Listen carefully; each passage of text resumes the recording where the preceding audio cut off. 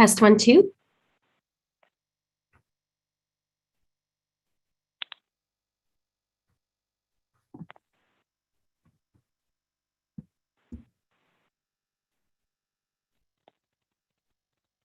Test 1, 2.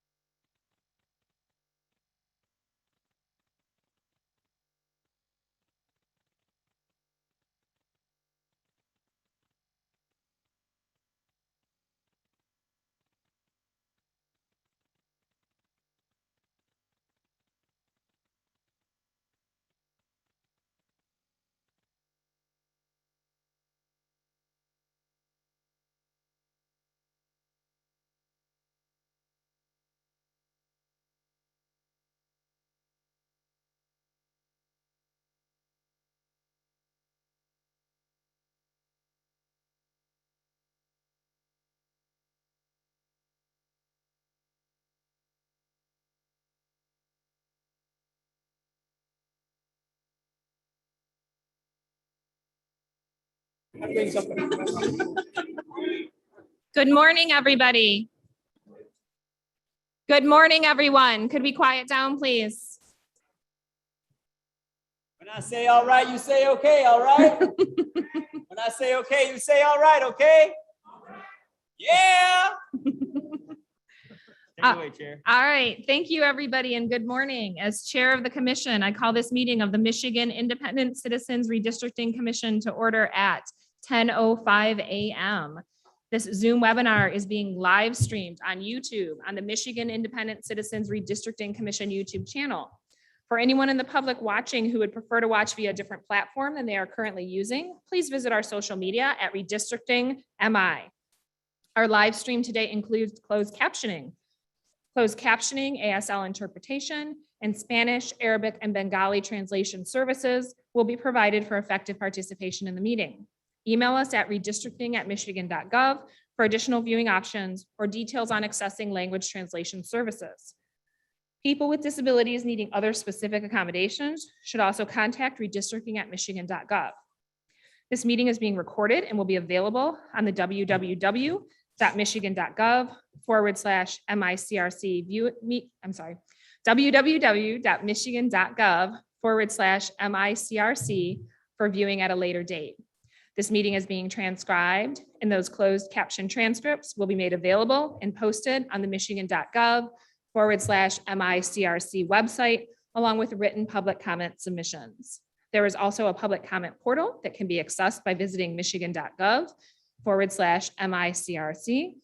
This portal can be utilized to post maps and comments, which can be viewed by both the commission and the public.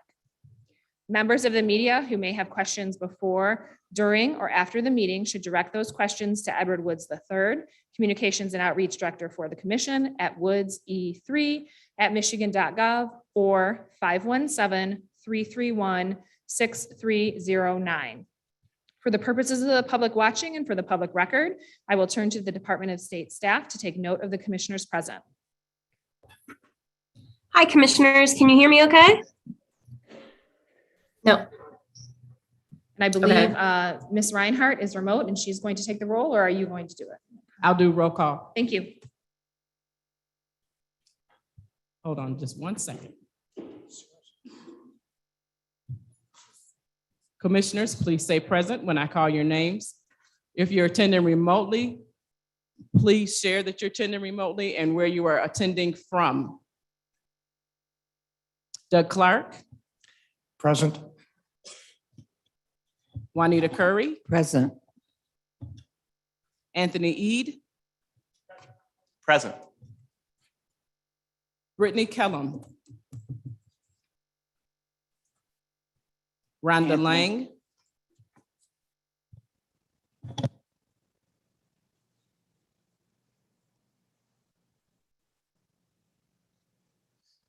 Rhonda is present by phone, but it looks like she's experiencing some technical difficulties right now. Steve Lett, Present. Cynthia Orton, MC Rothorn, Present. Rebecca Zatello, Present.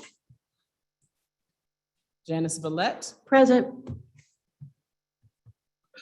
Aaron Wagner. Looks like Aaron is attending remotely. Present, attending remotely from Charlotte, Michigan. Thank you.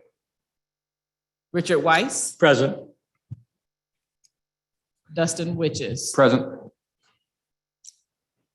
11 commissioners are present. Thank you. Thank you. As a reminder to the public watching, you can view the agenda at www.michigan.gov/MICRC. I will now entertain a motion to approve the meeting agenda. So moved. Motion made by Commissioner Witches, Second. seconded by Commissioner Rothorn. Is there any discussion or debate on the motion? Hearing none, it is moved and seconded that we adopt the meeting agenda. All in favor, raise your hand and say aye. Aye. All opposed, raise your hand and say nay. The ayes prevail and the motion is adopted. Without objection, we will now begin public comment pertaining to agenda topics portion of our meeting. Madam Chair. Madam Chair. This is Sarah Reinhardt with MDOS. I believe we have Rhonda or Commissioner Lang on the line. Commissioner Lang, can you let us know where you are attending remotely from? Yes, I'm present, attending remotely from Reed City, Michigan. Thank you. Thank you. Okay, hearing no objection, we will now proceed with public comment pertaining to agenda topics. Individuals who have signed up and indicated that they would like to provide in-person public commentary to the commission will now be allowed to do so. Please step to the nearest microphone when I call your number. You will have 1 minute to address the commission. Please conclude your remarks when you hear the timer. And just to orient the people who are online today, we have at this point approximately 50 people in person for in-person public commentary that typically would take us a little over an hour to get through. So just to give the people who are online sort of a time frame of when we might move to online, it'll be about an hour from now. All right, first in line to provide public comment is number 1. You are now free to address the commission. Good morning, Commission. As you know, my name is Sarah Howard, and I represent the AFL-CIO's Fair Maps project. This is obviously your last meeting before you vote on the maps. And the state constitution does not lay out the mechanics of how you are to do that. It is up to you. And it is obviously an incredibly important part of what you're going to be doing. You must decide on the process today. The last thing you want is to show up on the day of the vote and not have clarity as to how the voting is going to work. The maps for the next decade should be decided on a clear, predetermined, and open process. Your staff have drafted a document to help clarify how this will work, but that document includes important questions for you to consider before adopting it. You need to discuss this in detail today and come to a final agreement. That has to include what days you're going to meet in the next 2 weeks. If that means that you have to stay after 2 o'clock today, then that's what you must do. This state needs clarity. I'm not chaos. As you're picking the next map. Thank you. Thank you for addressing the commission. Number 2. Good morning. I'm Crystal Boyd, assistant to Sarah Howard. All 15 of your maps disproportionately and therefore unconstitutionally favor the same political party. Of the 60 partisan fairness tests across all maps, 52 of them favor the same political party. This is not a matter of opinion. It's an objective, quantifiable fact based on your own data. However, at this point, you're choosing from a limited set of options. Here are some objective facts about those options.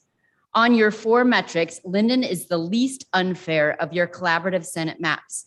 On your 4 metrics, and according to Plan Score, Hickory is the least unfair of your collaborative House maps. Michigan AFL-CIO cannot endorse any maps because they all fail the constitutional requirement for partisan fairness, but they are the least bad options on a menu of bad and mediocre choices.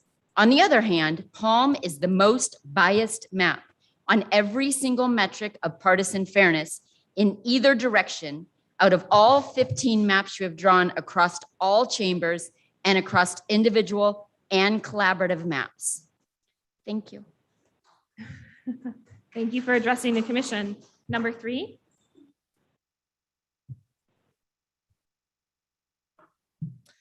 Good morning. I am Erica Bryant. I live and work in the city of Detroit. I ask the commission to take more time to ensure that the maps are fully representative of the racial, economic, and community dynamics of the city that I love, and to invest more time building equity and fairness in these maps, which will guide our electoral process over the next 10 years. Although you have worked hard, the current maps do not achieve this. The Michigan Constitution demands more. 2 factors that should guide your decision-making, which are particularly important to me and my community, are 1, compliance with the Voting Rights Act, and 2, maintaining communities of interest when the benefit is for multiple communities. The congressional map submitted under the name of the Detroit Deltas, as known as Map ID Forward 6834, the Kellum Senate map, and the Promote the Vote House maps best represent the factors that are most important to me and my community. Thank you for your time.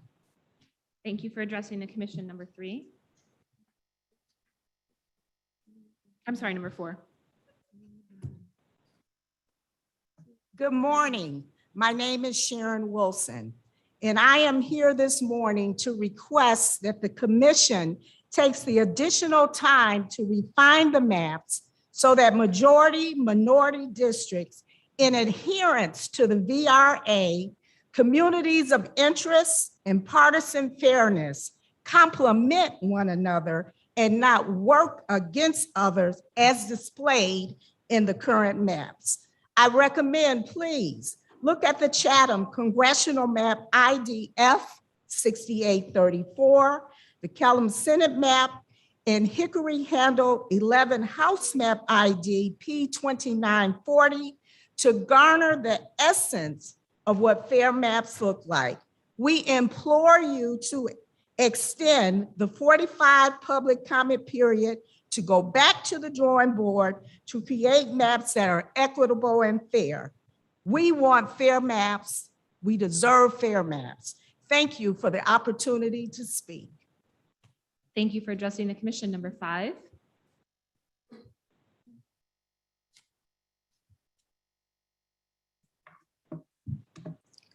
Good morning. I'm Sylvia Sims, and I've been a resident of Metro Detroit community for most of my life. I'm coming to you as an African-American citizen, wanting to express my concern about the fairness in which you are redrawing these maps. Current maps prior to Prop 2 gerrymandered the districts where African-Americans and other minority communities could not and did not have equal representation. So my ask is for you all to properly do your job to ensure that our community receives the electoral representation that is fair and is just. Otherwise, there really would have been no need to have this commission. We could have just left things the way they were. So the maps that I'm asking you to consider are the Chatham map, which is map number F6834, the Kellum Senate map, the Promote the Vote maps, ID number 01655, 01659, 06250, and the Hickory Handled 11 map, ID P9240. The House map for the Senate is totally right now unacceptable. So bottom line, we're asking you to look at these maps to make sure that they represent a majority minority community and take them back to the drawing board until they are done correctly. Thank you for your time. Thank you for addressing the commission. Number 6.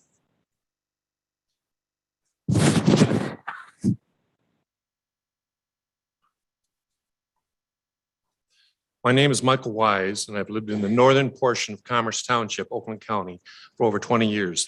The commission still has not created partisan fairness and needs to create and choose the fairest maps. As the commission knows from its own analysis, every map still has a measurable Republican bias. For the Senate, Linden is the best in terms of partisan fairness. Palm has the highest Republican bias of all the draft proposals. The commission must vote no on Palm. All the House maps still have too much Republican bias. The commission should keep working to improve the House map. Of the options available, Hickory is fairest, according to the commission's partisan fairness measures, and has the most majority Black districts. The alternate Magnolia and Pine drafts are worse than Hickory. Chestnut is the best of the congressional maps, but still Republican leaning. The current proposed revised version of the maps still lean right, giving Republicans an unfair advantage. All the commission's draft maps would give Republicans an advantage.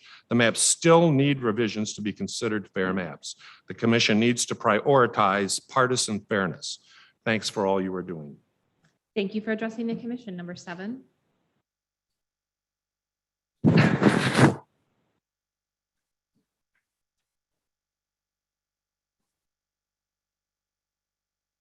Number 7 is Bone. Last name is it Bone? It is. Okay.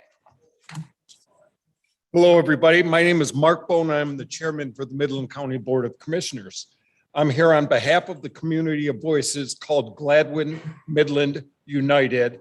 Today, I'm representing over 600 voices from Gladwin Midland United who have signed an online petition of support for the Lang congressional map or a modified version of the Apple and Birch maps that reflects keeping Midland County whole and connected to Gladwin County.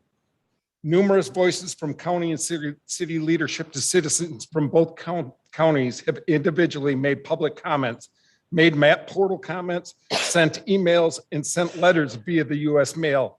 And still, we have seen no response from you to take action to correct this injustice. Please put Midland in the district where it belongs and read this position that explains why it is so important to keep Gladwin and Midland County together. Thank you for your time, and I am speaking on behalf of all of our Board of Commissioners, all 7 commissioners. Thank you again. Thank you. Ooh. Thank you for addressing the commission. Number 8. My name is Joe Silva, and I am proud to join with more than 600 residents who've signed the petition urging the commission to keep Gladwin and Midland counties in the same congressional district. As Midland County Drain Commissioner, I am uniquely qualified to speak on behalf of the watershed connecting Midland and Gladwin counties, and can confidently say Midland and Gladwin counties in their entirety are best served by being put in the same congressional district. We share similar needs from the federal government, and our voices are stronger together.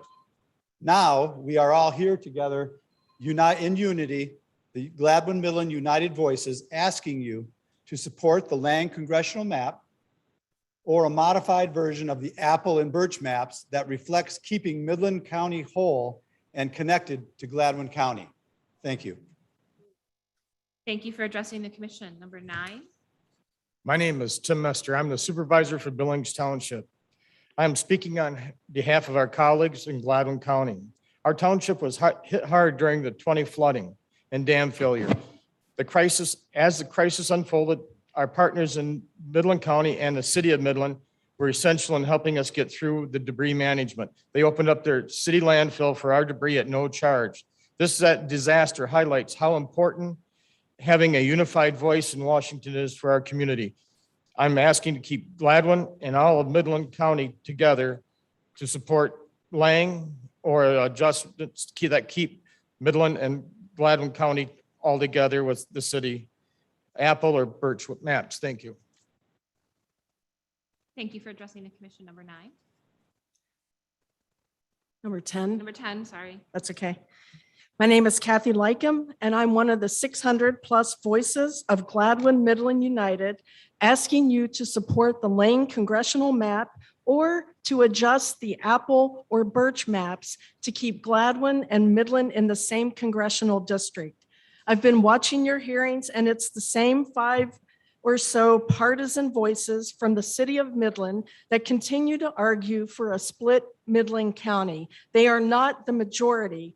Instead of listening to a few partisan individuals, I would ask you to listen to the community, the more than 600 people, Republicans and Democrats, who came together once they learned of your plans. In fact, it's only taken 4 days once the Gladwin Midland leadership team informed the community, and people are still signing.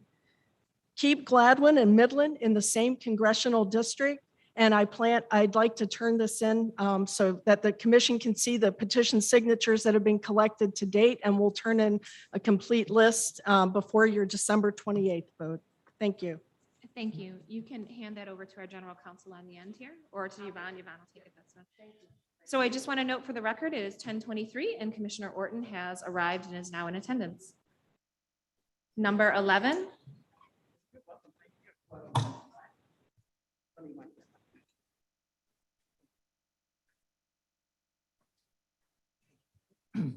My name is Nancy Brigham. I live in East English Village in Detroit.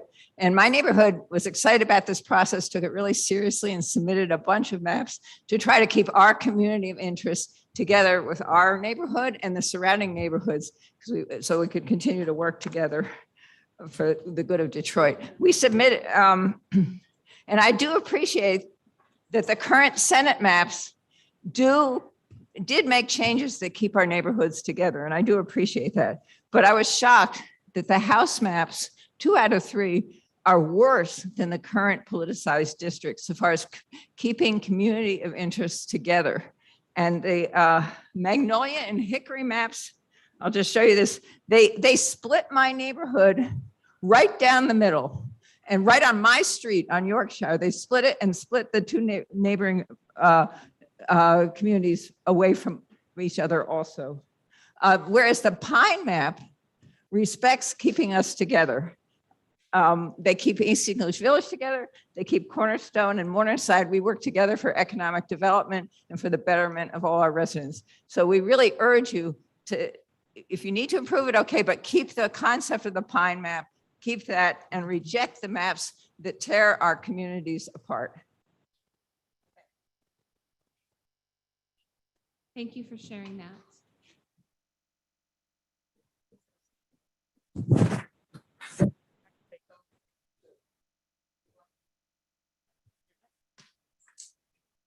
Number 12. Hi. Hello, my name is Marianne Fontana. I live in Huntington Woods, Michigan. First of all, I want to commend you on all the hard work that you've been doing, because I can't imagine what this job must be like.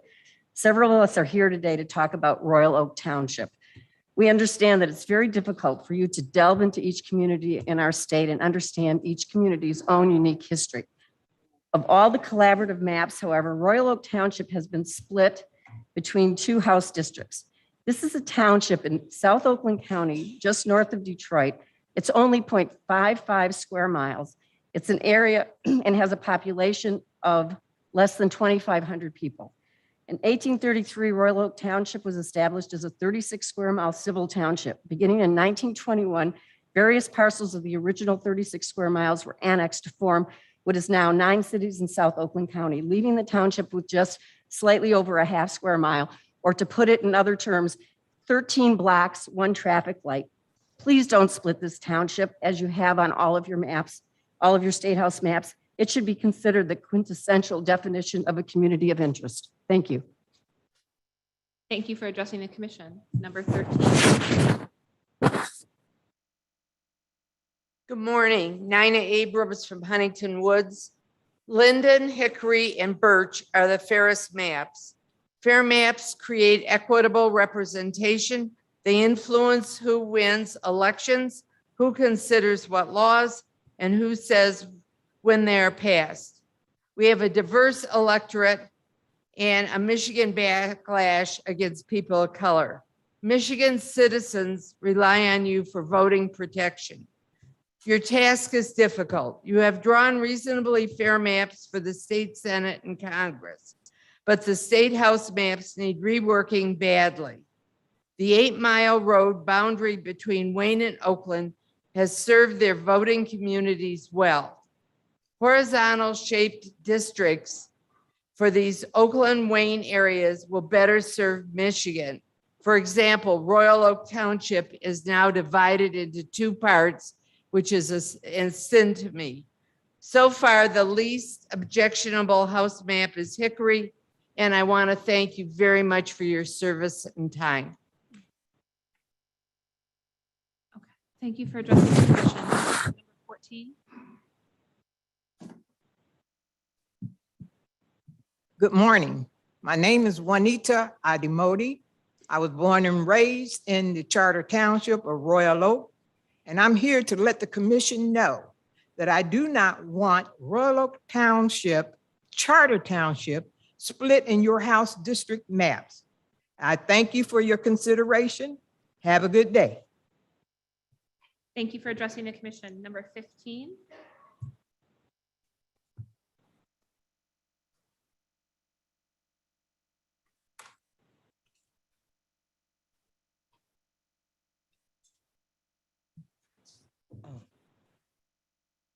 Good morning. My name is Dana Hill, and I'm from the city of Crane Woods, Detroit.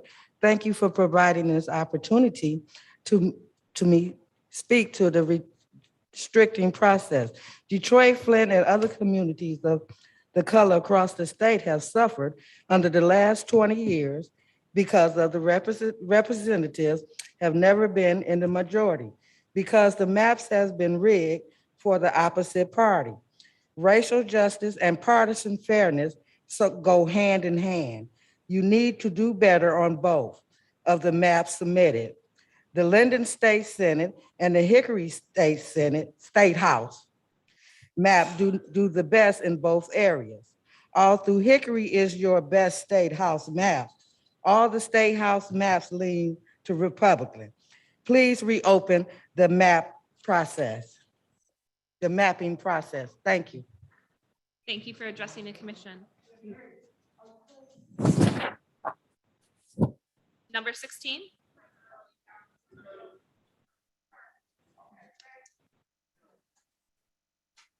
Hi, my name is Stefan, and I'm from Detroit, Michigan. Thank you for providing the opportunity to speak on the redistricting process. Detroit, Flint, and other communities of color across the state have suffered under the last 20 years because of their representatives have never been in the majority. Because the maps have been rigged for the opposite party, racial justice and partisan fairness go hand in hand. You need to do better on both. Both of the maps submitted, the Cherry State Senate and the Hickory State House map, do the best in both areas. Although Hickory is your best state map, it's Republican. Please reopen the mapping process. Thank you. Thank you for addressing the commission. Number 17. Hello, my name is Marvin Hart. I'm from Detroit, Michigan. I want to thank you for providing me the opportunity to speak on the redistricting process. The Voting Rights Act is meant to help voters of color elect representatives of their choice so that those representatives can make a difference in the legislature, cracking Black communities and tilting the playing field towards the Republicans fail on both counts. Despite this, I favor the Cherry State Senate map and the Commissioner Cezelta State House map. Please pick the maps that follow the Black communities to have a chance at being in the majority in the state legislature. Although Cezelta map is your best state house map, it still leans Republicans. Please reopen the mapping process. Thank you for addressing the commission. Number 17. 18. I'm sorry, 18.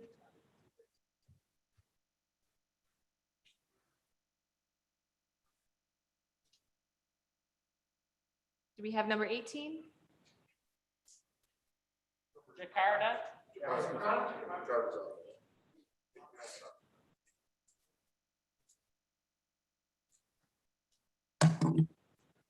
Good afternoon. My name is Jakarta Nakuru, and I am from the home city of Detroit, Michigan. And thank you for providing working class people like me the opportunity to speak on the redistricting process. I want to speak in favor of the Cherry State Senate map and the Commissioner S. Zeltella's state House map.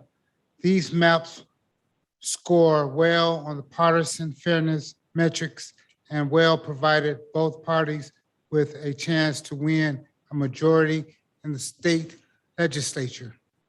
Please do not adopt the Palm State Senate map as it packs Democrats voters together in the Washtenaw County.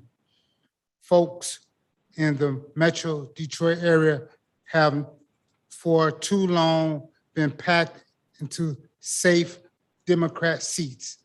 Please don't adopt maps that continue to do this. Thank you for the next decades. Thank you. Thank you for addressing the commission. Number 19.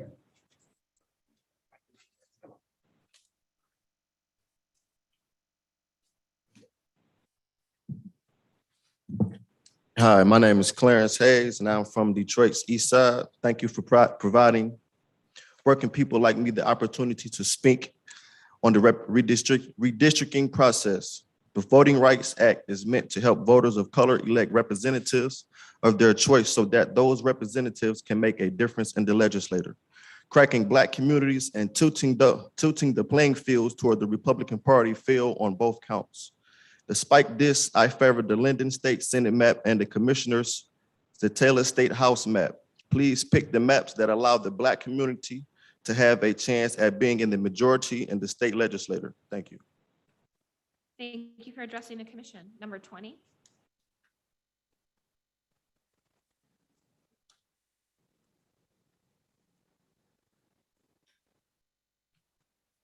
Hi, my name is Derek, and I'm from Detroit. Thank you for providing me, Wayne County resident, opportunity to speak on the redistricting process for decades. Michigan has rigged elections under systems which one party, but not the other one, can regularly lose elections but win control of government. You must do everything in your power to fix the system. Please vote for the map that gets closer to the partisan fairness, which are the cherries for the state senate and hickories for the state house. Although Hickory is your best state house map, they are lean Republicans. Please consider reopening the mapping process. Thank you. Thank you for addressing the commission. Number 21.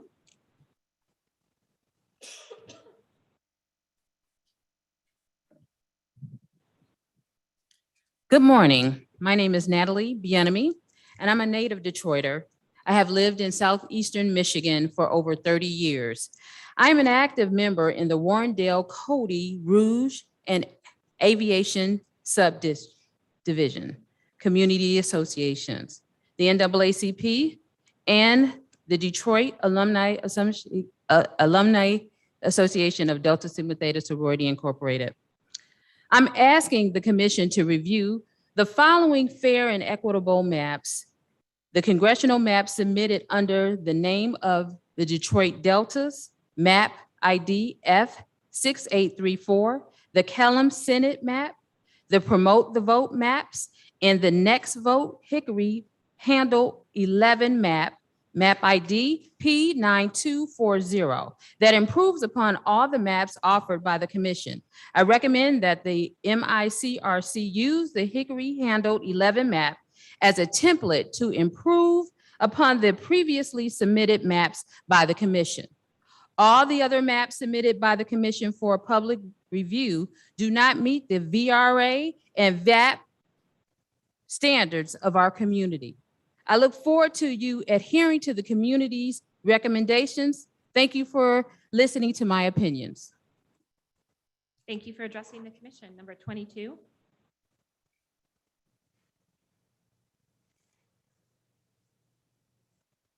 Thank you. Good morning. I am Dr. Deborah Hunter Harville.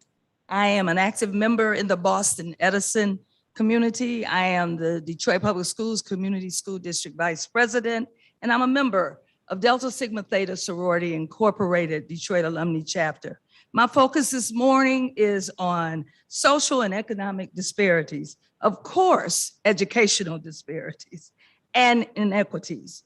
Detroit, Flint, and other communities of color across the state have been denied their full political voice in Lansing and in Washington by illegal racial gerrymandering that has resulted in Black school districts experiencing significant funding and resource gaps. The impact of COVID-19 on education and the shift to remote to go to remote and digital learning has further exacerbated our educational disparities for Black children. Please, please do the right thing. Support the Delta maps, the Keller maps, and other maps that you'll hear about from other ladies in red. Thank you. Thank you for addressing the commission. Number 23.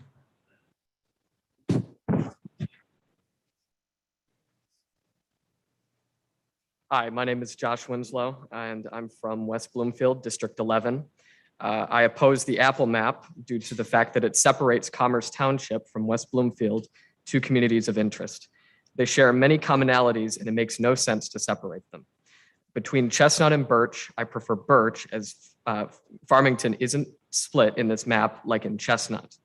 Novi and Farmington are similar communities to the Bloomfield area, which is why I believe that it's important to keep them together. However, I believe the commission needs to take more time and improve the house maps in an effort to reduce the level of partisanship that is currently present and bring more fairness. Thank you. Thank you for addressing the commission. Number 24.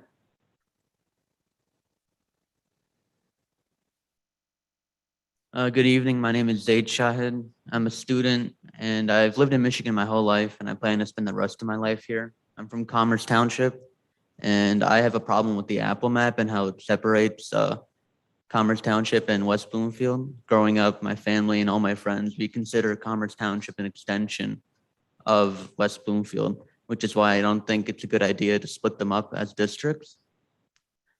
I think it's unfair to the community of Commerce Township of not taking account into what they want. Everyone I know from Commerce Township has a problem with the Apple map. And that's why I prefer the Birch map because it keeps Commerce and West Bloomfield together. Thank you for addressing the commission. Number 25.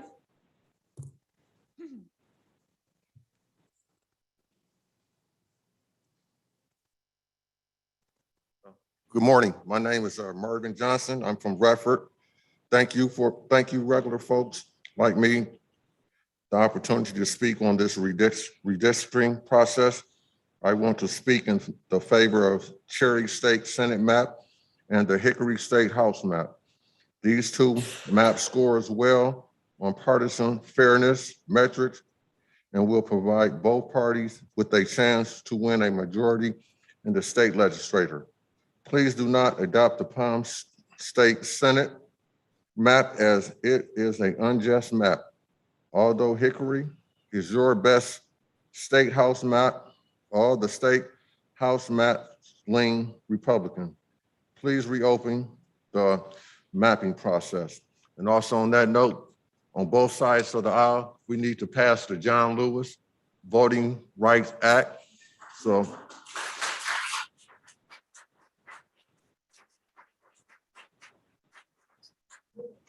everyone here should be able to vote. Thank you. Thank you for addressing the commission. Number 26. Good morning. My name is Wayne Chambers. I'm from the city of Detroit. I'm retired laborer from 1191. Thank you for providing Detroiters an opportunity to speak on the redistricting process. I want to speak in favor of the Linden State Senator map and the Hickory State House map. These two maps score well on the partisan fairness metrics and will provide both parties with a chance to win a majority in the state legislature. Please do not adopt the Palm State Senator map as it's biased towards one of the major parties. Although Hickory is your best state house map, all the state house maps lean Republican. Please reopen the map process. Thank you. Thank you for addressing the commission. Number 27.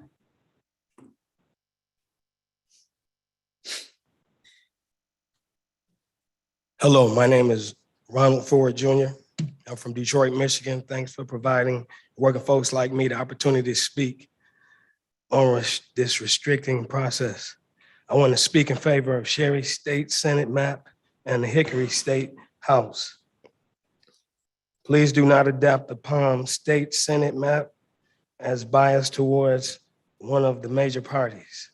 Although Hickory is your best state house map, they all still lean Republican. Please consider reopening the mapping process. Thank you for addressing the commission. Number 28.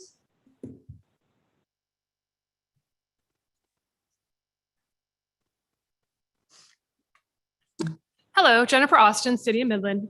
The Midland Republican machine is trying a last-ditch effort to influence this fair process. It feels a little, I don't know, arrogant to me that they thought they could attend one hearing, make a few statements, and expect the MICRC to do their bidding, especially when so many of us at the grassroots level have been working diligently alongside the MICRC to create fair districts for Midland and the state for months. The Republicans have the money and connections. We on the grassroots level do not. We can't take out a full-page ad in the paper or call a press conference because we're the average citizens who don't represent large corporations or wealthy political machines. We don't need to circulate a petition because we've already made our voices heard with almost 1,000 comments online and in person within the constitutional structure of this process, like all the other individual citizens. You've seen my data. You know it's far more than 5 partisans commenting. It's easy to click a button and sign a petition. It takes more work to form a comment. We support the MICRC and abhor the accusations of gerrymandering by the very people who gave us gerrymandering maps for decades. We support the Chestnut map and the Linden map for reuniting the Tri-Cities in mid-Michigan. We ask that you continue work on the partisan fairness of the Hickory map, giving Midland a zero political bias district, and Flint the 2 VRA districts they have asked for. Thank you for all your historic work and for giving us fair maps.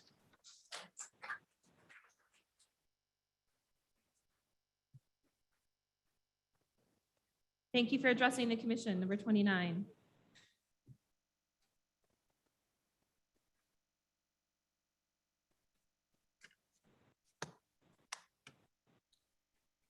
Good morning. Thank you, commissioners.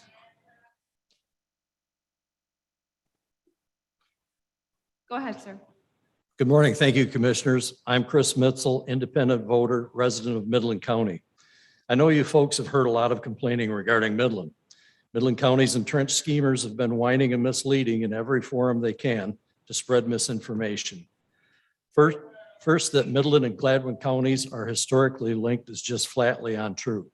Second, that Midland and Gladwin's drainage entities could not operate across jurisdictions is a phony argument. I own a farm in Midland County with a major drain running right through it. The effluent from this drain goes to where most drainage from Midland County goes, Saginaw County.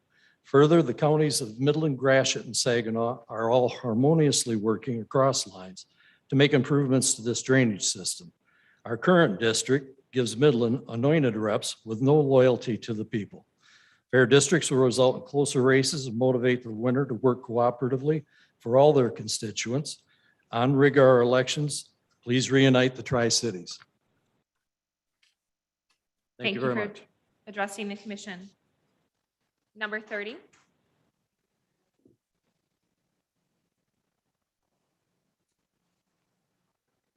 I'm from Livonia.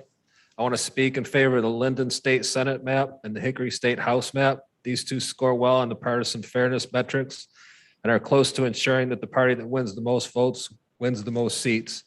Please do not adopt the Palm State Senate map as an unfair map. Hickory might be your best state house map, but all the state house maps lean Republican. Please reopen the mapping process to make things fair. Thank you.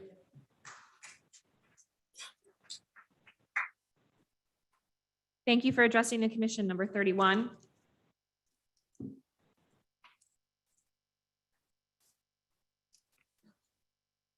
My name is Dallas. I live in Berkeley.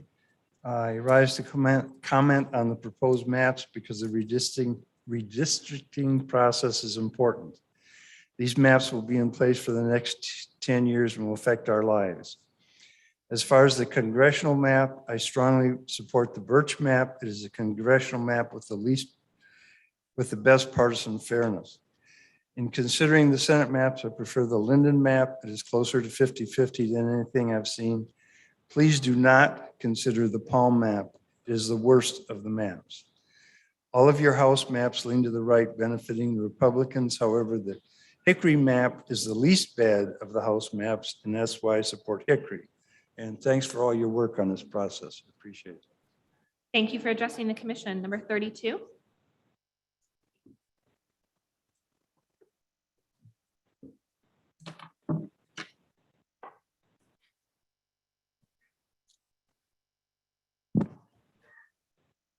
Good morning. My name is Yvette McElroy Anderson, and I'm representing Wayne County Community College District, and I am a member of Delta Sigma Theta Sorority Incorporated Detroit Alumni Chapter.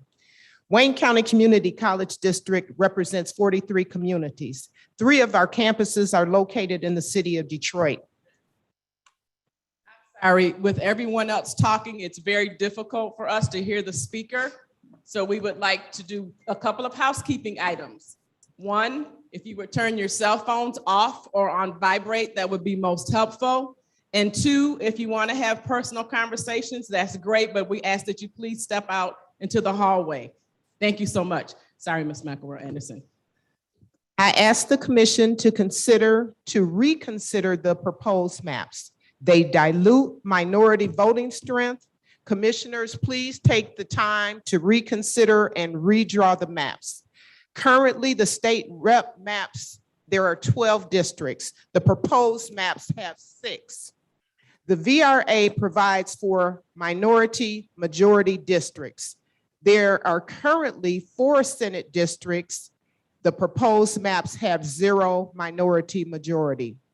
Consider the Kellum Senate maps.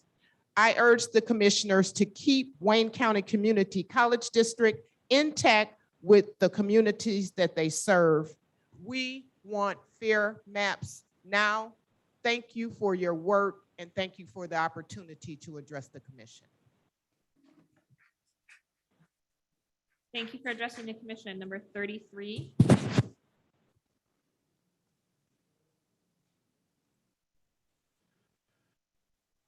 Good morning. Good morning, commissioners. My name is Danielle Stephen Atara. I have been a resident of Southeastern Michigan or Detroit for my entire life. I am a member of the Detroit branch NAACP, as well as Delta Sigma Theta Sorority Incorporated Detroit Alumni Chapter. I am asking the commission to adopt the Chatham Detroit Delta's congressional map F6834, the Kellum Senate map, and use the recently submitted Hickory handled 11 map, P9240 as a starting point for the creation of a workable House map. Another option is provided by the map submitted by Promote the Vote 06155, 06159, and 0250. All of the other maps submitted by the commission are not workable. Please remember that representation matters. Return to the table and present maps that provide Detroiters with the opportunity to elect individuals to represent their concerns, just as if you have provided that opportunity to everyone else in the state. My full statement is in the portal. Thank you. Thank you for addressing the commission. Number 34.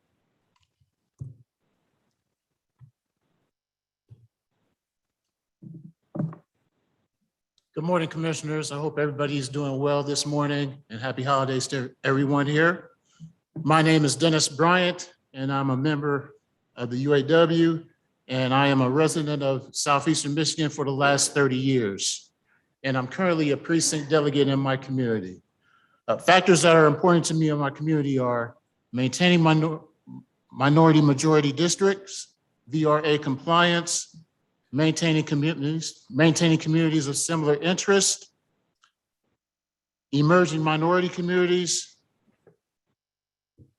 and providing opportunities for African-American elected representation, and keeping the Latino community intact. I do not believe that the current maps as submitted by the commission meet these requirements. However, I am confident that the promote the vote maps meet these standards, and I strongly recommend to the commission adopt these maps or go back to the drawing board to create maps that are more representative.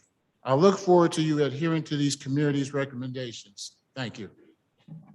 Thank you for addressing the commission. Number 35.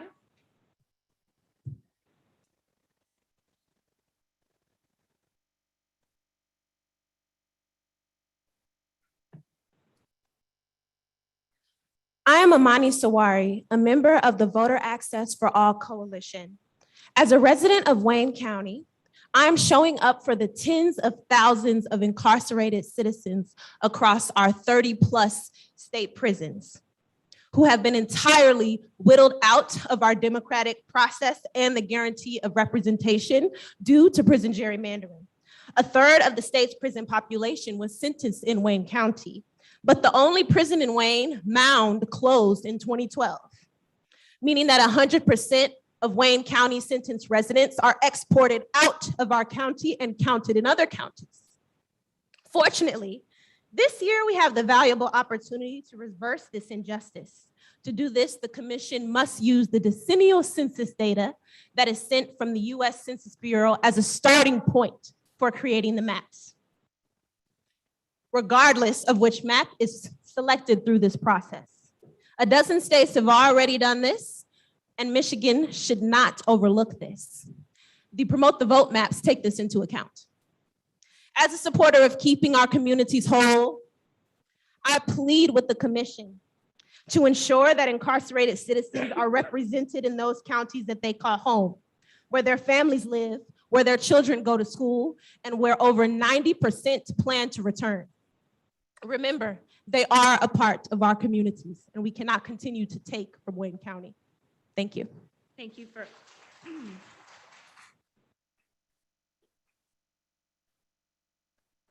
Thank you for addressing the commission. Number 36.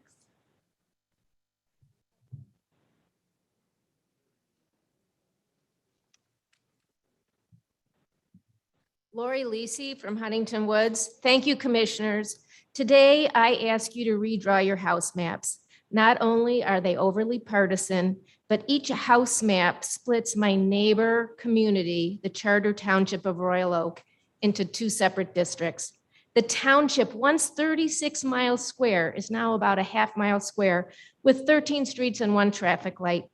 I volunteered at one of its two polling places recently, and I was amazed that in the larger Detroit metropolitan area, there is a small town where generations of families have grown up and stayed. Voters greeted each other explaining, "He's my aunt's godson. She was my sister's piano teacher. She married my cousin. His granddad was my grandmama's neighbor." Please redraw your maps to be fair and to avoid dividing this proud community yet once again. Thank you for your consideration. Thank you for addressing the commission. Number 37. Good morning. My name is Janet Prang. I'm from Commerce Township. I do not believe any of the proposed maps meet the requirement for partisan fairness that was the emphasis of Proposal 2. They all favor the Republican Party, which does not reflect the voting population of Michigan, thus giving the minority a majority voice in Congress. Having volunteered hundreds of hours to collect signatures, pass out lit, and walked miles door-to-door canvassing, I am disappointed in the results. We asked for partisan fairness and we did not get it. That said, the Birch map is the least bad offering for US Congress. In all of the House and Senate maps, my area is drawn exactly the same. Commerce Township, the southern part that I live in, is tied very closely to Walled Lake and West Bloomfield, as been stated by many other people from Commerce Township. I have a Walled Lake zip code, but a Commerce Township mailing address. Although you fell short, I want to thank the committee members for your efforts and the long hours you have devoted to trying to draw fairer maps. Your job is not done. Do not stop. Do not settle. Thank you.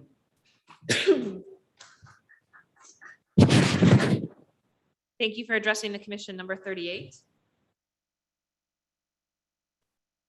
Hi, Commissioners.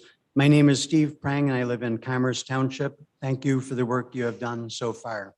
Unfortunately, I don't think your current maps meet all of the 7 criteria, particularly number 4, no advantages to political parties. Studies have been done to create near zero political bias districts. It can be done. We all know many of the districts that were drawn 10 years ago were drawn to favor one party over the other. I'm looking to you to make sure that that is no longer the case when I cast my vote in elections over the next decade. Please follow the law and make sure that there are no advantages to political parties in the new districts. Please review the Promote the Vote and the AFL-CIO maps. If any of their maps do a better job of meeting the 7 criteria, please adopt them. Provide us with the best maps possible. Thank you. Thank you for addressing the commission. Number 39. Hello, my name is Molly Morrissey and I'm from Midland. I know you understand the purpose of Proposal 2 and you have exemplified that in your work over the past year.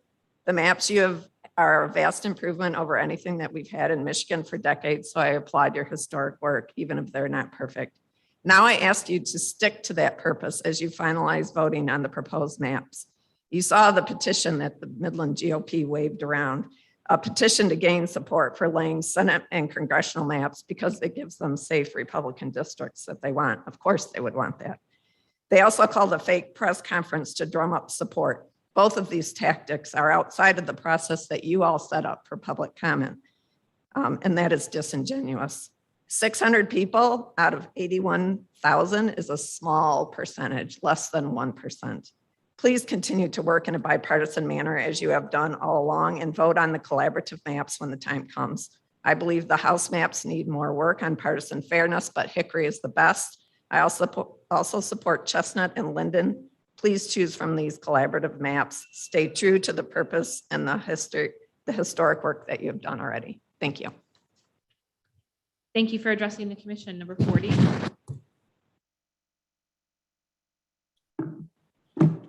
Hello, my name is Norman Clement. I'm back again from Detroit Change Initiative. I've been working with this process since the beginning in February. We're at this point of beginning to vote. There's concerning things about this process that I thought that we took care of before then. Right now, I can support the Chestnut. I could back the Linden. I cannot back any map in the House right now. Promote the Vote has the best optics, meets all the requirements for the House. I think you should follow that. My also concern is we created this body, the citizens, for transparency and have a proper process on this, how this thing goes out right now. I think you guys need to really, really work on the transparency. We trust this process. We believe in this process. We definitely want you guys to be more transparent in this process, especially with the upcoming vote that's coming up right now. Thank you for listening to me, man. I hope that we can get down to business, making fair maps for all. Thank you.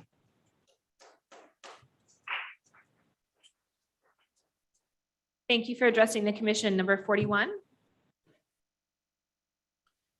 I am Nomi Joyrich, and I'm speaking on behalf of the Michigan Unitarian Universalist Social Justice Network. We are a nonpartisan, faith-based, statewide organization. Thank you for your continued dedication to this sacred work. The Zatella congressional map is the best and only map to have a perfect partisan fairness score. The Birch map is also fair. The Linden, Kellum, and Zatella Senate maps come close to being fair, but they still favor one party and require tweaking. Please do more work on the House maps.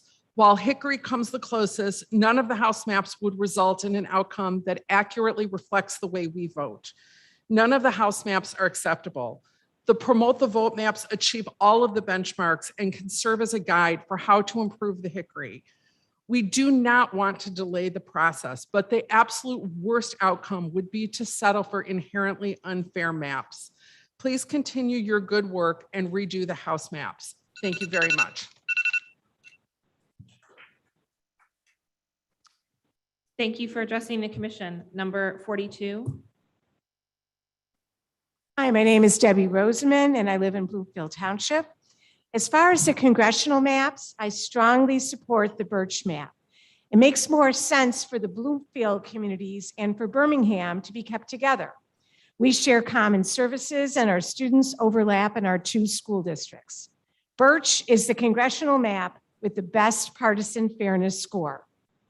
In considering the Senate maps, I prefer the Linden map. It is closer to 50-50 than we have seen in the last 30 years. Do not even consider the Paul map. It is the worst of all of your maps. All of your House maps lean to the right, benefiting the Republicans. However, their Hickory map is the least bad of the House maps, and that's why I support Hickory. Thank you for your work on this process. I'm sure that you learned a lot by doing it.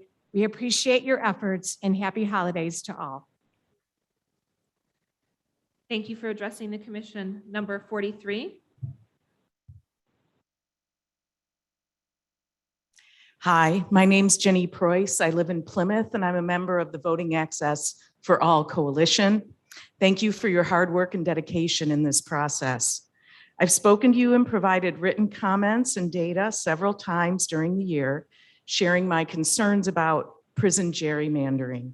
It is unfair to count people in the location where they are incarcerated when they have no connection to those communities and the elected officials are not serving them. They should be counted at their last address prior to incarceration for redistricting purposes. I was disappointed you did not choose to make this adjustment when drawing the maps. By not adjusting for this, you have siphoned power out of Wayne County and into other parts of the state. I also remain deeply concerned about the House maps. They are all unfair on several metrics. I request that you take the time to create more fair House maps, and when doing so, please adjust for prison gerrymandering. Thank you. Thank you for addressing the commission. Number 44. Good morning. My name is Rick Blocker. I'm a resident of Southeastern Michigan. I just wanted to come to you to talk about the congressional maps today. None of your congressional maps complies with the Voting Rights Act. Section 2 of the Voting Rights Act covers minority majority. In the last 40 years, the Voting Rights Act has been under numerous attacks, but this stays in place. You have no majority Black districts. In the last 40 years, we have had at least 2 majority Black districts. I further want to state that your consultant made a statement that you can go over 50% under the right circumstances for community of interest. If this statement had been made earlier in the procedure, we wouldn't have been stuck with maps between 35 and 45%. We must have an opportunity to elect people that look like us and who share our interests. Please redraw your maps. Thank you.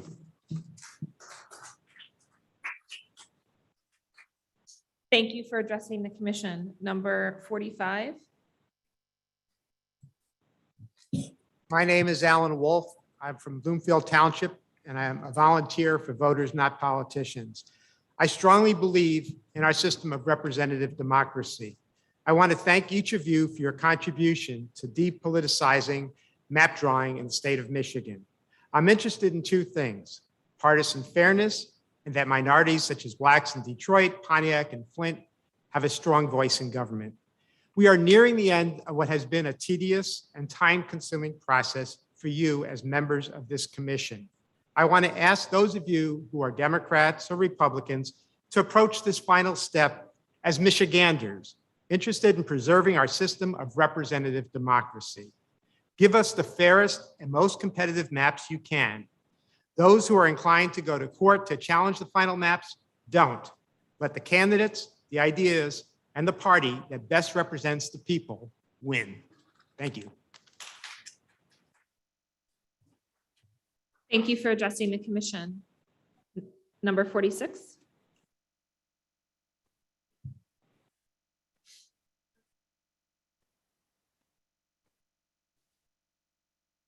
Hi, my name is Brianna Atherton. I'm from Waterford, Michigan. Thank you for providing the Detroiters opportunity to speak on redistricting process. I speak on favor of the Linden State Senate map and the Hickory State House map. These two maps score will not be fair on the metrics. And will provide both parties with a chance of the majority of the state legislature. Please do not adopt the Palm State map as it is based towards one of the majority parties. Although Hickory is the best state house map, please reopen the maps. Thank you. Thank you for addressing the commission. Number 47.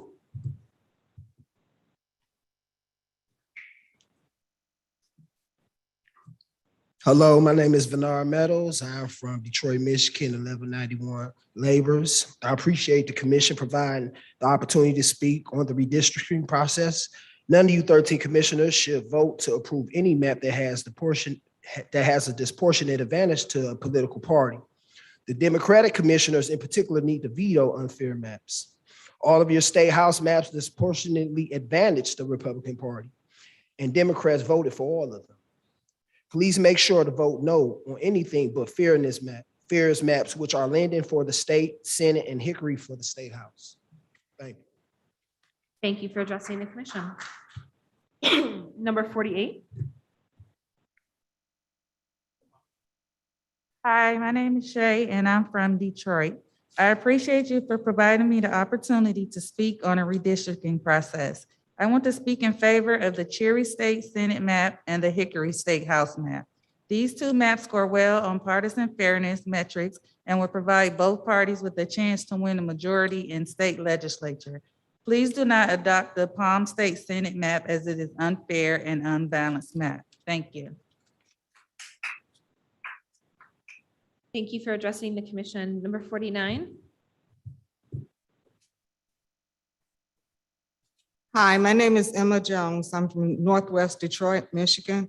Thank you for providing me this opportunity to speak on redistricting process. Detroit, Flint, and other communities of color across the state have suffered under the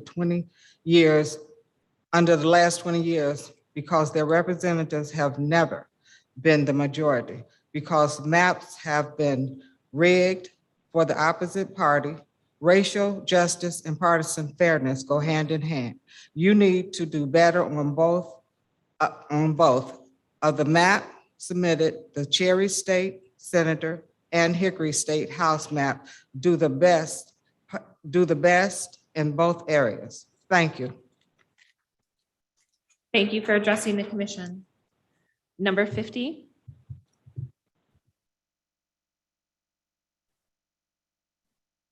Hi, I'm Lance Meadows of Detroit. Thank you for providing me the opportunity to speak to the redistricting process. Black voters deserve a choice to pick their own representatives and deserve to have those representatives have an equal chance in serving their community in majority, which is the only way for them to deliver their district. The commission maps needs to be better on both racial and justice and on partisan fairness. Although Hickory is your best state map, although the state house map lean Republican, please reopen the mapping process, please. Thank you. Thank you for addressing the commission. We're at 50. We're on 50. Okay. So just to let everybody who's online know, we're at number 51.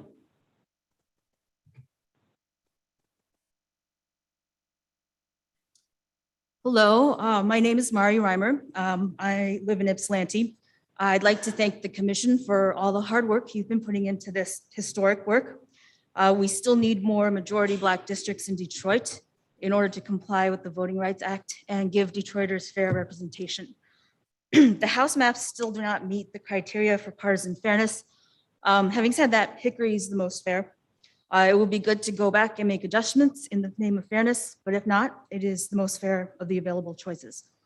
The Palm Senate map is the most politically biased of all the maps, and it unfairly packs the Ann Arbor area together, which is the opposite of what that community wants.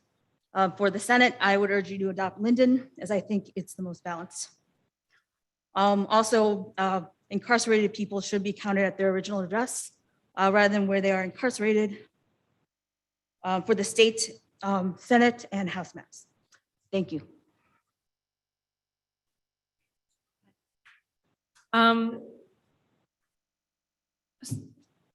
Thank you for addressing the commission. So do we have number 51? 51, okay. Yeah, I guess we've had a numbering issue. And also just for the people who are online, we are up to 78 people speaking in person. So we have about 30 more to go. Go ahead, ma'am. Hello, how are you? My name is Donna Squalls. I am the supervisor of the Charter Township of Royal Oak.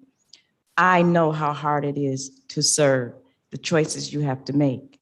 However, I would like to let you know, I had something wrote, but I'm just going to speak from my heart. I would like to let you know that I am the second generation lifelong resident of Royal Oak Township. My parents came to Royal Oak Township in 1919. So throughout my life, I have heard the stories of how 9 cities incorporated away from Royal Oak Township. Now, what we used to be 36 miles, we are a half a mile.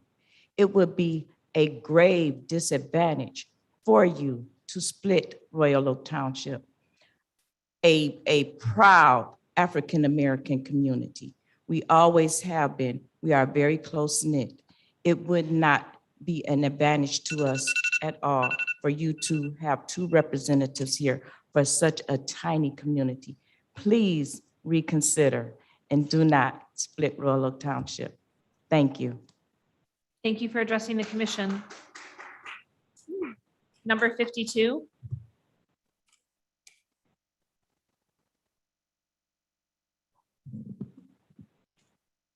Hi, my name is Crystal Rivas, and I have been a resident of Southwest Detroit my whole life, and now a community organizer and advocate for the Detroit Hispanic Development Corporation. Today, I want to thank you for all the hard work you have done, but I also want to ask you to review the state maps, to have more partisan fairness, and to have VRA districts represented. The less bad map would be the Hickory handled 11, but it would still need a lot of work. For the state Senate maps, I think the Palm is the worst map and Cherry is the best because it has more competitive districts. For US Congress, I am in favor of the Chestnut map because it shows more partisan fairness and it has the most communities of interest represented. And the districts are also competitive in that map. I ask that you please make sure to continue to evaluate all the comments that you have received. Thank you. Thank you for addressing the commission. Number 53.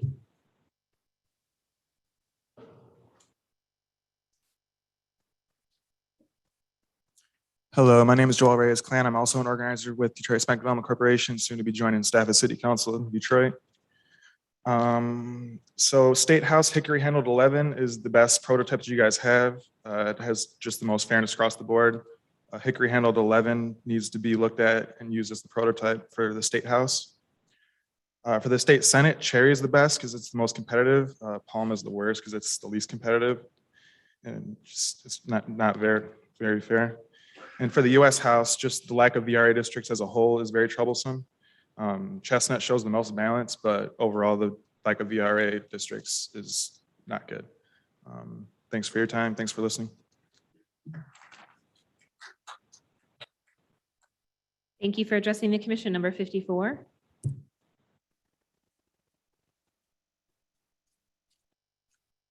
Good morning. My name is Erilyn McCullough, and I'm a resident of Oak Park, Michigan, but I grew up in Royal Oak Township. My parents had a house built there in 1965, and I'm addressing the commission to ask that you do not split Royal Oak Township. It's already been chopped up enough, and I'm asking you to do what's fair and just. Thank you.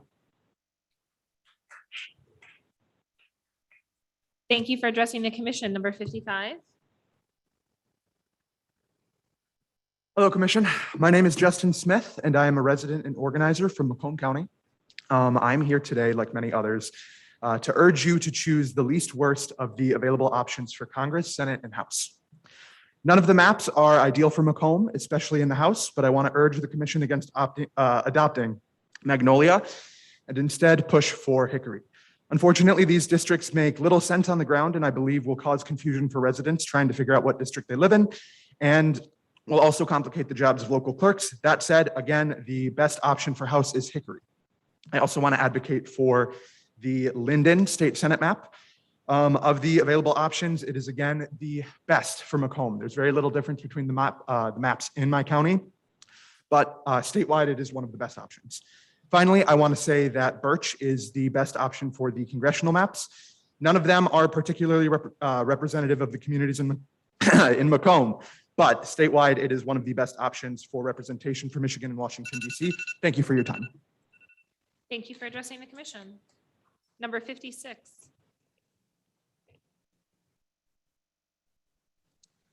Hello, commissioners. This is Oscar Castañeda saying hi to you again.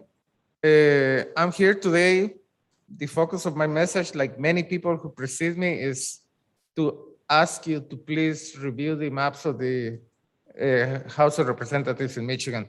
It's very clear that there's a high level of unsatisfaction with this map, and it's the most unfair of them. So everybody, many people before me said, please take a look at those maps. It's especially striking for me the fact that a nonprofit, a local nonprofit in Detroit, modifying only 10 of those districts, came up with a much better, much fair version of this map. So it is doable. Please work on this.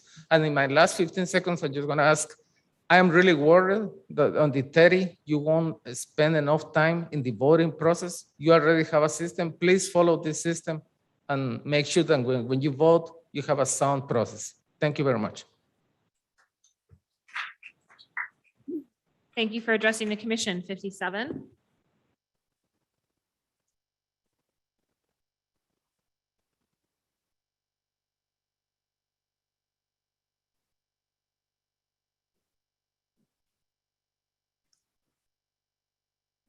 Hi, this is Curtis with API Vote Michigan. I want to thank you for all the support you provided for the AAPI community here in Southeast Michigan and for our map. Today, I would like to discuss the AAPI community in the west side of the state. Only Commissioner Satella's map is the fairest map currently. Any other map will disenfranchise, divide, and mute the communities of color in the two important cities of Kentwood and Wyoming in Kent County.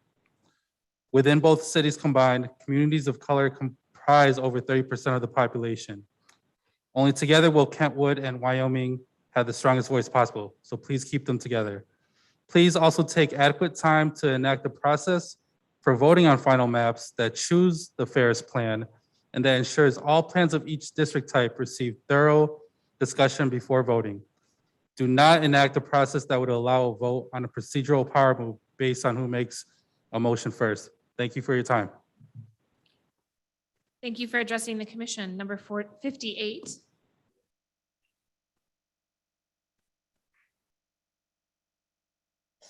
Good morning, members of the commission. I am here today. My name is Christian Kassler. I'm a resident of the greater Grand Rapids area. And I drove here from Grand Rapids today to address some concerns that I have and that many communities have with the state house maps in particular. Now, as it stands right now, the Satella map is currently the map that does the best to keep the communities of Kentwood and Wyoming, giving them fair representation. Kentwood and Wyoming are direct suburbs that are directly south of Grand Rapids. They're very much working class communities. These communities have at least 30 to 40% people of color in these communities, and that population is growing rapidly. So I would ask that instead of lumping these districts in with more rural communities like has been done in the past, lumping them in with East Grand Rapids in particular, that you try to keep these communities together and give them the fair and equitable representation that they deserve. So thank you for your time today. Thank you for addressing the commission. Number 59. How you doing, commissioners, everybody here? My name is D. Jones. I came here from the west side of the state to speak about this. First of all, I'd like to say that this side of the state deserves fair representation because there's a lot of people of color that stays on the side of the state and they should be represented. That should be reflected in that map here on the east side of the state. I also like to talk about the Zatella map. This is the only map that actually shows fairness, putting Wyoming and Kentwood together. I actually record cable TV for WKTV. I recorded TV there for 3 years. I've literally seen all of these people. I know that Wyoming and Kentwood is very niche together, and that's the only fair representation map that actually keeps people of color together. We live in a society where the barriers are already against us. I'm not asking you guys to side with any political party. Just make sure it's an even playing field for every single map. Every single map should be even, regardless of the political affiliation or whoever's running. It should be equal, and that person should. And if that district believes that that person deserves to represent those people, then that should be the map. Thank you. I appreciate it.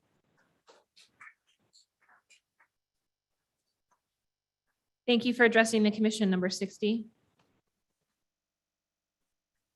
Hi, my name is Dan Hessing. I'm from Grand Rapids too. I come to you today to address you during this last meeting and speak in favor of the Satella House map, which matches the others on the east side of the state, but is different on the west side in Grand Rapids.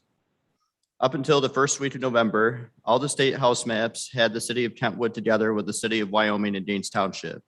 This changed, however, after what I believe was unfair influence from several prominent, rich, white, and mostly men who issued public comment and said that Kentwood should be together with Eastern Rapids, Ada Township, and Cascade Township. The needs of Kentwood and Wyoming are vastly different than these other areas and has many, many more people of color compared to the affluent areas of Eastern Rapids, Ada, and Cascade. Please don't buy into the displayed racism that these people have shown, and thank you for your due diligence. Thank you. Thank you for addressing the commission. Number 61.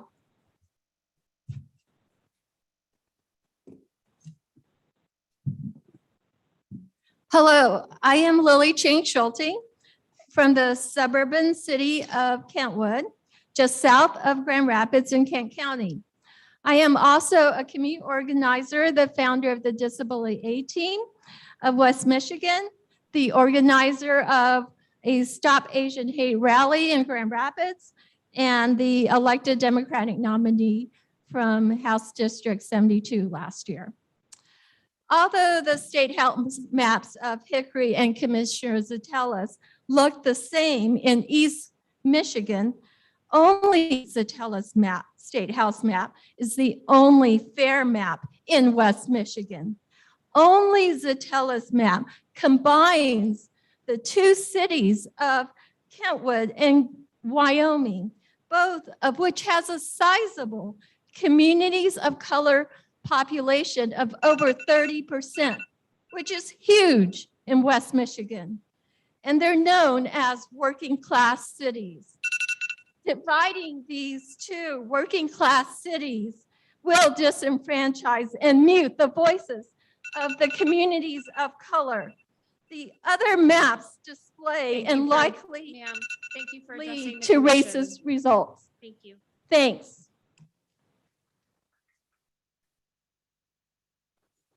Number 62. Hello, my name is Mercy Decker. I'm a resident of Detroit, also Wayne County. I live about a mile up that way in the North End Piety Hill area. I have a comment about the process, a comment that is general, and a specific comment about the process. Please make sure when you are doing this, the rules for submitting the maps do closely align with the Michigan Constitution. It's there for a reason. Please make sure you are following that. Second, recognize that the suburbs do not represent the communities of interest in Detroit. I cannot tell you how frustrating it is to have someone from the suburbs represent my community and my neighborhood, because just because someone looks like me does not necessarily mean that they represent my community of interest. So please make sure the suburbs and Detroit, we recognize that those are two different areas because Detroit has very, very specific needs. Thank you for addressing the commission. Number 63. I want to thank you once again, commissioners, for being here. I'm asking you to support the Birch map, the Lennox map, and to throw the pounds map out. I have a serious concern with the fairness for our house maps. This process was put together to make sure that our community would have fairness in the community for the people and not the politicians running our concerns. So anything that is less than 50% for our house maps would be unacceptable. We are asking for fairness, that's all. And we're asking for justice, that's all. We want a chance for our loved ones to be able to grow up and have an opportunity to be the best they can be. And we need that from you putting the maps together that will help support our loved ones and our communities so we have fair representation. Thank you.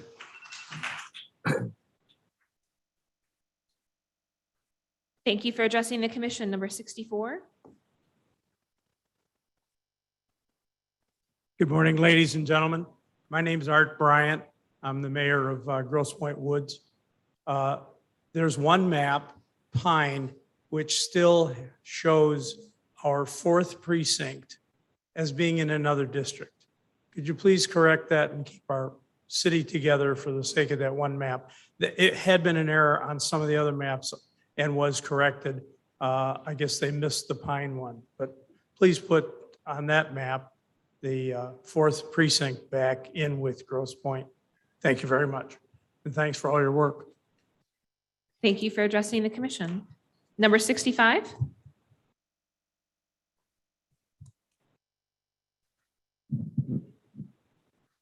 All right. Good morning. Morning.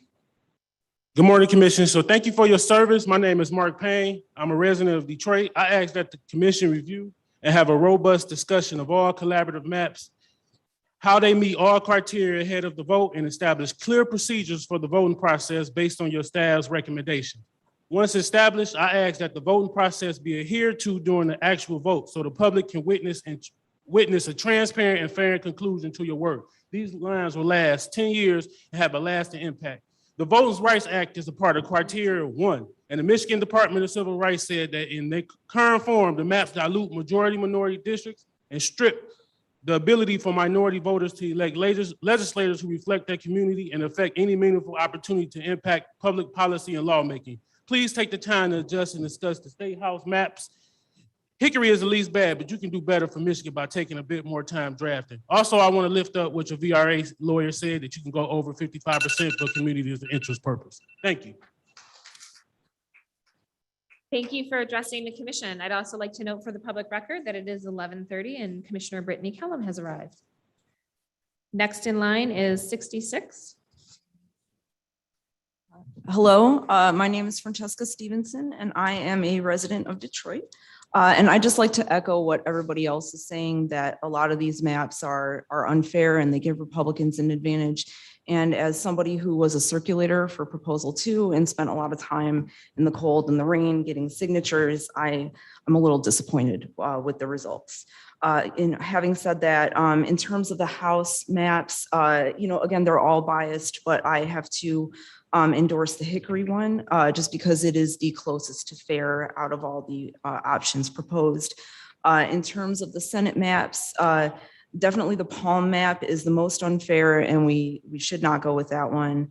It offers too much of an advantage to Republicans. The Linden map, from what I understand, is close to 50-50, which is good, and which is something that we should be striving for. And as for the congressional maps, I think we should go with Birch. Thank you very much for your time. Thank you for addressing the commission. Number 67.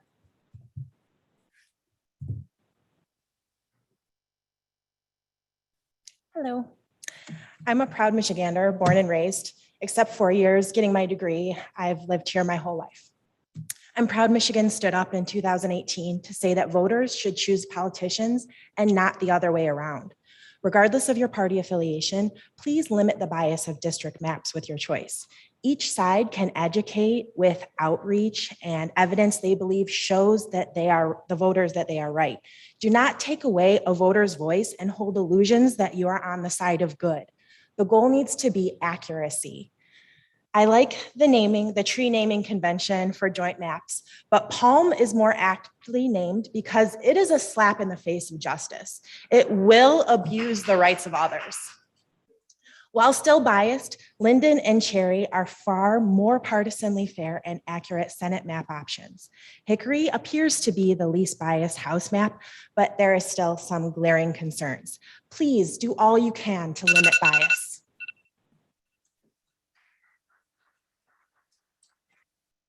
Thank you for addressing the commission. 68. Good morning, commissioners. My name is Loida Tapia. I'm a resident of Detroit. I'm here today to urge you to continue your work on the House maps. The Department of Civil Rights has informed the ICRC on December 9th that its proposed maps violate the Voting Rights Act and should be redrawn before they're formally adopted.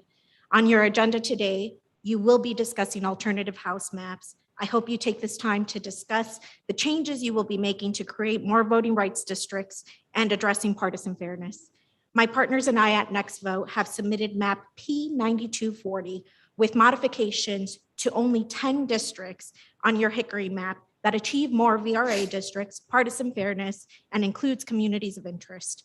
Please use this and other maps that have been submitted to the commission as references on how you can improve your Hickory map. You have heard from communities of interest in Flint and Detroit informing you that their voting rights districts have been cut in order to achieve lower criteria goals. The number one criteria is the Voting Rights Act, and I urge the commission to have a robust discussion on every map on how it will meet the rank criteria before you vote. You cannot ignore what you have heard during this 45-day public comment period. Thank you for addressing the commission. Number 70. 70. You skipped 69, so you must not want me to speak, I guess. Sorry. My sir, name go is ahead. 69. I'm Tellis Chapman. The Detroit clergy rise in support of the marginalized and the oppressed citizens of this community who call for voting district maps that reflect the people who live in them. Wayne County's majority Black voting districts now have their political destinies threatened by insipid, anesthetized, and tactless people who sit in seats of power and policy-making positions. We call upon you today to move with dispatch and dignity, character and God consciousness, and rule on the right side of history in favor of fair-mindedness, integrity, and good deportment. Honor the good names and rich history of the people who fought for the right to vote in the first place. Who knows whether God has you in such a place for such a time as this? Furthermore, it is a gesture of slight to see several of you sitting preoccupied with your cell phones and computers while concerned citizens of this state gather in this room fighting for our political future. This is a political life and death matter. We therefore call upon you to draw the maps without bias and keep the voting process fair. Thank you. My name is Reverend Tellis Chapman, pastor of Detroit Baptist Church in Detroit, Galilee Baptist Church in Detroit, and I approve this message. Thank you for addressing the commission. Do we now have number 70? Hello, my name is Amritha Venkataraman. I'm the Michigan State Director for the Human Rights Campaign, but I'm here today as a resident of Detroit and a lifelong Michigander. Thank you all so much for your work on the first ever Michigan Independent Redistricting Commission. This work is essential to making sure we have a fair and representative democracy. At the moment, for state senate, I like the Linden map best. Palm, in my opinion, is not a representative map. And for Congress, I like Statella. The place where I believe that the commission still has much more work to do is the state house maps. State house is an incredibly important branch of government that is meant to be the closest to the people and be very representative. I definitely understand the challenges of the Metro Detroit and Detroit areas and how drawing those districts would be very difficult. Please spend more time making sure there are more representative districts so that people can have a greater voice in their government. Thank you again for your work. And remember, this will affect us for the next 10 years. So please take the time to do it right. Thank you for addressing the commission. Number 71.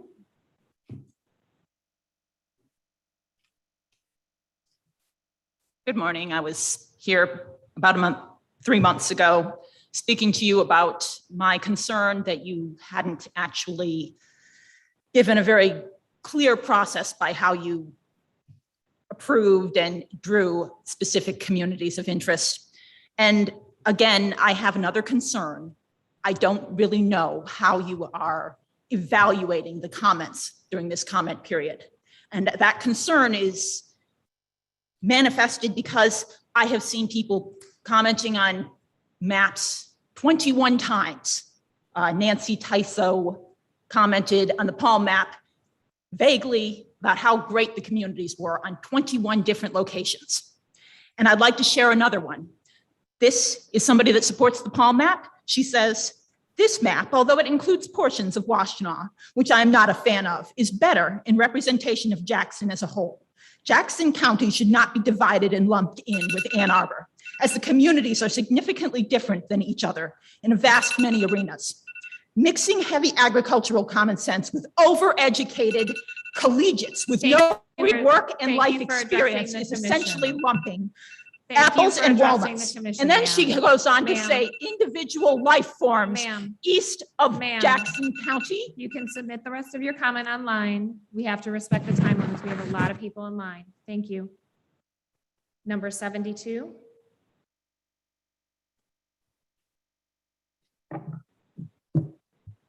Reverend Dr. Steve Bland Jr., President of the Council of Baptist Pastors of Detroit vicinity and Senior Pastor of the Liberty Temple Baptist Church. The right to vote is not about partisanship, it is about citizenship. And I do understand the complexity of your work. However, do understand rat poison is not 100% poison, but just enough to kill a rat.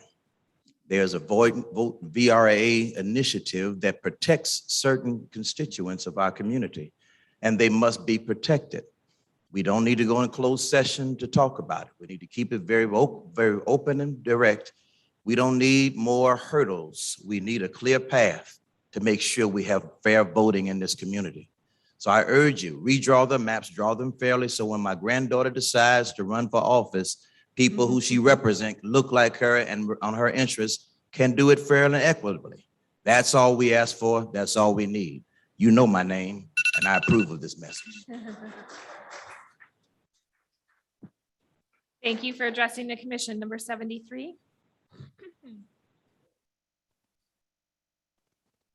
Hi, my name is Laura Masumi. I'm a resident of Hamtramck, Michigan, and I urge the commission to approve maps that keep Asian American and other Black, Indigenous, and Latinx communities of interest whole while achieving partisan fairness. Voters should be able to elect their reflective and responsive leadership and not the other way around. I support the Chestnut Congressional map and Linden Senate map because they best balance communities of interest and partisan fairness. The State House maps proposed by the commission still do not achieve partisan fairness.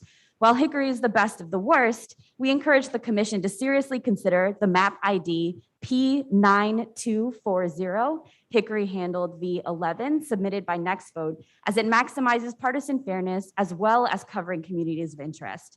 We encourage the commission to extend the public comment period beyond this 45 days to allow time to incorporate changes to achieve partisan fairness in the House maps. Thank you. Thank you for addressing the commission. Number 74. Peace, everyone. My name is Isra Daraise. I'm a resident and engaged citizen from Flint Township, but I also reside and work in Detroit. Thank you so much for your hard work thus far. I'm here today to ask that you please take adequate time and care to discuss a process for voting on final maps, as a few folks have mentioned today. We thought you would go over this 2 weeks ago at the last meeting, but it didn't happen. So today I ask that you please enact a process for voting that leads you to choosing the map that best reflects what the people want and the fairest one in each category. Don't let it get to a point where we end up with a process that allows whoever makes a motion first get the ball rolling without discussion. So discussion is super important so that y'all can tell us why you're voting on which map. So please adopt the process your staff proposed. However, I will plug that the State Senate Palm map is the worst, so please don't vote on that one. Most importantly, this late in the game, my biggest ask again and plea is that you decide on a process for the vote on the 28th. Thank you so much. Thank you for addressing the commission. Number 75.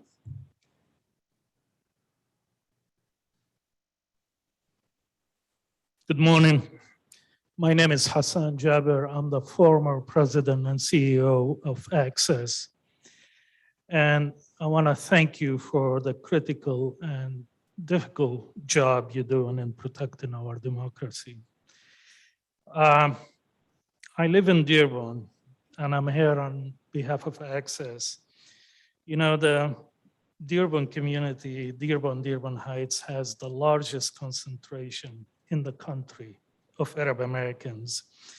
The Redistricting Commission has split this highly concentrated community into 7 House districts, ensuring we do not get the representation we deserve. I urge you to continue to work on the House draft maps, and please consider the community of interest map C1510 as you redraft the House map. The Commission has drafted more fair representation in the congressional map of Chestnut and Linden. Thank you. Thank you for addressing the commission. Number 76.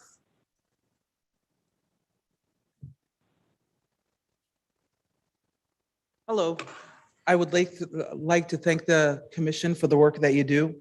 My name is Mohsen Hussein. I'm here on behalf of Access. I live in Dearborn Heights, the largest Arab American MENA community in the country. And we have submitted our own community of interest map, C1510. But in your House drafts, you split our community into 7 districts. We support the Chestnut Congressional and Linden Senate maps, as it will allow for our representation of our community, representation of our community. I urge you to continue to work with the House maps. You have time to do this. It will impact our my community and family for the next 10 years. Any maps with fewer voting rights act districts than current are not acceptable. You need to add more time to your schedule and continue to do your work to ensure communities like mine are represented. It is more important to get this done right than to get this done fast, and more time to your schedule and continue to work in the House maps. Thank you. Thank you for addressing the commission. Number 77. Hello, everyone. First of all, thank you, commissioners, for doing the difficult work. It is the first time we're going through this process. My name is Wani Rahman. I grew up in the city of Detroit, went to school here, had my kids down the street at Henry Ford. And I want to talk about communities of interest, our Black, Asian, Indigenous, and Latino communities. I support, the congressional map named Chestnut and Senate map Linden. They look good, and we want to support partisan fairness for State House map Hickory IDP 9240. And I want to remind you to extend the time to allow for these changes to take place, because the work that you're doing right now is not only for all of us, but also for a group of people that are not in this room and cannot be in this room, are our children, because my children will not be able to come and represent themselves until the next 10 years. Thank you. Thank you for addressing the commission. Number 78. Hello, my name is Veronica Adams. I live in Detroit. And this commission, as you know, was formed to correct a travesty that has Michigan having the most gerrymandered districts in the country, locking in minority rule and making us a national embarrassment. And I know that you all opted to be on this commission because you care about our Constitution, democracy, and ensuring that every vote matters. And so, that being said, it seems that Hickory comes the closest to restoring fair representation in our state, and Linden the closest to reflecting the will of the people for national representation. Palm, no way, Jose. It reminds me of Florida and Texas. So it's aptly named. Please don't go the way of either of those states as far as electoral politics. Make Michigan proud again. Thank you. Thank you for addressing the commission. Number 79.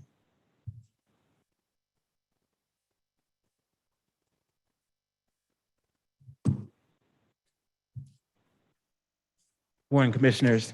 My name is Jaron Totten, and I serve as Social Outreach Coordinator and Legislative Advocacy Specialist at LGBT Detroit. We're North America's largest Black-found and led LGBT nonprofit. Earlier in the year, we submitted a map, C819, of the Palmer Park area, which is primarily populated by Black LGBT plus people. Our request was that you keep this area together in one voting district. Unfortunately, you did not honor that request in spite of it receiving the most public support out of any map submitted to you in the state. So I'd like to request that you vote on the maps that best support this community.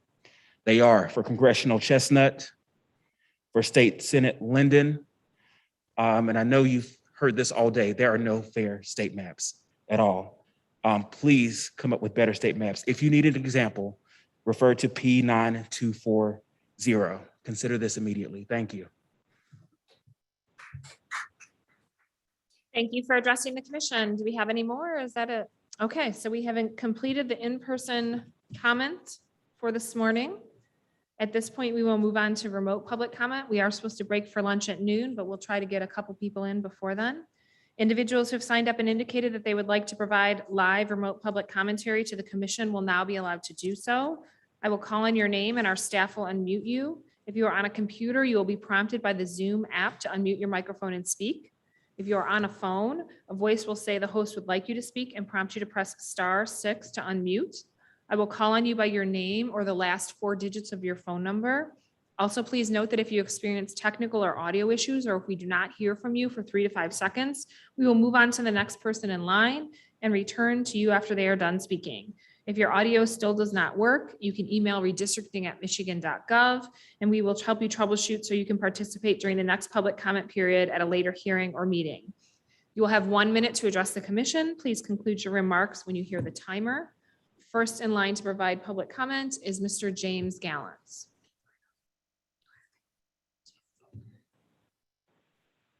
Hello, this is James Gallant, Marquette. These are my opinions.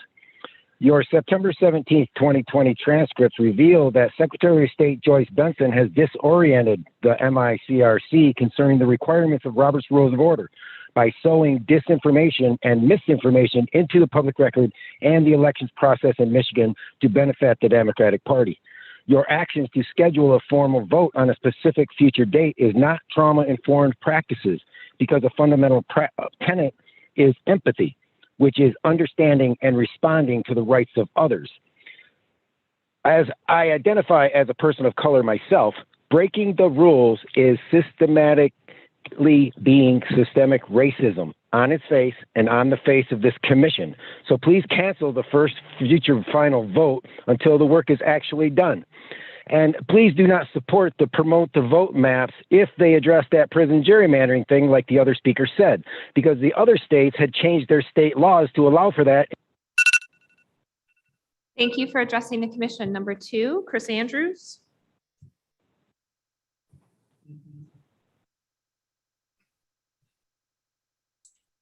Can you hear me? Yes, we can. Thank you. Good morning. I am Chris Andrews from Hazlitt.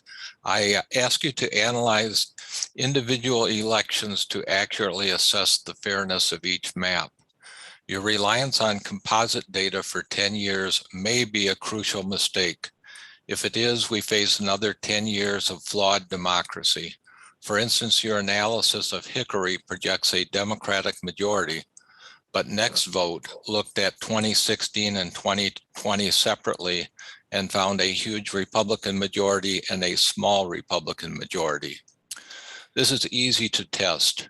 I ask that your consultants analyze fairness separately for 2016, 2018, and 2020. Share the results of the individual districts as well.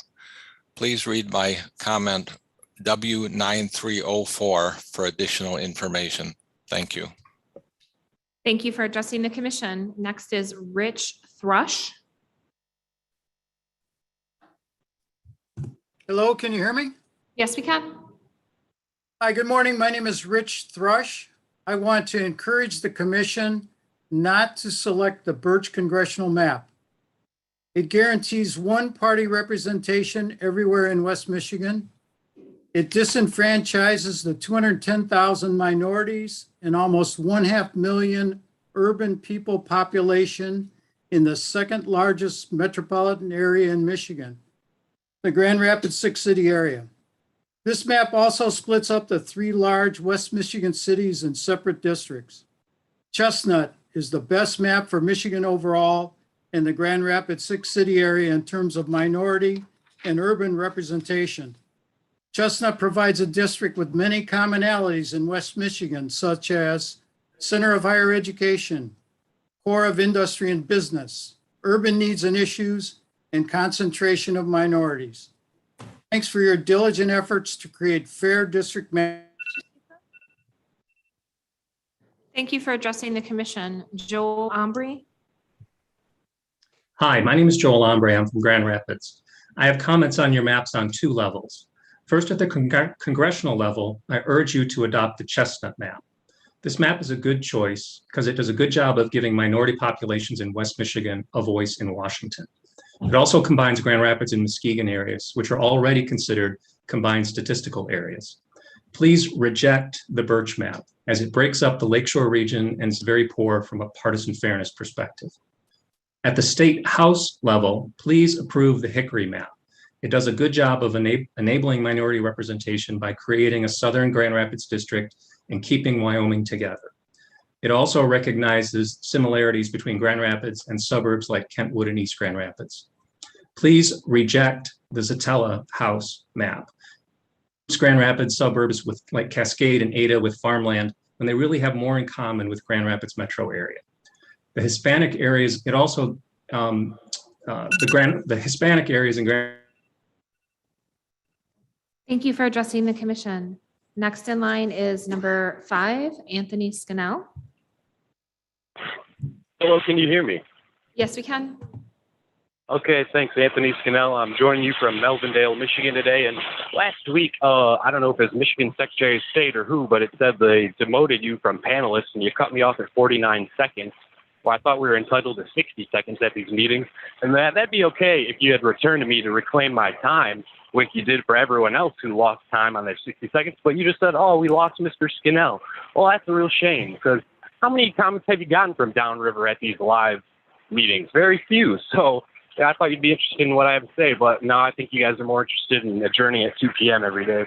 And so I would vote no confidence if I had to choose any of your maps, especially congressional, because the gentleman who drafted the shape that's taken hold in every congressional map for where I live, he's quoted as saying COIs don't matter in congressional maps.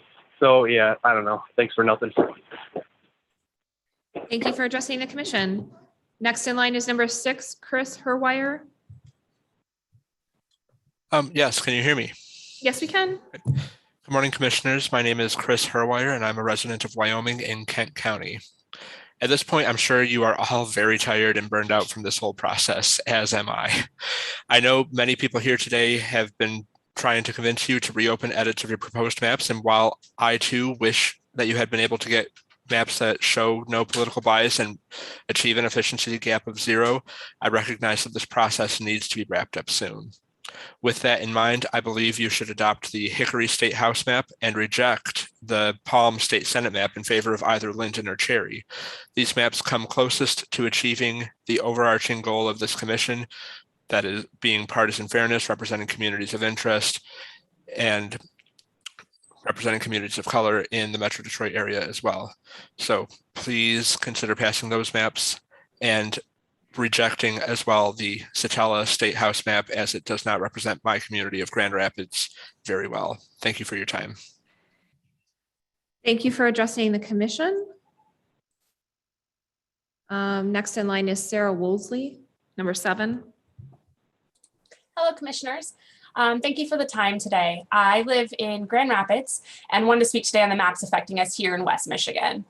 For the State House, I am very concerned about the Zatella map. It splits up the communities of interest across Kent County, including the Hispanic community in Grand Rapids and Wyoming and the suburban townships on the east side of the state.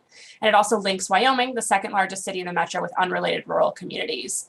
Instead, I encourage you to support the Hickory State House map that does an effective job of representing the comments that I've heard from citizens in our county over the past months of public hearings and meetings, and keeps those communities of interest here in West Michigan together. For the congressional maps, I strongly encourage you to support the Chestnut map. It's the most balanced and fair map in West Michigan and connects Grand Rapids and Muskegon, who share similar issues, concerns, and economic resources. For congressional maps, I am particularly concerned about the Birch map. It does not give a voice to the large minority population here in West Michigan and dilutes the voices of residents. Thank you for taking the time to listen to citizens today on a desire for fair maps. Thank you for addressing the commission. Next in line is Rebecca Grayson. Can you hear me? Yep. Okay. This is Rebecca Grayson. I live in Grand Rapids, Michigan, Kent County. The fair maps, in my opinion, in the Senate would be the Linden and Cherry maps, which are much better in terms of the partisan fairness than the Paul map, which is most unfair map in front of the commission at this point. Palm has a high Republican bias and would create an unfair playing field. But in the state house, I support the Hickory map that has the best partisan fairness scores of the three options in front of the commission, and the most majority for the Black American community. Thank you so much for your time. Thank you for addressing the commission. Number 10, Diana Avale.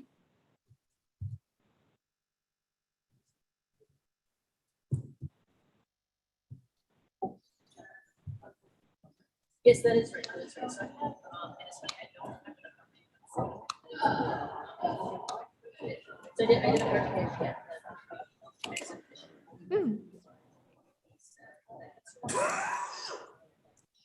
Diana, you're unmuted and free to address the commission. My name is Diana Boali. I live in Dearborn. I'm here with Access. The U.S. Census counts people who hold Arab ancestry or other Middle Eastern or North African MENA origins within the white racial category. The fact is, Arab MENA Americans have distinct issues and experiences with national level data on Arab MENA Americans' obscure regional variations, such as disadvantaged communities in the Metro Detroit area. The Arab MENA community, though lumped into the white racial category by the U.S. Census, is quite distinct from the white population. Nationally, among Arabs living in the U.S., 75% live in multi-generational households, and 78% are U.S. citizens, both native-born and naturalized.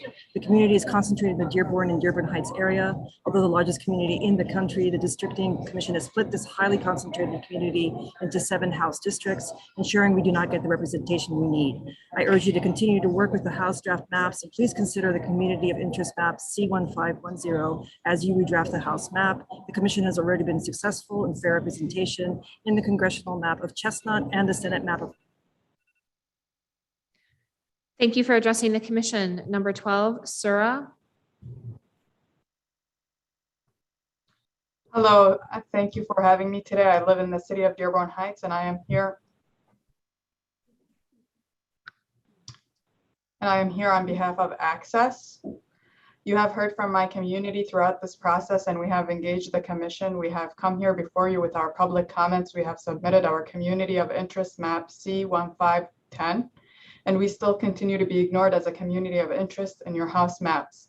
Dearborn and Dearborn Heights is home to the largest and most diverse Arab and Middle Eastern and North African MENA communities outside of the Arab MENA region. You need to add more time to your schedule to continue to work on the House draft maps to address the Voting Rights Act for many communities throughout Michigan. You also need to address the partisan fairness in your House maps. You still have work to do, and the great thing is you have the time to do it. The commission has recognized our community in the congressional map of Chestnut and in the Senate map of Linden. All your House. Thank you for addressing the commission. Okay, at this point, we are due to take a break for lunch, and it's 12:01. We stopped at number 12. We will pick up at number 13 when we resume after our recess. So without objection, we will recess at this time. It is 12:01. We will recess till 1:01 p.m. Hearing no objections, we are in recess till 1:01 p.m.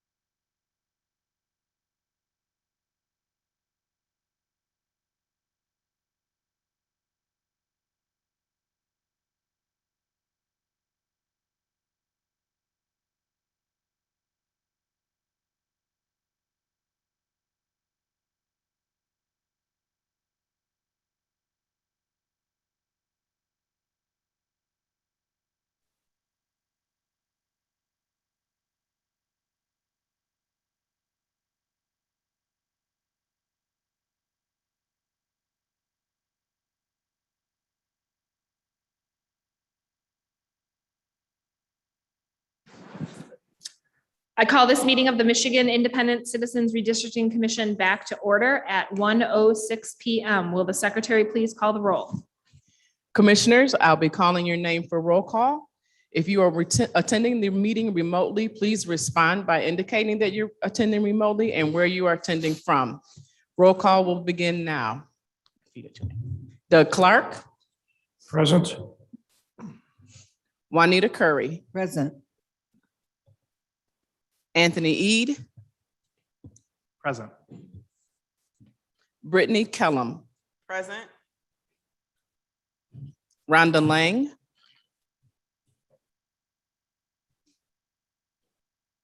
Hold just one moment. We think she's on the line.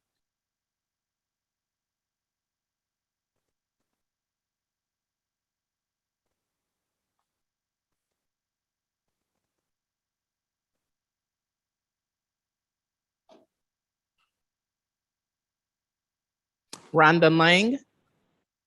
Present, attending remotely from Reed City, Michigan. Steve Lett. Present. Cynthia Orton.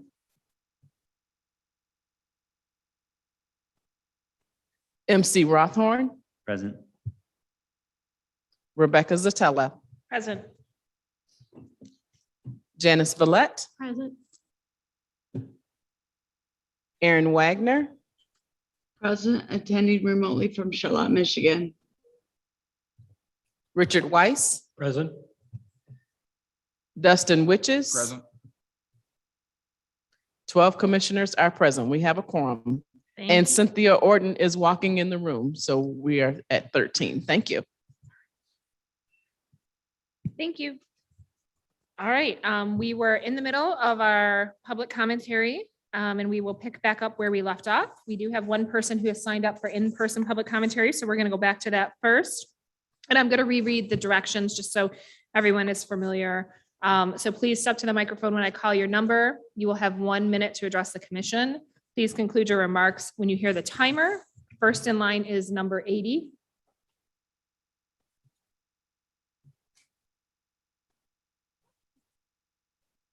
Do we have number 80? I don't see her. Let's move on and we'll add her. Okay. Yeah. Okay. All right. At this time, we will return to our remote public commentary. We left off at number 13. Same rules as before. I will call on your name and our staff will unmute you. If you're on a computer, you'll be prompted by the Zoom app to unmute your microphone and speak. If you are on a phone, a voice will say the host would like you to speak and prompt you to press *6 to unmute. Please note that if you experience technical or audio issues or we do not hear from you for 3 to 5 seconds, we will move on to the next person in line and return to you after they are done speaking. If your audio still does not work, you can email us at redistricting@michigan.gov and we will help you troubleshoot so you can participate during the next public comment period at a later hearing or meeting. You will have 1 minute to address the commission. Next in line is number 13, who is Rashid Alabed. Thank you all. Can everyone hear me? Yes. Yes, thank you all. So my name is Rashid Alabed. I grew up in Dearborn Heights. I come from a family of 14. I'm a part of my block club and on the board of Goodfellows. I live here, the city of Dearborn Heights, and I'm here with Access. Thank you, everyone, again. I'm part of the Arab American community of Dearborn and Dearborn Heights. Although we're the largest Arab American community in the country, we continue to be disfranchised in the redistricting process as a community of interest. This is very important for my loved ones, my daughters, and my family that we speak up today. Although all of your house draft maps cut through Dearborn and Dearborn Heights right down, and I think that's it's political power representation. So I think the current house map, which was found to be constitutionally gerrymandered, allows for better representation of my community. My community supports the congressional map of Chestnut and the Senate map of Linden. I urge you. Thank you for addressing the commission. Next in line is number 14, Mohammed Al-Midi. That participant is not currently present. Okay. Bilal.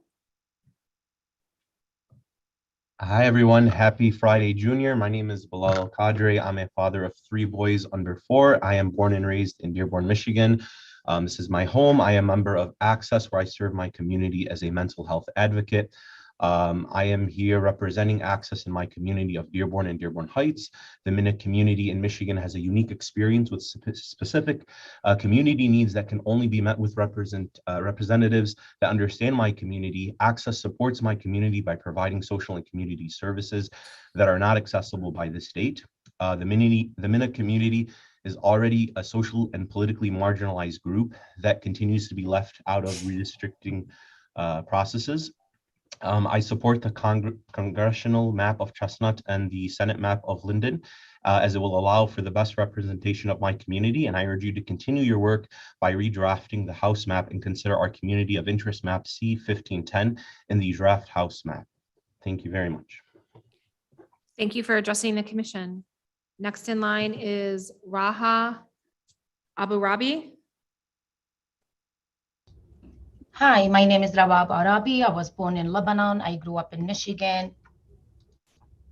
I am a board of my block club. I'm a member of Access. I live in the city of Dearborn, and I'm here on behalf of Access. You are obligated to follow the Constitution and the ranked criteria. You have failed to do this. The Voting Rights Act is the #1 criteria, and you continue to ignore communities that are protected by the VRA. You have cracked communities in Detroit, Dearborn, Dearborn Heights, Flint, and other community of color throughout the state, diluting the ability to elect officials that will understand our need and interest. You are leaving us without a voice in Lansing for the next 10 years. You have the ability to remedy our concern by adding more time to your schedule to redraw the House maps. I support the congressional map of Chestnut and in the Senate map of Linden, but I cannot support what you have done with the House maps.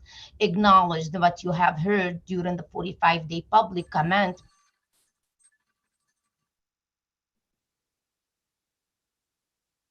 Thank you for addressing the commission. I believe we have a few more in-person individuals. Is this 80? 80?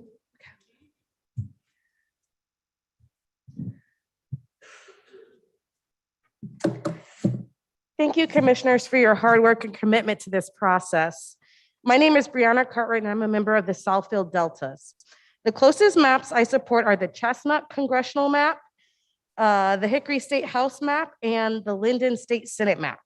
And I understood during this process, you attempted for fair maps and that they should represent my community of interest, yet all of these are not quite yet right.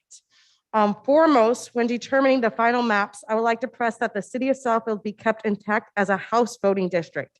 It is important that majority minority communities like ours are kept intact so that our interests are not diluted in the voting process. Same would go for the city of Oak Park. In order to do that, then both the Linden map and Chestnut map should have Oak Park to be part of Southfield instead of Beverly Hills. Oak Park is part of Southfield Alumni Delta Service Area, and currently the Hickory map has Oak Park gerrymandered. It is just as important to keep Oak Park whole as it is to keep Southfield whole. We do not want our Black votes diluted. Thank you. Thank you for addressing the commission. Okay, at this point, we will shift back to online. Next in line is Meredith Haddad. Hi, my name is Meredith Haddad. I live in the city of Detroit, and I'm here on behalf of Access. Thank you for commissioners for your hard work in the Chestnut Congressional and Linden Senate maps, but I urge you to continue working on the House maps as none are currently fair on several rank of the criteria, including criteria #1, the Voting Rights Act. Not considering all the facts and data in your Voting Rights Act analysis is leading you down a path of disenfranchisement for communities of color, despite your best intentions. You need to look at all the ways politics actually work in Detroit and not just try to hit a certain number. The districts you drew for Metro Detroit area are all the same. You haven't given communities of interest any consideration, and you have cracked communities in order to create majority white VRA districts. This doesn't make sense. You have work left to do. It's more important to get this done right than to get it done quickly. Please be more thoughtful in how you draw Detroit, Dearborn Heights, Flint, and other communities across the state. Add more time to your schedule and continue to work on the House draft maps. Thank you. Thank you for addressing the commission. Next in line is Sarah Ishmael.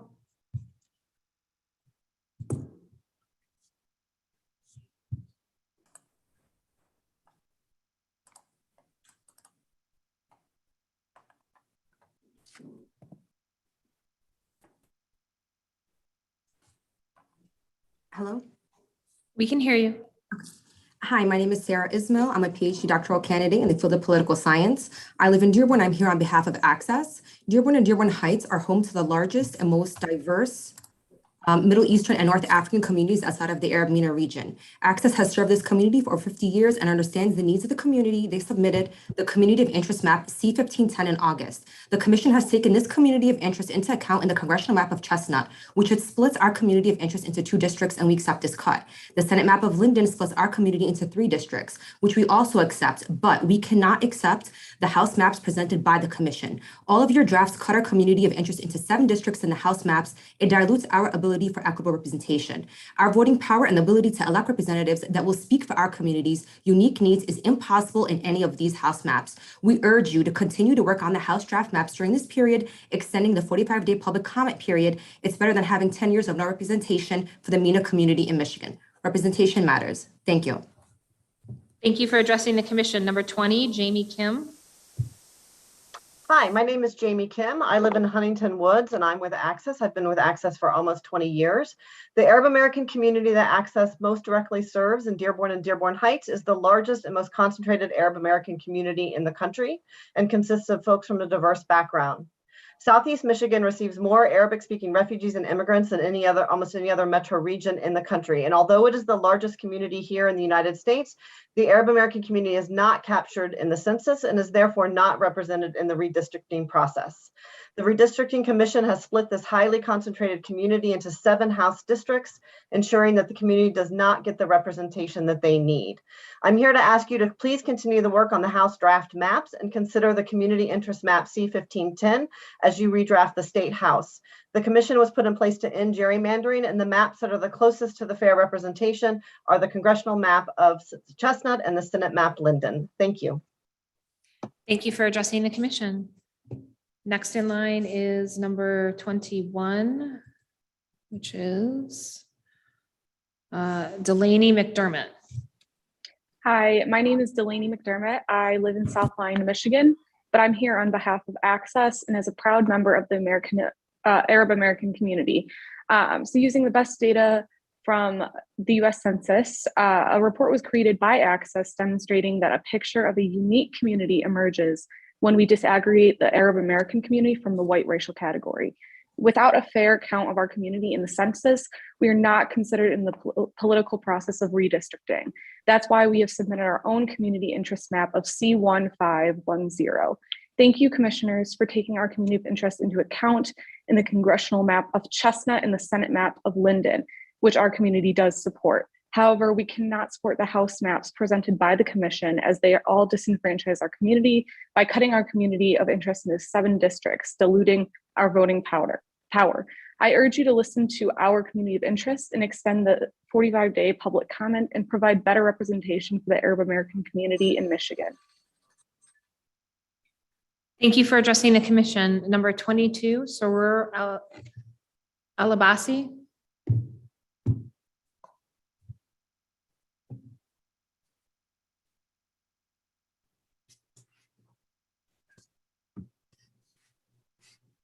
Good afternoon. My name is Surur Al-Abbasi, and I grew up in Dearborn, Michigan, the city I call home. I work at Access Behavioral Health, and I want to say we are not protected in the Voting Rights Act and therefore diluted as a community of our voting power and ability to elect candidates that understand our needs. You need to recognize our community so that we can have the representation that is needed. This is our only way to have a voice. Access has served this community for over 50 years and understands the needs of the community. They submitted the Community of Interest Map C-1510 in August. The commission has recognized our community in the congressional map of Chestnut and in the Senate map of Linden. All your House drafts cut our community of interest. We are cracked into 7 districts in the House maps, diluting our ability for equitable representation. We urge you to continue to work on the House draft maps during this period. Extending the 45-day public comment period is better than having 10 years of no representation for the MENA community in Michigan and continuing a history of exclusion. Thank you. Thank you for addressing the commission. Next in line is number 23, Elham Alessing.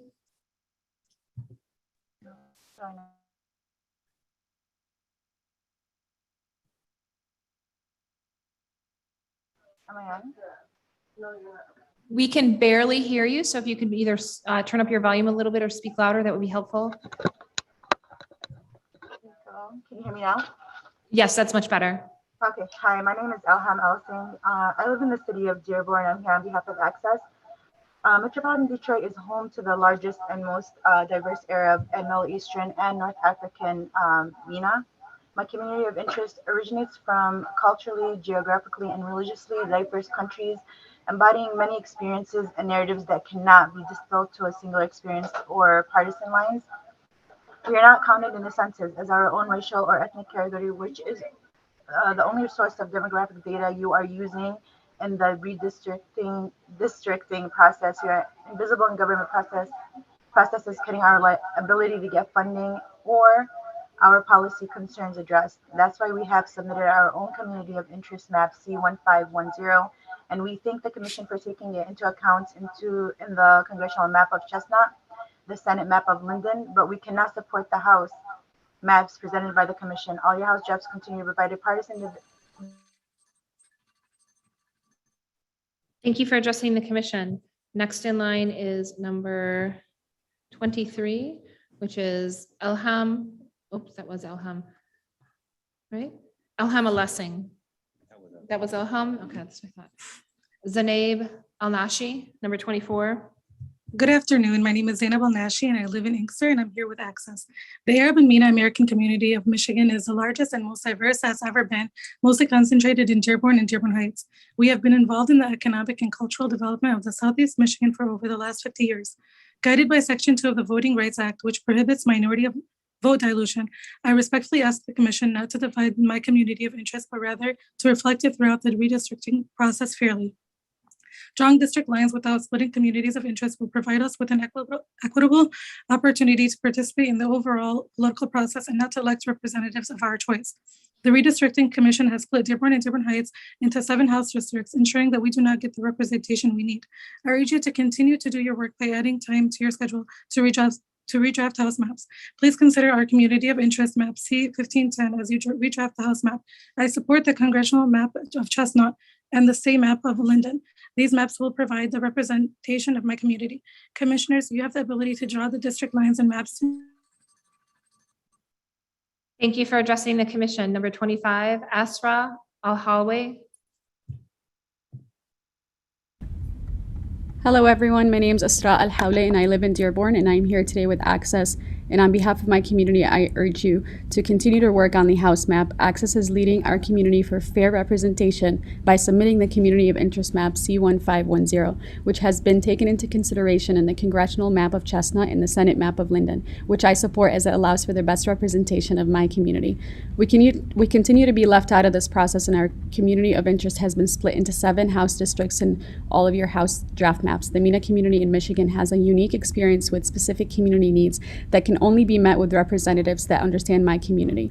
I urge you to continue your work by redrafting the House map and consider our community of interest map C1510 in the draft House map. The largest Arab American community of the country deserves fair representation at every level of the political process. Thank you. Thank you for addressing the Commission. Next in line is Michaela Cox, number 27. Hello, my name is Michaela Cox. I live in Detroit and I'm here on behalf of Access, who serves the largest Arab American community in the country. We support the Chestnut Congressional and Linden State Senate maps for our Arab American community. We urge you to continue to work on the House maps. The Michigan State University's Institute for Social Policy and Public Research recommended that MICRC reevaluate its approach toward compliance with the VRA in light of these questions. They need to assess whether their districts are likely to enable preferred candidates to win racially polarized primary elections. I ask you to carefully consider what the citizens of Michigan have to say during this 45-day public comment period and through the online portal station submissions as well. You applaud yourselves for having overwhelming engagement from our communities. Now please listen to us when we say your job is not done. Continue to work on the House maps. All of your maps put a thumb on the scale for one party over another. Fairness is when both parties have to win a majority of the votes to win a majority.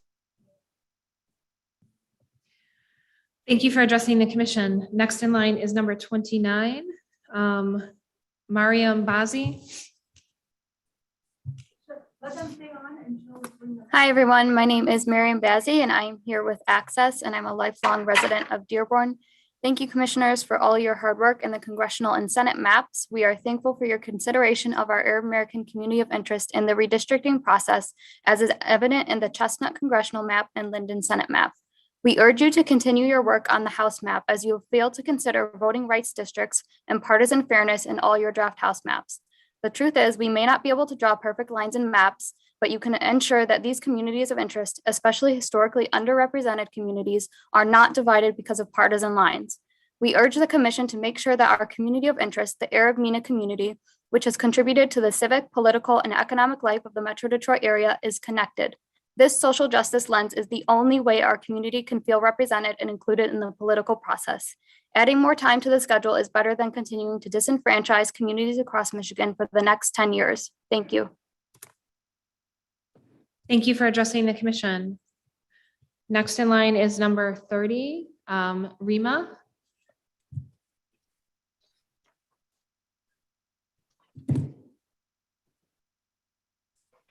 Hi, my name is Rima Merwe. I'm an Arab American and I'm here with Access. Can you all hear me? Yes, we can hear you. Metropolitan Detroit is home to the largest and most diverse Arab American and North African Arab and Middle Eastern and North African communities outside of the Arab MENA region. At least 3.5 million Americans of Arab descent live in this country, yet we are not represented on census data as a unique racial and ethnic category. This community of interest originates from culturally, geographically, and religiously diverse communities, embodying many experiences and narratives that cannot be distilled to a singular experience in partisan lines. Without a fair count of our community in the census, we are constantly invisible and are factored into this part of the and are not factored into this part of the political process of redistricting. That's why we have submitted our own community of interest map C1510, and we thank the commission for taking into account in the congressional map of Chestnut and the Senate map of Linden, but we cannot support the House maps presented by the commission. All your House drafts continue to provide a partisan advantage to the party with the least amount of votes in the most recent election. And thank you for addressing the commission. Number 31, Shams Al-Badri. Hi, Commission. This is Shams Al-Badri. I am an civic engagement specialist at Access.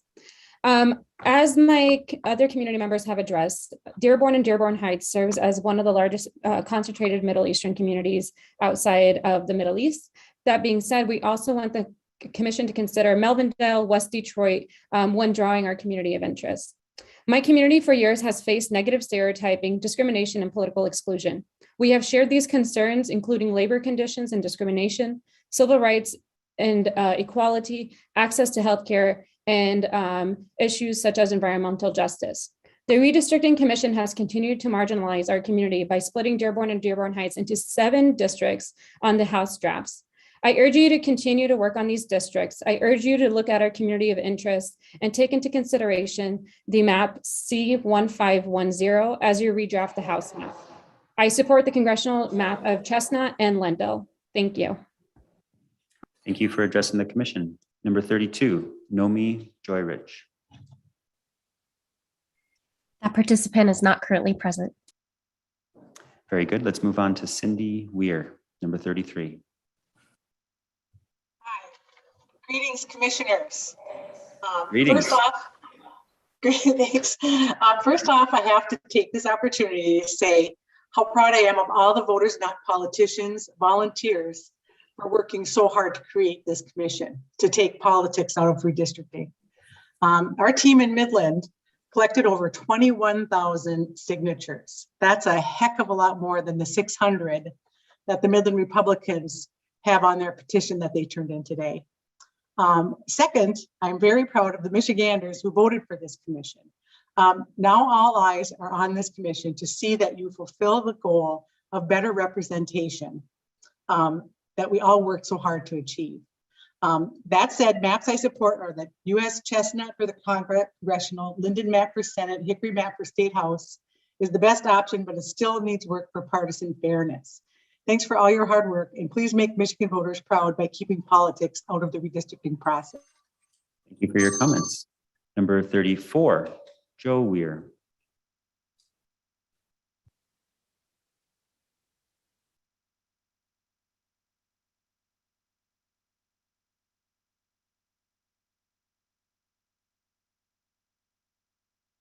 Hello, can you hear me? Yes, we can. All right, thank you. Hello, my name is Joe Weir. I'm from Midland County. I want to thank the commission for listening to what I believe is the majority of citizens of Midland and for putting Midland County into state senate and congressional districts that are fair and competitive. We in Midland have not had the opportunity to vote in fair elections in decades. We know that competitive districts will result in better legislators for all Michiganders. This was the whole point behind creating the Independent Redistricting Commission. The objections to these fair, competitive districts are coming from a highly partisan minority that have benefited politically from the current gerrymandered districts. It's time to end our dysfunctional politics.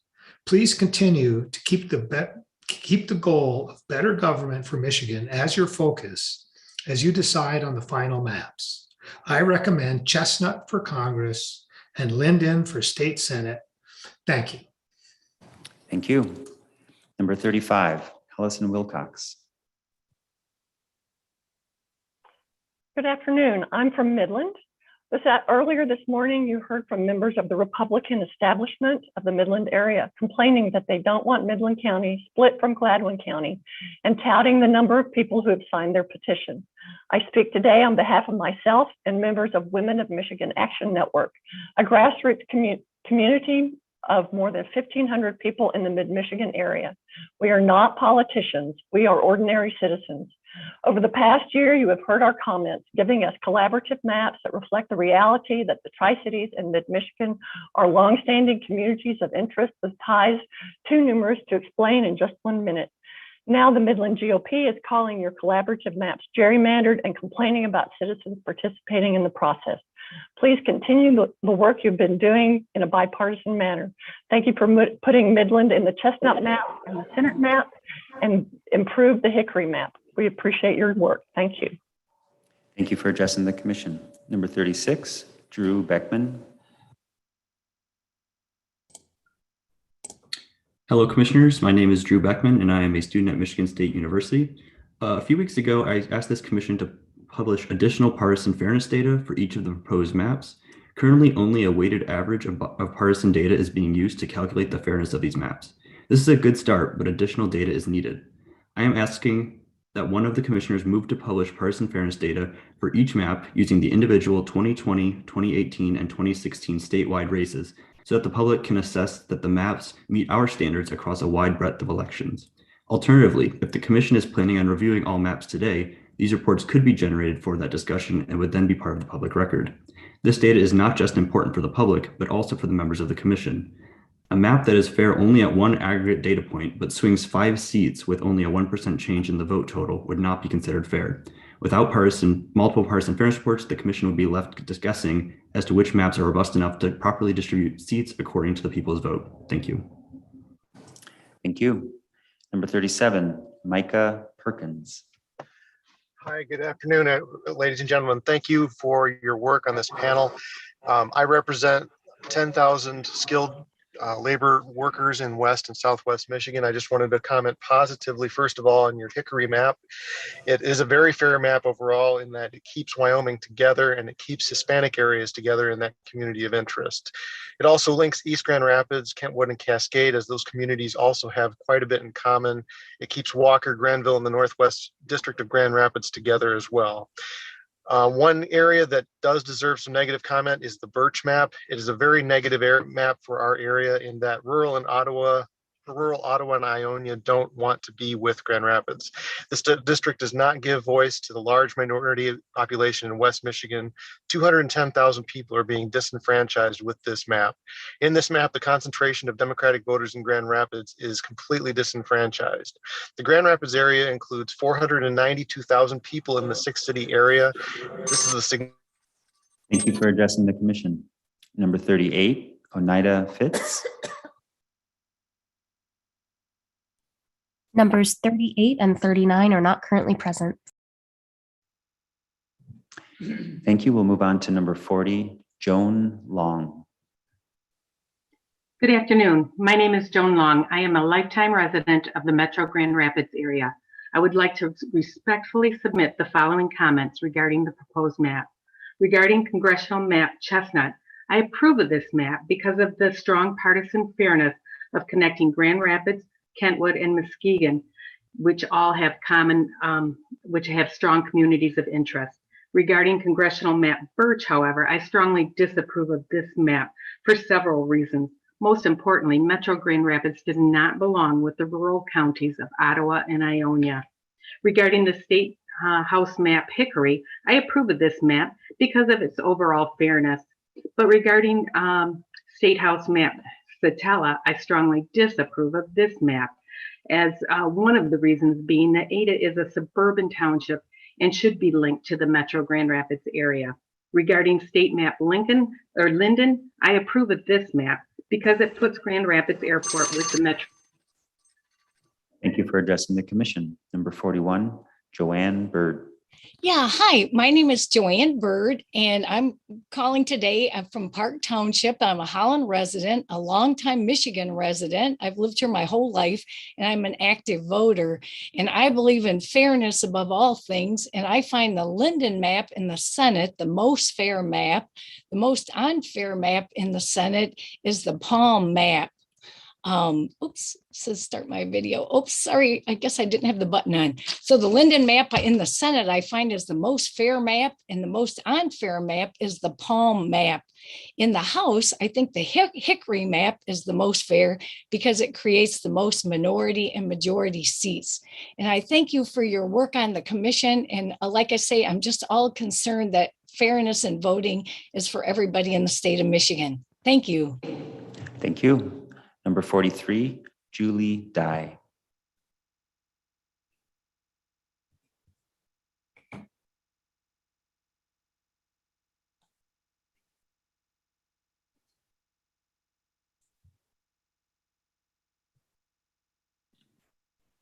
Hi, can you hear me? Yes, we can. Manowaban, Nishkan Gidokwa Indigenous. I am Julie Dye, Pokagon Band Potawatomi Tribal Elder in Dowagiac, Cass County, Southwestern Lower Peninsula. I am advocating for the State House Hickory map, which keeps our Indigenous community together more so than the other maps. I am also in favor of the Senate Linden map over the other choices offered. My community has almost nothing in common with the farthest east counties represented by the alternative maps. With that said, please veto the Palm map and do your best to keep Cass County with Berrien County and Van Buren counties. Miigwech, thank you. Thank you. Number 44, Kathleen Curell.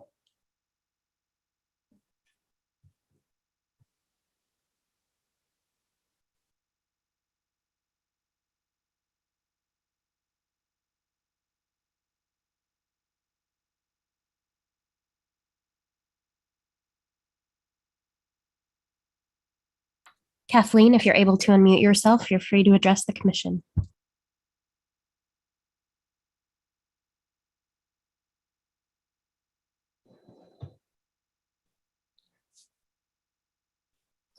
Kathleen, if you can hear me, if you can unmute yourself, you're free to address the commission.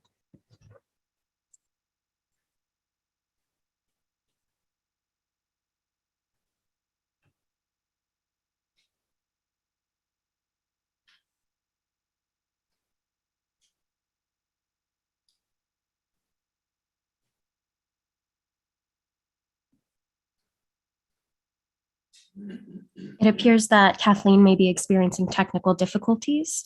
And for the public record, number 45, 46, 47, 48, and 49 are not currently present. So we can move on to number 50. Very good. Karen Feldman.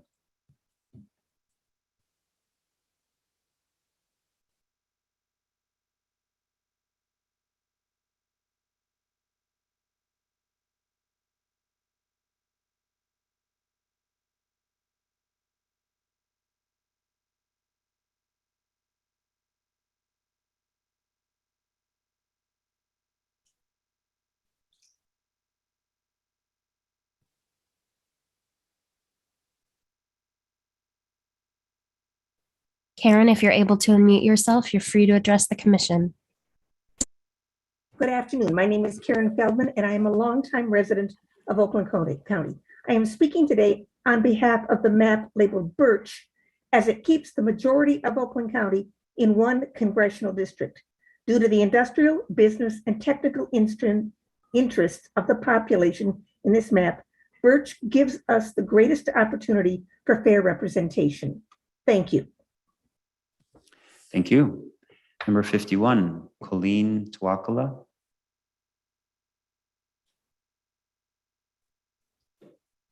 Hi, can you hear me? Yes, we can. Thanks. My name is Colleen Tuakla. I live in Brownstown, and I've commented several times before, and of course, adherence to the Voting Rights Act and partisan fairness is what is important here. But because this is the last public hearing before the commission votes, I wanted to say that Linden is the fairest Senate map, Hickory is the most tolerable House map, and Palm is the absolute worst. Please don't consider it. Thank you. Thank you. Number 52, Dorothy Munson.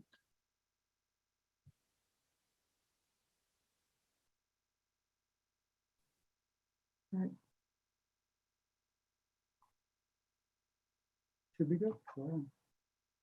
Hello, I'm Dorothy Munson, representing Grand Rapids Proactive Nonpartisan Election Protection Coalition and the A. Philip Randolph Foundation.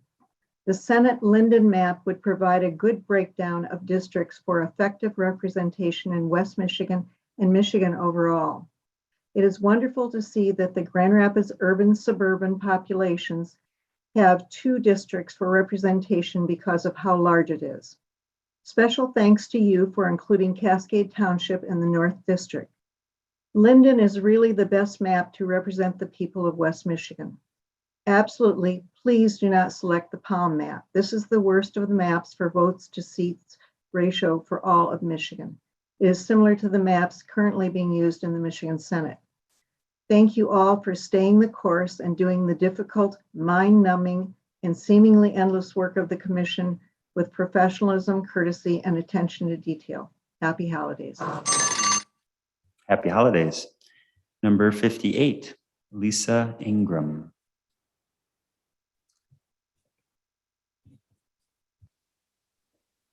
Hi, can you hear me? Yes, we can. All right. I think the congressional district map for Chestnut is the most fairest for, at least for where I live in the Great Lakes Bay Area. It's a good combination of the Tri-City areas.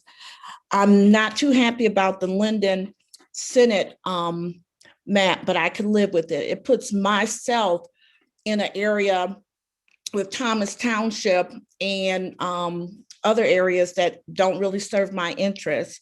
And then I do like the Hickory map. Thank you. Thank you. Number 59, Jenna Mahmood.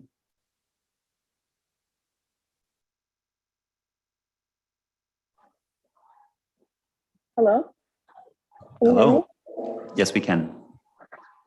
My name is Jenna Mahmood, and I'm a longtime resident of Dearborn, and I'm a member of TGI and Access X. I urge you to continue your work on the House maps that you have divided and separated our community of Dearborn and Dearborn Heights. Doing so marginalizes the Arab American MENA community, which impacts resources and making the ability and right to vote for representatives that truly represent us and our needs nearly impossible. We have done our work for our community and submit our interest map. We support the congressional map of Chestnut and the Senate map of Linden. A community we cannot support the House maps presented by your commission. All your House drafts continue to disenfranchise our community by cutting our community of interest into 7 districts. We need fair representation to be able to support representatives that truly support us. Thank you. Thank you for addressing the commission. Number 62, Lucretia Handy.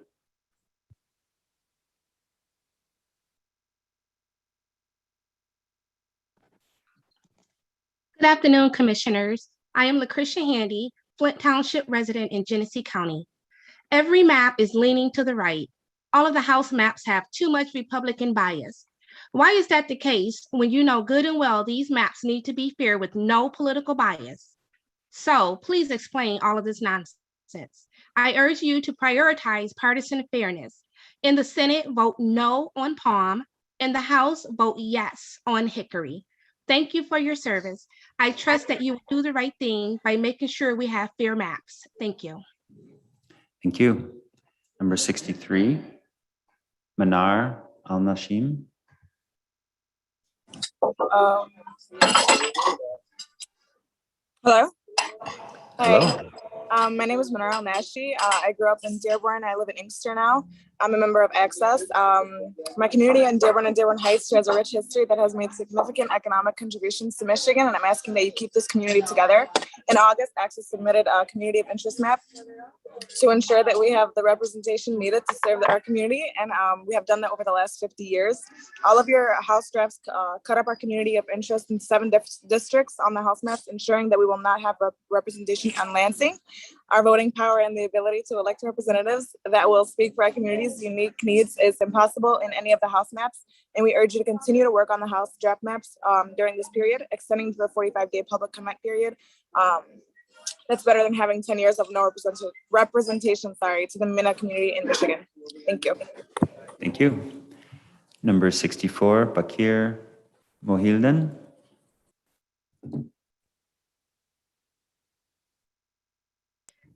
That participant is not currently present. We can move to number 66. Sophia Chu. Good afternoon. Good afternoon. My name is Sophia Chu. I'm a member of the Caribbean and Black immigrant community here, a U.S. veteran and a U.S. citizen. It has been intriguing and enlightening to watch how democracy works in the U.S., and it encourages us as immigrants to become citizens to make our voices heard. I want to thank the Commission for their time, energy, and community involvement to make it this far. I want to let you know that we are pleased with the Linden and the Chestnut map as it keeps our community of interest intact. Our concern is with the other map, the House map, and we wanted you to take a look at map P9240 as we discussed it with our other community groups, and I think that closest fits our request. Thanks again for all that you do, and I wish you a wonderful holiday season. Thank you very much. Number 67, Anissa Sabua. Hi, good afternoon, everyone. Thank you so much for doing this really important work. My name is Anissa Sahuba, and I grew up in Dearborn, and I'm here with Access. The Arab American community that Access serves most directly in metropolitan Detroit is the largest and most concentrated in the nation. But the community is also unique in its diversity, successes, and challenges. In Metro Detroit, we have many people with Lebanese, Iraqi, Yemeni, Syrian, Palestinian, and Egyptian ancestry. There are also smaller communities of people from Sudan, Morocco, and Algeria. The community is one of the oldest Arab American communities with roots back to the 1890s, and we receive more Arabic-speaking refugees and immigrants than almost any other metro area in the country.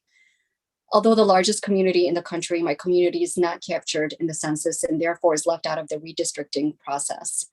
The Redistricting Commission has split the community into 7 houses. Thank you for addressing the commission. Number 68, Aman Mohammed.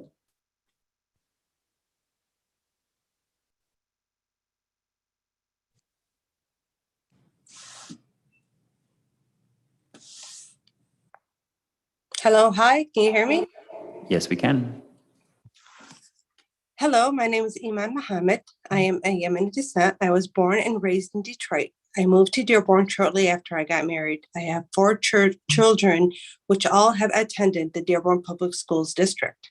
I am here with Access.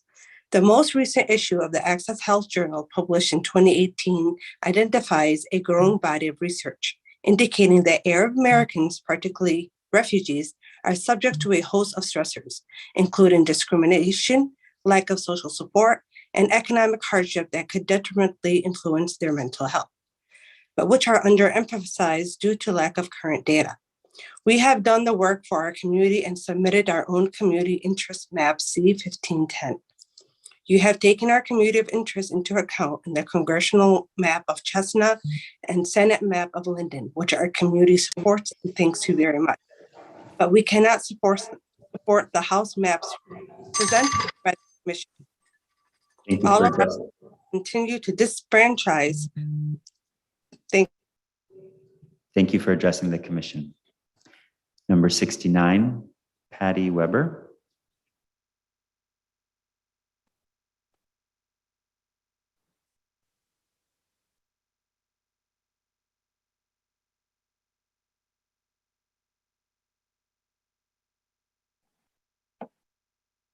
Hello, Hello. let me turn there I am. Hi, everyone. Thank you so much to the commission for having me today. Just a brief statement. I appreciate this opportunity. I appreciate all of the comments I've been hearing from my fellow citizens and their sincerity in representing their various communities.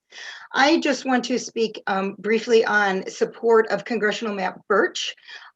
Just from a personal point of view, I've lived in White Lake Township for 20 years, Oakland County even longer. My son went through the Huron Valley Public School, went through school through that district.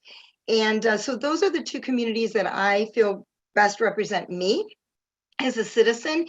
And the Birch map can addresses and serves those under one unified voice in terms of my district then would be all contained within Oakland County. And also all of the schools within the Huron Valley District would be also represented individually. Thank you for addressing the commission. Number 70, Aya Muhammad. Hi, my name is Aya Muhammad. I was born and raised in Dearborn. I currently am enrolled at Henry Ford Early College and graduating this year. I am here with Access.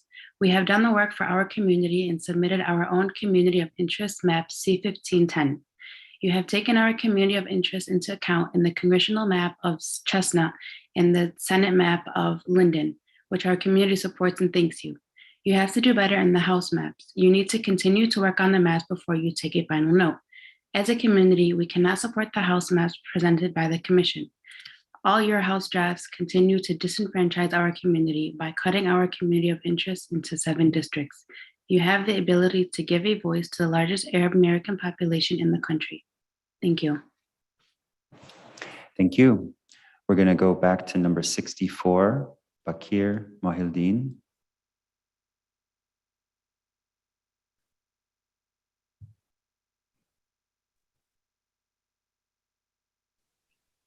Good afternoon. My name is Bakar and I grew up in Dearborn and in the Warrendale neighborhood in Detroit. I work for the Muslim Public Affairs Council and I'm here as a proud Michigander and an active member of Access. I'm also a member of the Imam Ali Islamic Center in Detroit. Melvindale is a suburb of Detroit and part of the Arab community of interest. It is isolated rest of the community in Dearborn, Dearborn Heights, and Warrendale. Melvindale has many Arab immigrants who share similar experiences with the rest of the Arab community of interest. We have included Melvindale in our community of interest map C1510 because we understand our community's needs. All of the House drafts continue to disenfranchise our community by cutting our community of interest to 7 districts. We support Chestnut and Linden, and it will allow for fair representation of our collective community, including Melvindale. I urge you to add time to reschedule, to rethink these smaller communities, the impact you will have on our youth, and the message that this commission will be sending to our community as a whole. Happy holidays, and thank you for your time. Happy holidays. Number 72, Lois Mahard. Oh, sorry. If that gentleman is still on, can I just ask a question real quick? Do we still have him? Bakar, are you still there? Well, one moment, I can bring him back in. Thank you.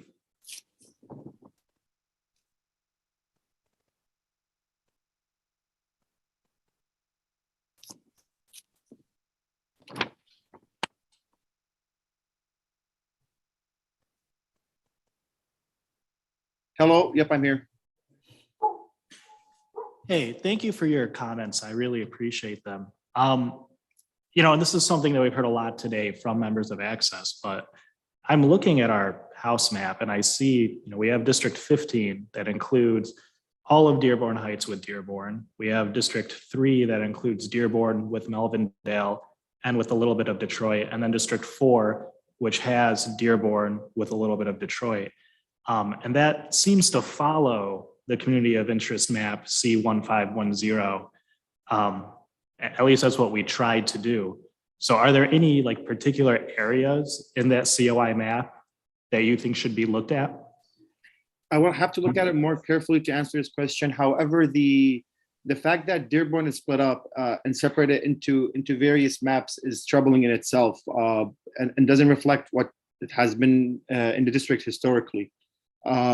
We are looking for a map that includes Dearborn altogether with Dearborn Heights and Melvindale and some parts of Detroit, or at least split into two. But 7 is ridiculous. Like, it's going to really water down our votes and the engagement of our community inside in the future elections as well. Thank you. You're welcome. Thank you. Okay, so we're going to go to number 54, Kermit Williams. Mr. Chair, I believe we still have Lois on the line. Oh, I apologize. So 72 first, Lois Maharg, and then we will return to 50. Yeah, we'll return to Kermit in 54. So 72 first. Hi, I'm Lois Maharg from Scioto Township. Please keep partisan fairness in mind as you vote on the final district maps. Of the collaborative maps, the Chestnut for the U.S. Congress and the Linden for state senates are the fairest. That no state house measures up is disappointing, but Hickory is the fairest of the bunch. If you consider alternative, fairer state house maps, please weigh the consequences carefully. Another 45 days of public comment would further delay preparations for the 2022 primary and move us into uncharted territory. One possible outcome is no new state house map for 2022, sticking with the current house map instead. Please explore all scenarios that might arise from reopening the mapping process with your legal counsel before deciding to do so. You followed the process in the state constitution, fairer, more impartial, and more transparent than anything that went before. Please vote for Chestnut, Linden, and Hickory, or propose a fairer state house map on December 28th. Thank you for addressing the commission. Number 54, Kermit Williams.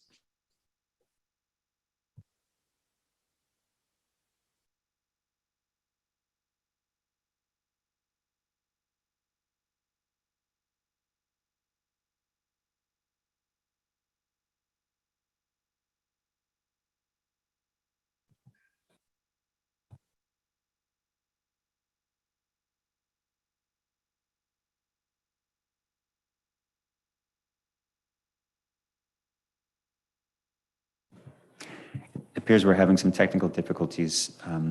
Can we take a 5-minute recess to resolve these computer issues that we're having on the other end? So it is 2 o'clock, so we're going to take a 10-minute recess and we will return at 2:10. Oh, that's not true. That's not true. We will take a 10-minute recess and no, that's true. At 2:10. Thank you. Hearing no objections, we are in recess until 2:10.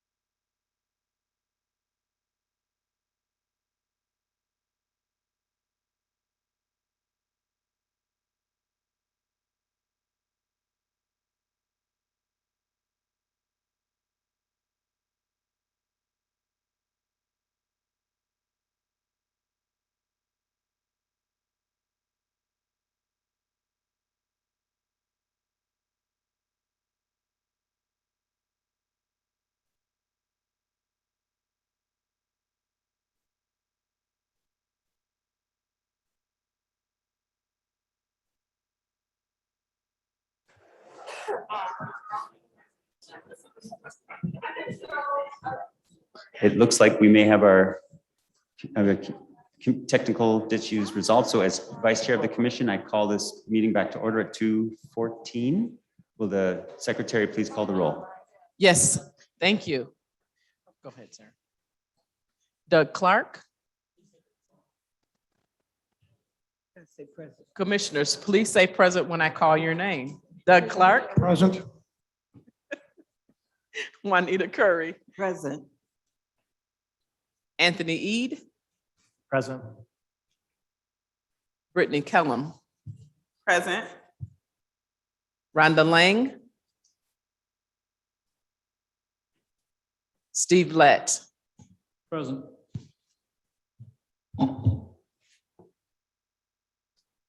Returning to Rhonda Lang. If you're attending remotely, please share where you're attending from.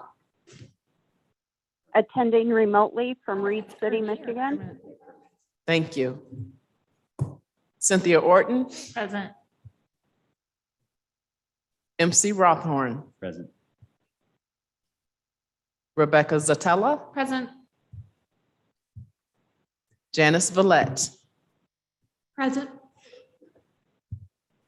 Aaron Wagner.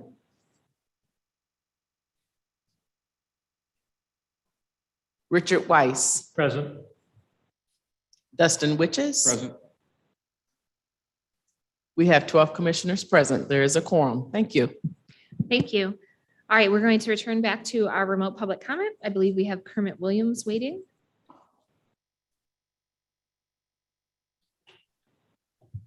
Hello, can you hear me? Yes, we can.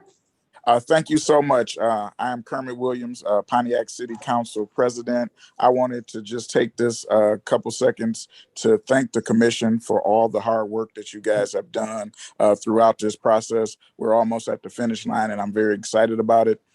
I would just ask that you would set a minimum standard for debate for each one of those maps as you guys deliberate. You've heard a lot from us over this process. I would love to hear from each commissioner before you guys vote on the maps that's going to change the course of Michigan history for the next 10 years. So again, happy holidays, but please consider making sure that you take enough time to go through each map before you set that for our redistricting. Thank you so much. Thank you for addressing the commission. Next in line is number 73, Claudia Warren. Hello.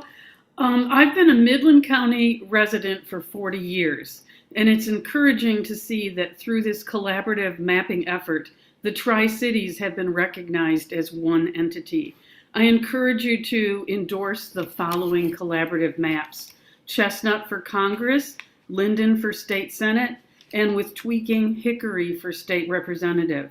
For decades, redistricting has been a closed-door process dominated by the Republican Party, resulting in gerrymandered districts that rig the election. Statewide, this Republican dominance has been devastating for public education, environmental protection, infrastructure regulation, and workers' rights.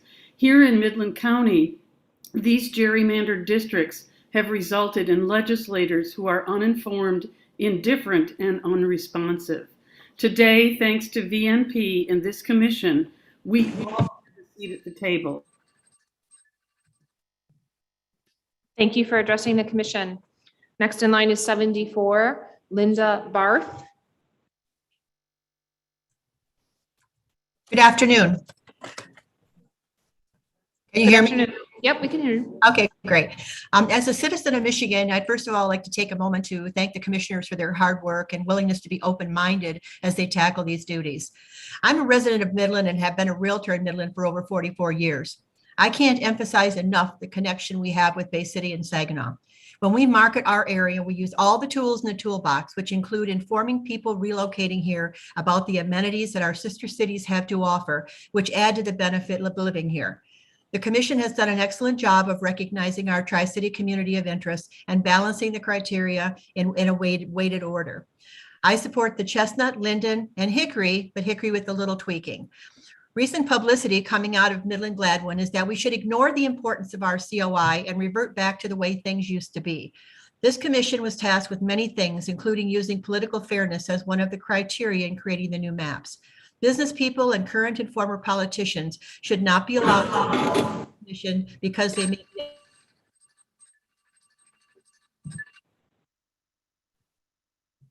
Thank you for addressing the commission. Next in line is number 75, Rosa Holiday.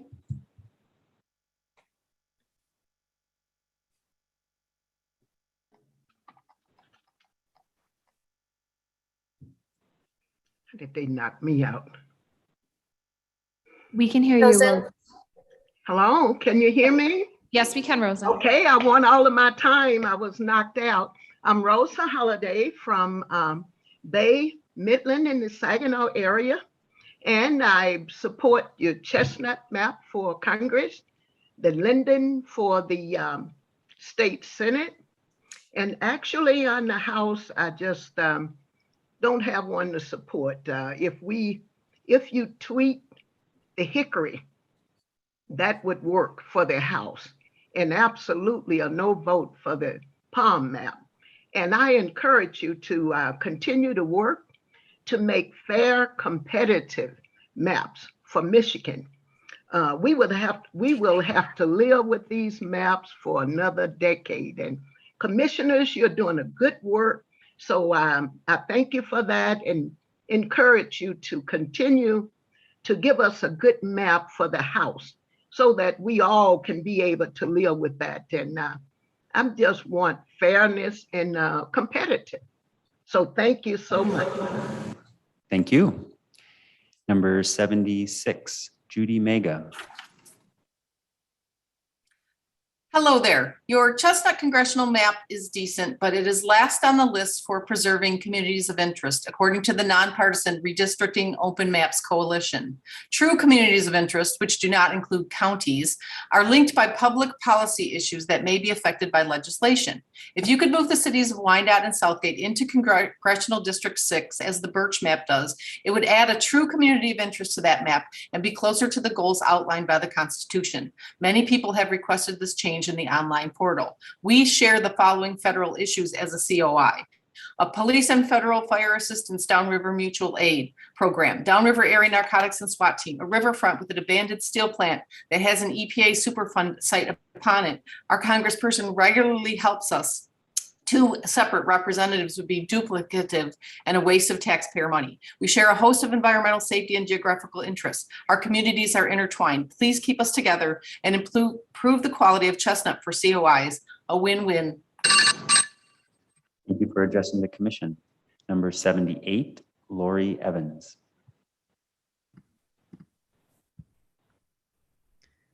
Good afternoon. My name is Lori Evans, and I'm connecting with you today from Troy, and I want to thank you for this opportunity to provide a say on these final map proposals. I ask the Commission to vote to approve the Linden map for State Senate, as this is the one map that has the highest degree of partisan fairness and comes closest to meeting the criteria under which the Commission has been asked to operate. This looks like the best map for the state. I am, however, as so many others have said today, very disappointed in the Commission's proposals for the state House districts. None of the maps meet the fairness criteria that's been established, nor do they effectively meet most of the other criteria for our districts. Looking at these maps, Hickory is reluctantly the one tolerable choice for the state House. The other House maps go way too far in creating extreme partisan gerrymanders, which we worked so hard to eliminate through the strong support and passage for Proposal 2. I urge you to look back at Hickory and see if it can be made stronger for the state. Finally, when looking at congressional maps, Birch provides the best opportunity for partisan fairness across the state and should be approved. Thank you for addressing the commission. Next in line is number 79, Kevin Grimm. Hello, I'm Kevin Grimm from Troy, Michigan. In 2017, I was a Voters Not Politicians volunteer because allowing legislators to create their own districts seemed a clear conflict of interest, as evidenced by Michigan having become one of the most partisan gerrymandered states in the country. This commission and public hearings like this, therefore, mark a huge step forward for the Michigan electoral process. However, the maps you are proposing for the state House congressional districts mark a huge step back. These maps fail to remedy and may even aggravate partisan bias in the state of Michigan. Please start over with the state House maps. Among the state Senate maps, I urge the commission to approve the Linden map. Linden has the highest degree of partisan fairness and comes the closest to meeting the redistricting criteria. The U.S. congressional district maps are also disappointing in their partisan bias. However, it appears that Birch provides the best opportunity for partisan fairness and respecting communities of interest and should be supported. Thank you. Thank you for addressing the commission. Next in line is number 80, who is Karen Tehay.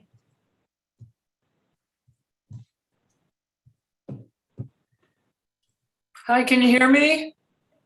Yes, we can. Oh, good, thanks. It's pronounced Karen Tai, and I'm from Bay City, Bay County, Michigan, part of the Tri-Cities. First of all, thanks for all your work. You folks have been amazing. We've seen you in Midland, we've hosted you in Bay County, and nice to see Santa Rothhorn up there. Early in the process, you folks recognized the Tri-Cities, the Bay Saginaw and Midland as a discrete community of interest that has existed through history and thus became an area of mid-Michigan that's now functioning as a metropolitan region. You drew the maps that honored the metro relationships while still slightly favoring Republicans, but still it's a balanced district overall. Our hope is that you don't fall prey to a last-minute push by partisan groups from Midland, which are hoping to carve Midland out of the Tri-Cities and put it back with Gladwin County. This move would result in a stronger partisan bias for that part of the state and dilute the balance that you did create for the Tri-Cities. We do support Chestnut, Linden, and Thank you for addressing the commission. Next in line is number 81, Susan Smith. Good afternoon, Commissioners. I'm Susan Smith, Vice President for Advocacy, League of Women Voters of Michigan. The League is pleased to see that you intend to review and adopt a process for how you will conduct the final vote on December 28. We encourage you to discuss each of the proposed maps before taking any votes. The Commission has received thousands of public comments concerning the maps. Now the public needs to hear from you. How did those comments influence your thoughts about the maps? You have spent hundreds of hours developing these maps. Please take the additional time needed to share your thoughts with the public. Thank you. Thank you for addressing the commission. Next in line is 82, Kathy Harris. Oh, hello. We can hear you. Good, thank you. My name is Kathy Harris. I am a member of the Grand Rapids A. Philip Randolph chapter and also our proactive organization. And I'd like to speak to you regarding, first of all, the fairness of maps. I'd like to encourage you to consider and making sure that Michigan, the maps in Michigan are drawn, the lines are drawn fairly, and take that into consideration. And also, I'd like to ask you to support the Hickory map. That is the most fair map that would support for Grand Rapids area. And I'm sorry, the citizens of Michigan voted to have you have control of this redistricting process. I'm sorry, I lost my notes and lost my train of thoughts. But you were selected to give us a chance to have a fair representation in Michigan. So please take this into consideration when finalizing the maps for the state. And also I'd like for you to consider prison gerrymandering. Thank you for addressing the commission. Next in line is number 83, who is Emily Clancy. Hello, everyone. My name is Emily Clancy, and I am here today as a resident and voter in Northwest Detroit's Grandmont 1 neighborhood. And as well, I am here as a lifelong Michigander. I want to say, first of all, I appreciate the commission's work throughout this process. I support the Linden State Senate map because it's the most balanced and it keeps a community of interest that I care a lot about, the Grandmont Rosedale communities together. Palm is definitely the worst Senate map because of its huge advantage for one political party, and that's clearly not what our communities are asking for. The Hickory map is the least unfair of the state house maps. But the commission should do better and take more time to deliver on racial justice and partisan fairness for our state house maps. The Hickory map shows my Detroit state house district, separated from the other historic Grandmont Rosedale districts and extended all the way out to Livonia. Please take into consideration the comments made here today. Thank you so much. Thank you for addressing the commission. Next in line is 84, Wendell Anthony.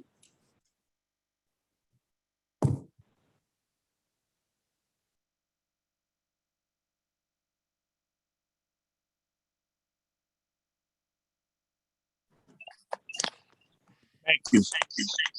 Reverend Wendell Anthony, President, Detroit Branch, NACP, Pastor Fellowship Chapel in the city. Wendell, we're getting a lot of feedback. Do you have the Zoom meeting playing at the same time? And maybe are you on your phone at the same time? If so, if you could turn off your computer or mute your computer and then just talk on the phone. Okay. Could you say That something? better? That is 1,000 times better. Thank you very much. Yes, I'm Reverend Wendell Anthony, President of Detroit NAACP, Pastor Fellowship Chapel. The current maps proposed by the commission are not representative of the people of Detroit, nor African Americans and people of color in particular. They violate the Voting Rights Act and appear to violate the 14th and 15th Amendments. In addition, they violate Section 2 of the U.S. Constitution, requiring if there is racially polarized voting, if there's minority opportunity district can be drawn, it must be drawn. We support the Promote the Vote maps, 6155, 6159, and 6250, which are fairer than any maps in consideration. These maps focus on equity, fairness, and inclusion. Detroit must not be cracked, nor should it be packed into one district to reduce its impact on another. We want fair maps drawn. Promote the Vote maps to improve the number of VRR districts and highlight communities which are often neglected, rejected, and votes have been suppressed. We demand new maps more reflective of the African Americans and people of color. Thank you. Thank you for addressing the commission. Next in line is Joel Arnold, 85. Good morning, or guys, good afternoon. My name is Joel Arnold, and I'm a resident of the city of Flint. And I wanted to comment for the state house map that packing all of Flint into a single district would be a clear mistake. Our city would be subjected to a decade of a partisan gerrymander when this is not even necessary to ensure that we have Flint representation or a majority minority district as we've long had. Submitted map P7273 achieves the goal of ensuring representation for Flint's communities of color and allows for the city to elect a second representative, as has been the case for the last decade. Next Vote actually incorporated this map into a statewide map, which is number P9240, P9240. So I'd ask you please revise your maps for the state house to reflect statewide map P9240 to ensure quality representation for the city of Flint without creating a partisan gerrymander. Thank you so much. Thank you for addressing the commission. Next in line is number 86, Essence Wilson. Good afternoon. My name is Essence Wilson, and I am a resident of the city of Flint. I wanted to share that I believe for the congressional maps that either Chestnut or Birch version 2 are best, and for state Senate maps, either Linden or Cherry version 2. When it comes to the state house maps, map P9240, which was submitted by Next Vote, should be a guide for this commission as it relates to the city of Flint. This map has incorporated a previous map that was submitted, P7273, which many Flint residents have spoken in favor of.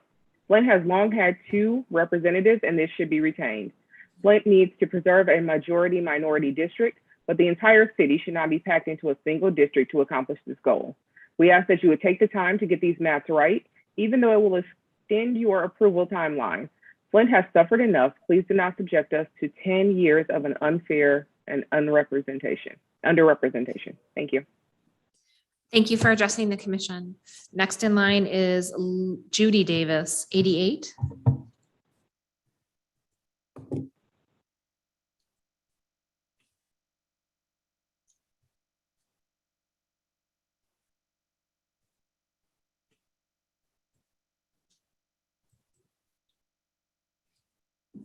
Judy, you're unmuted and free to address the commission. Hi, you can see me. Yes, we can. Okay.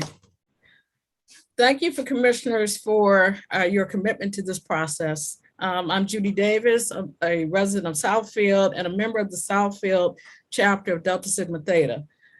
I support the Chestnut congressional map as well as the Linden State Senate map, which are the most fair maps with respect to representation of our communities of interest. However, you should also include the city of Oak Park as a part of our contiguous COI of African-American citizens in the state of Michigan. For the State House, I also support adoption of Next Vote's Hickory Handled 11. That's been mentioned a number of times. It's P9240 in the mapping portal, which is a vast improvement over the other proposed State House maps. However, I do ask that the city of Southfield be kept intact as. Thank you for addressing the commission. Next in line is number 89, Suzanne Waldrop. Hi, I appreciate the commission for all the hard work and effort that you've put into this. My name is Suzanne Waldrop from North Oakland County, but I can't accept any of the maps drawn due to the lack of partisan fairness in any of the maps. I helped campaign for Proposition 2, and these maps don't reflect the intention of Proposition 2, as there is no neutrality in the maps that are drawn. Please take more time to improve the maps before coming back and presenting them to the people of Michigan.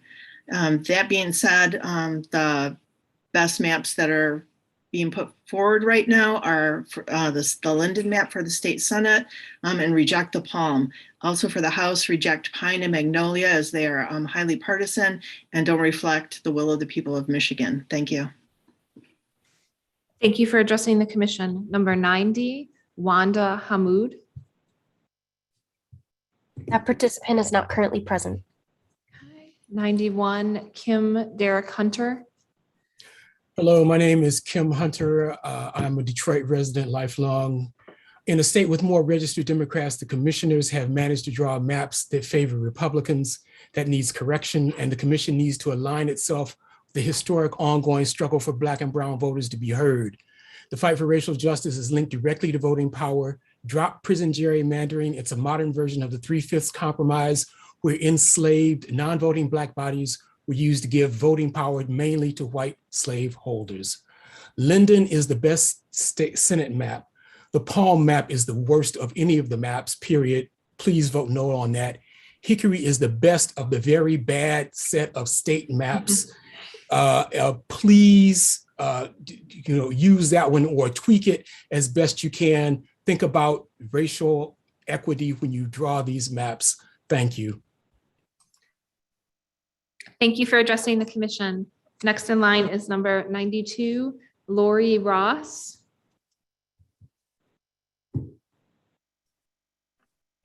I can't hear. Lori, you're unmuted and free to address the commission.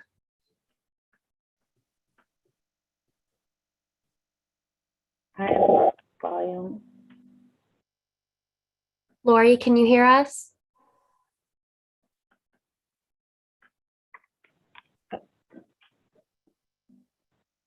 I can't hear. It looks like Lori may be experiencing some Good afternoon. My name is Lori Ross, and I'm a resident of Genesee County. I wanted to raise the point that while it is essential that Flint retain a majority-minority district in the state house, we should not be packed into one single district. To do so would ensure a partisan gerrymander and subject our city to another decade of gerrymandering. In particular, a map submitted by Next Vote reflects the wishes of many Flint community members.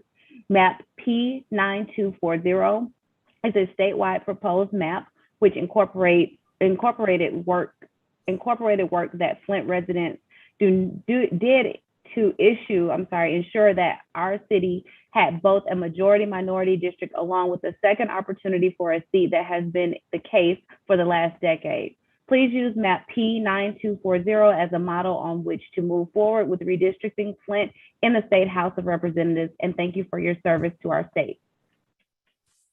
Thank you for addressing the commission. Number 93, Matt Cummings.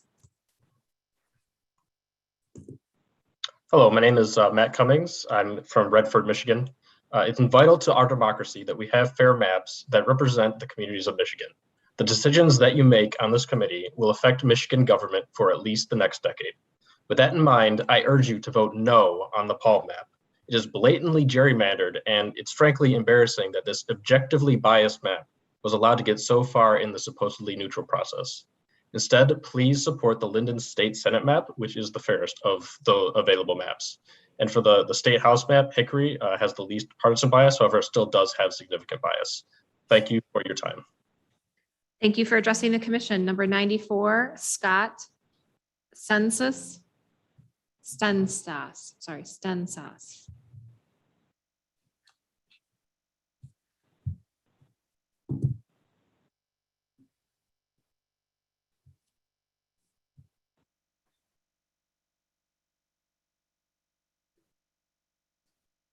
Scott, if you're able to unmute yourself, you're free to address the commission.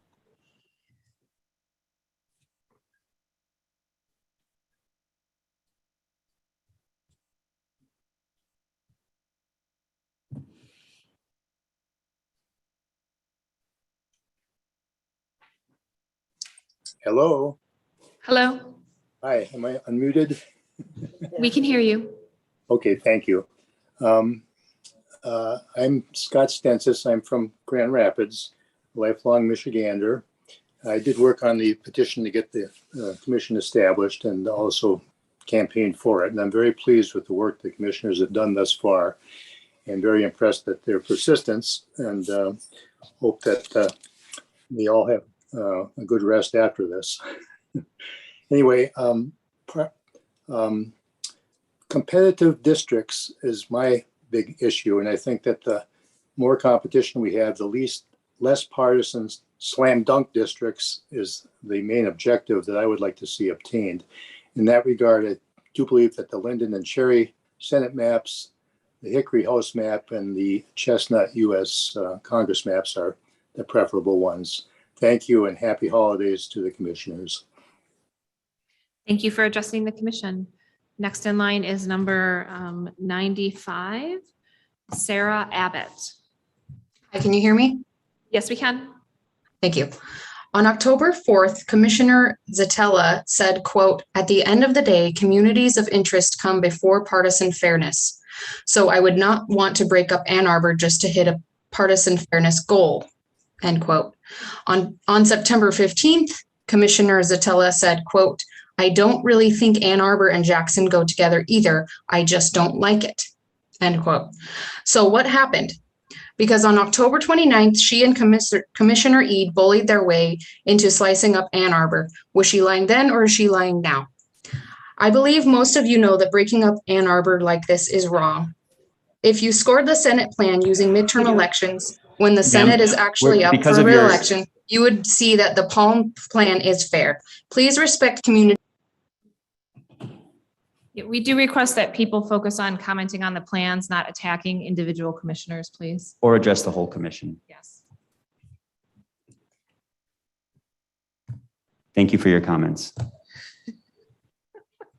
Sarah, if you can unmute yourself, I believe you had about 10 seconds remaining.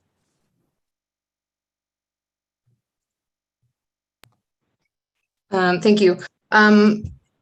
So I don't know if you heard what I said at the end, but I said, please respect communities of interest. Please keep Ann Arbor together. Please vote for the Palm Senate plan. Thank you. Thank you for addressing the commission. Jamie Brantz. That participant is not currently present. We can move on to number 97. Karen Adams.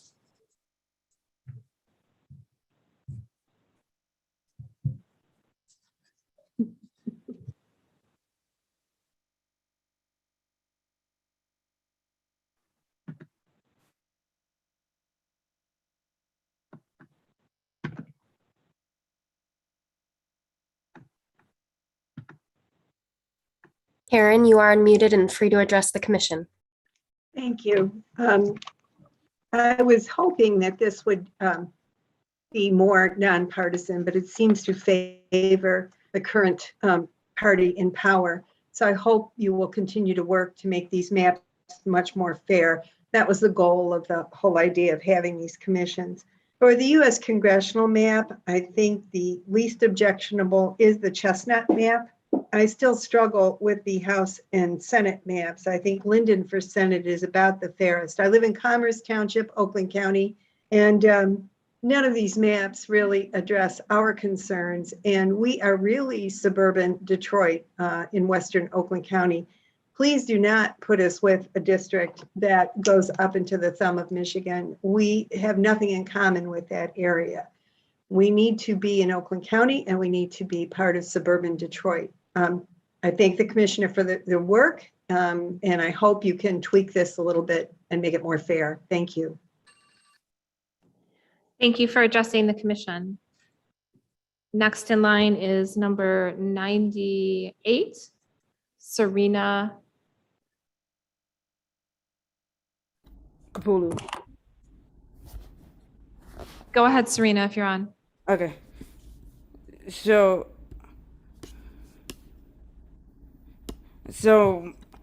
I encourage you to vote on Birch because it's good for my community. Farmington Hills is similar to Beverly Hills, and we want to keep the center of the county together.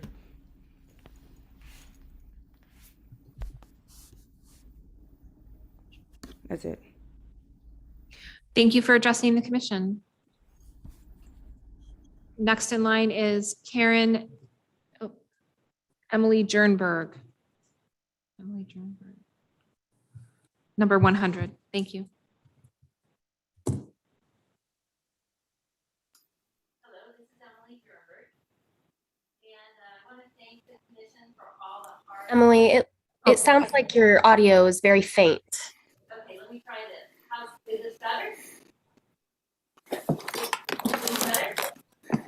You still kind of sound like you're in a tunnel. We can't really hear you. Wait, here we go. Here we go. I think this is it.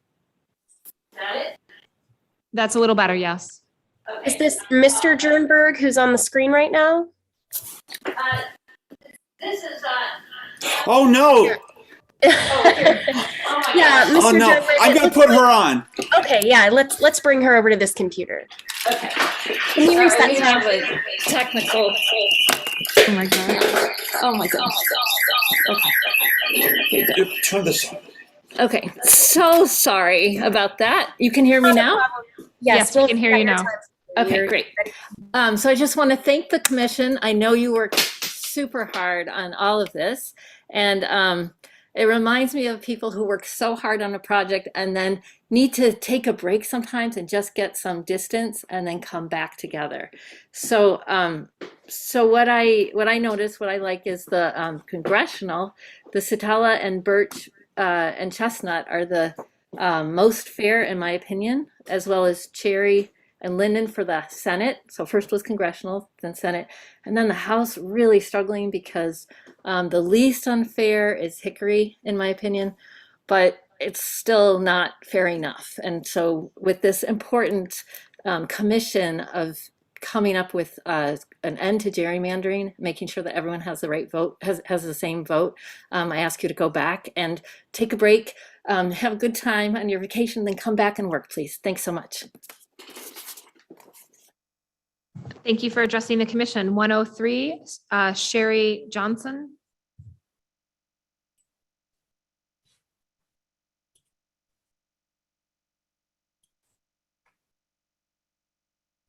Hi, I'm Sherry Johnson. I'm calling in from from Holland, Michigan.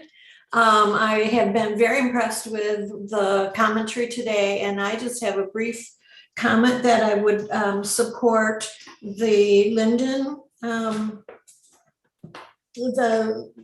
map and the Hickory map. And that's all I have to say. Thank you. Thank you for addressing the commission. Next in line is Carissa Wilder. Oops, sorry, Joan Parker, number 106.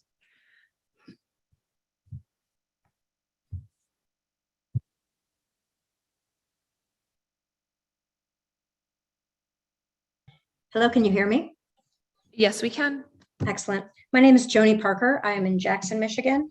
And I appreciate all the work that you've done, but I do agree with so many speakers that your work is not done. The maps are getting better, but they are still not fair.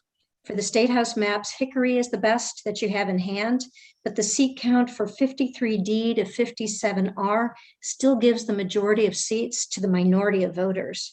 This can be fixed, and I urge you to take the time to do so.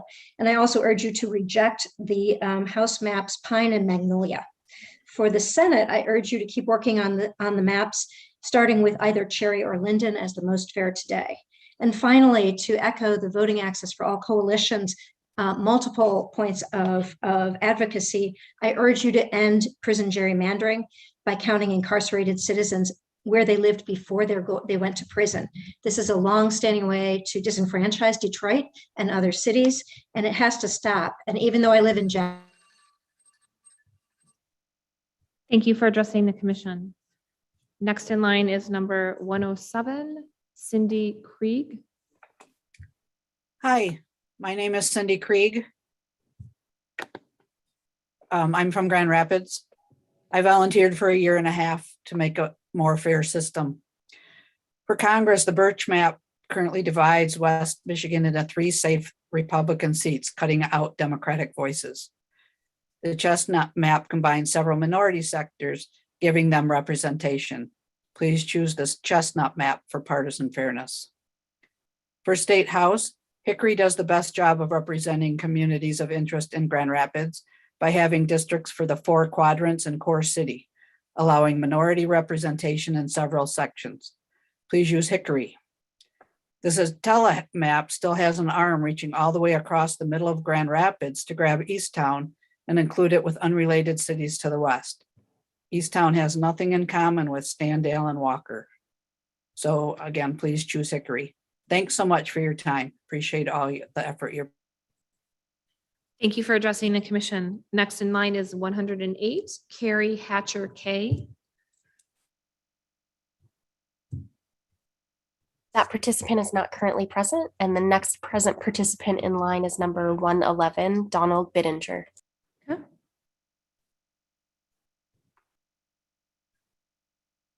Can you hear me? Yes, we can. Great. I must say that I am glad that many people have shown up today and spoken up that wouldn't normally get involved. That's good to see. Having said that, I also feel that these people were provided with specific scripts as to what their party or organization wanted them to say. It is very apparent that they all do not like or agree on the same state Senate map, yet they seem to have been prodded for most of them to speak against the Palm map. The Palm map is the only proposed map that keeps our county of interest in Jackson County whole and our community together. All the other maps split us up with Ann Arbor or take other parts of the other counties. The map shows the most positive support online in green, and yet because of this, it is chosen for partisan reasons to be attacked. Please keep our Jackson. Thank you for addressing the commission. Next in line is Alan, number 112. Oh, can you hear me?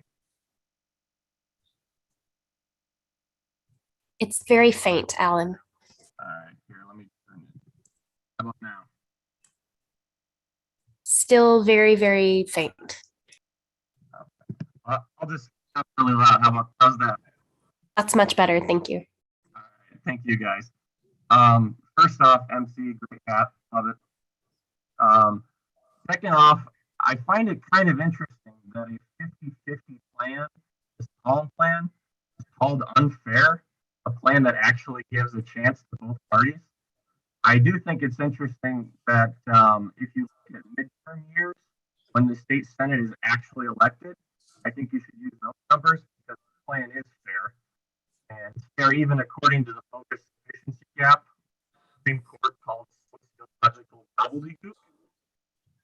At the end of the day, there's no community of argument sitting in Arbor. I know when you guys did it, there wasn't even. Mr. Pohl, I'm sorry, we are not able to hear you. It's too garbled.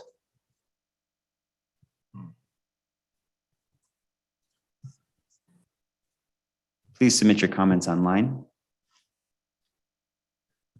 All right, we will move on to the next person in line. Patricia Singley. Hello, my name is Patricia Singley. I'm a resident of Royal Oak Township, and I'd just like to add my voice to the house map that is very, very unfair, I feel. And I'd like to give you a little history. Due to the incorporation of the 9 cities, the township began to shrink in 1921. The annexation of various parcels of the original 36 square miles left the township with 2 non-contiguous parcels. Despite incorporating as a charter township in 1972, the northern parcel was annexed by Oak Park through local referendums in 2003 and 2004. The annexation consisted of a large office complex and several apartment complexes, resulting in the township's loss of 20% of its property tax value. I urge you to don't split Royal Oak Charter Township in your House District map. Thank you for addressing the commission. Next in line is number 116, Callie Bruley.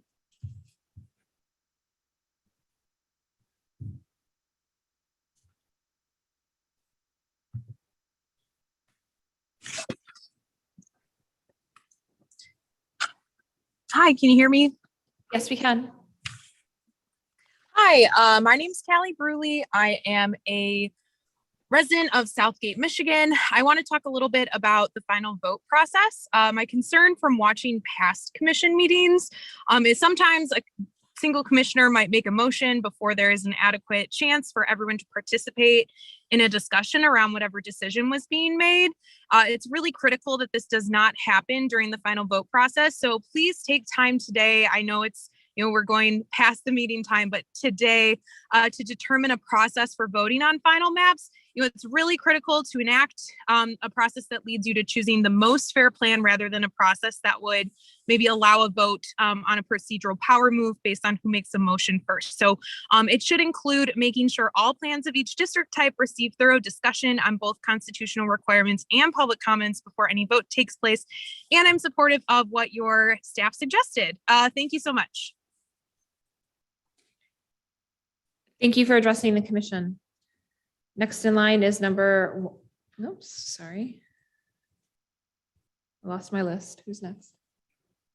We're at number 117, Bob Carrico. Thank you.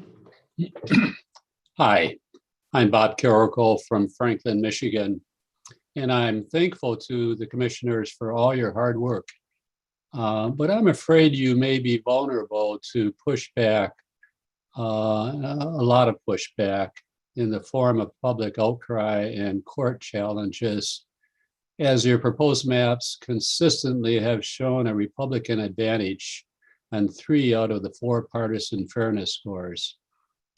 To help mitigate this reaction and to achieve as much fairness as possible at this point, please choose the Hickory map for State House and the Linden map for State Senate. And please definitely do not choose the Palm map for State Senate under any circumstances. I thank you very much. Thank you for addressing the commission. Next in line is Carol Chi. Hi, I'm Carol Chi from Sterling Heights, born and raised in Detroit, West Side. The Birch congressional map, or Birch V2, has the most partisan fairness. Perhaps you're going to have to merge it with the parts of Chestnut that people all day long today have been talking about. The Linden Senate maps have the lowest Republican ballot bias of the 3 collaborative maps. Cherry is a close second choice. The Hickory House map has the lowest Republican bias of the 3 collaborative maps and the most majority Black districts. Say no to Palm, but I've got a relative in Ann Arbor, and I know people out in the Jackson area, and maybe you've got to mix that, the Palm with the what is it, the other map. The Magnolia and Pine maps say no to those. The majority of Michigan citizens voted for Prop 2 to end gerrymandering in our state. so as to then achieve partisan fairness. It still hasn't quite happened. It's only fair to have competitive districts. The party with the most votes should get the most seats. Being fair is the American way. Thank you for your work. Consider promote the vote maps and AFL-CIO map. Thank you for addressing the commission. Catherine Diggs. Thank you for the opportunity to address you today. My name is Kat Diggs, member of the Detroit-Hamtramck Coalition for Advancing Healthy Environments, reflected in COI map C780. Our COI, which is a very religiously, ethnically, and racially diverse one, is in many ways representative of many COIs throughout Detroit, where Detroiters face numerous injustices from poor air quality, blight, food deserts, illegal dumping, unsafe housing, and now gentrification. Although we appreciate that you kept our COI whole in the Chestnut U.S. Congress, Linden State Senate, and Hickory State House maps you drew, you did not meet our demand that of many in previous public hearings that Detroit be kept whole with minority majority districts and a 50% or more Black and brown vote. For instance, bunching the Jefferson Chalmers community of the east side of Detroit with the Grosse Pointe and Grosse Pointe Farms communities will guarantee that Black and brown voices will once again not be heard. We will be stronger together than separated, and we urge you to prioritize partisan fairness. To quote someone's previous comments, a 45-day extension for revision and public comment is better than 10 years without representation. Detroiters need representation and have suffered enough injustices. Thank you for your time. Thank you for addressing the commission. Next in line is Jackie Dilly, number 124.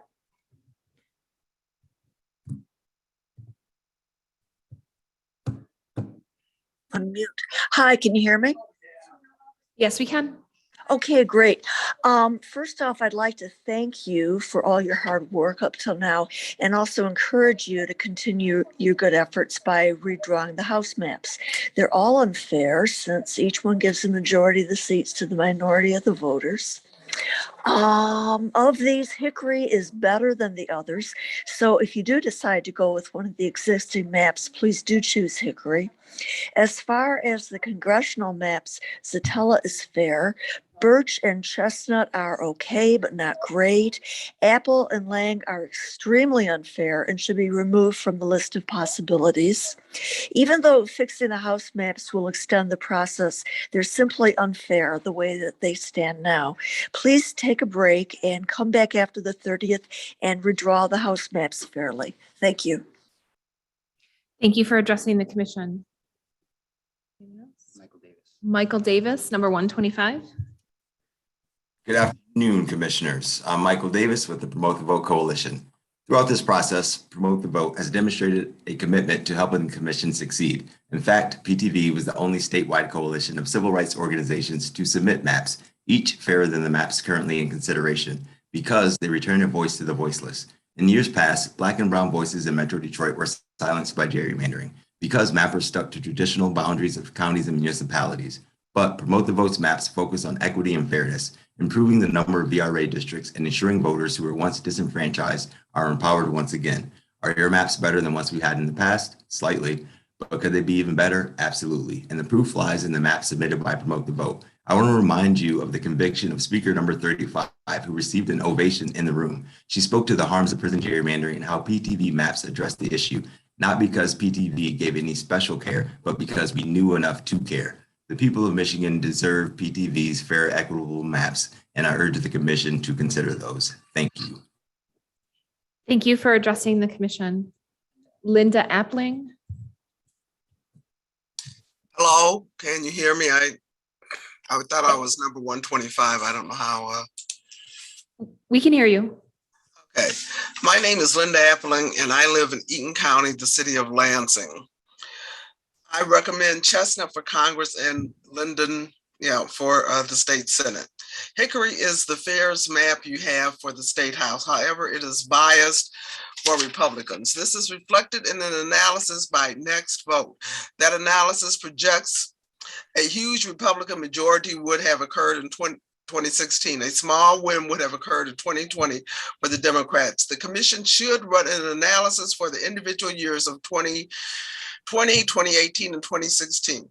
The political geography has changed over the years. Others share these concerns. If you accept Hickory, I urge you to put Grand Ledge back into Eaton County. The community of interest has expanded with the newly approved GM battery plant for Eaton County.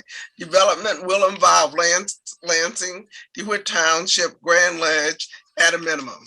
I would also urge you to look at. Thank you for addressing the commission. That concludes our public comment for today. However, I would like to mention that all emailed and mailed public comment is provided to the commission before each meeting in our meeting materials. And we also review the public comment portal on our www.michigan.gov/MICRC website on a regular basis. We appreciate everyone who provides public comment in whatever method they choose to do so, and invite people to keep sharing their thoughts, communities of interest, and maps. So I think we're going to take a recess for about 10 minutes so everybody can get up and stretch their legs, and then we will return back to our agenda. So it's currently 3:05. Hearing no objections, we will stand in recess until 3:15.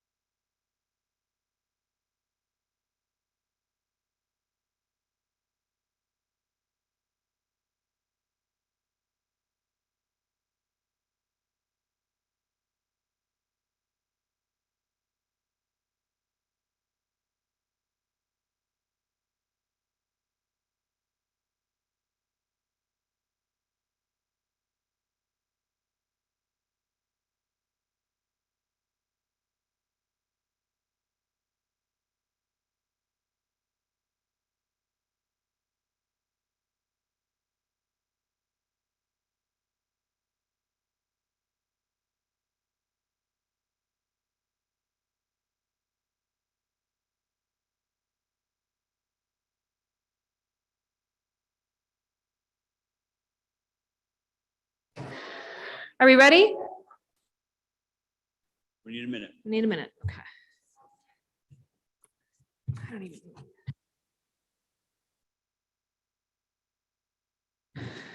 All right, as I call the meeting of the Independent Citizens Redistricting Commission back to order at 3:20 p.m. Will the secretary please call the roll?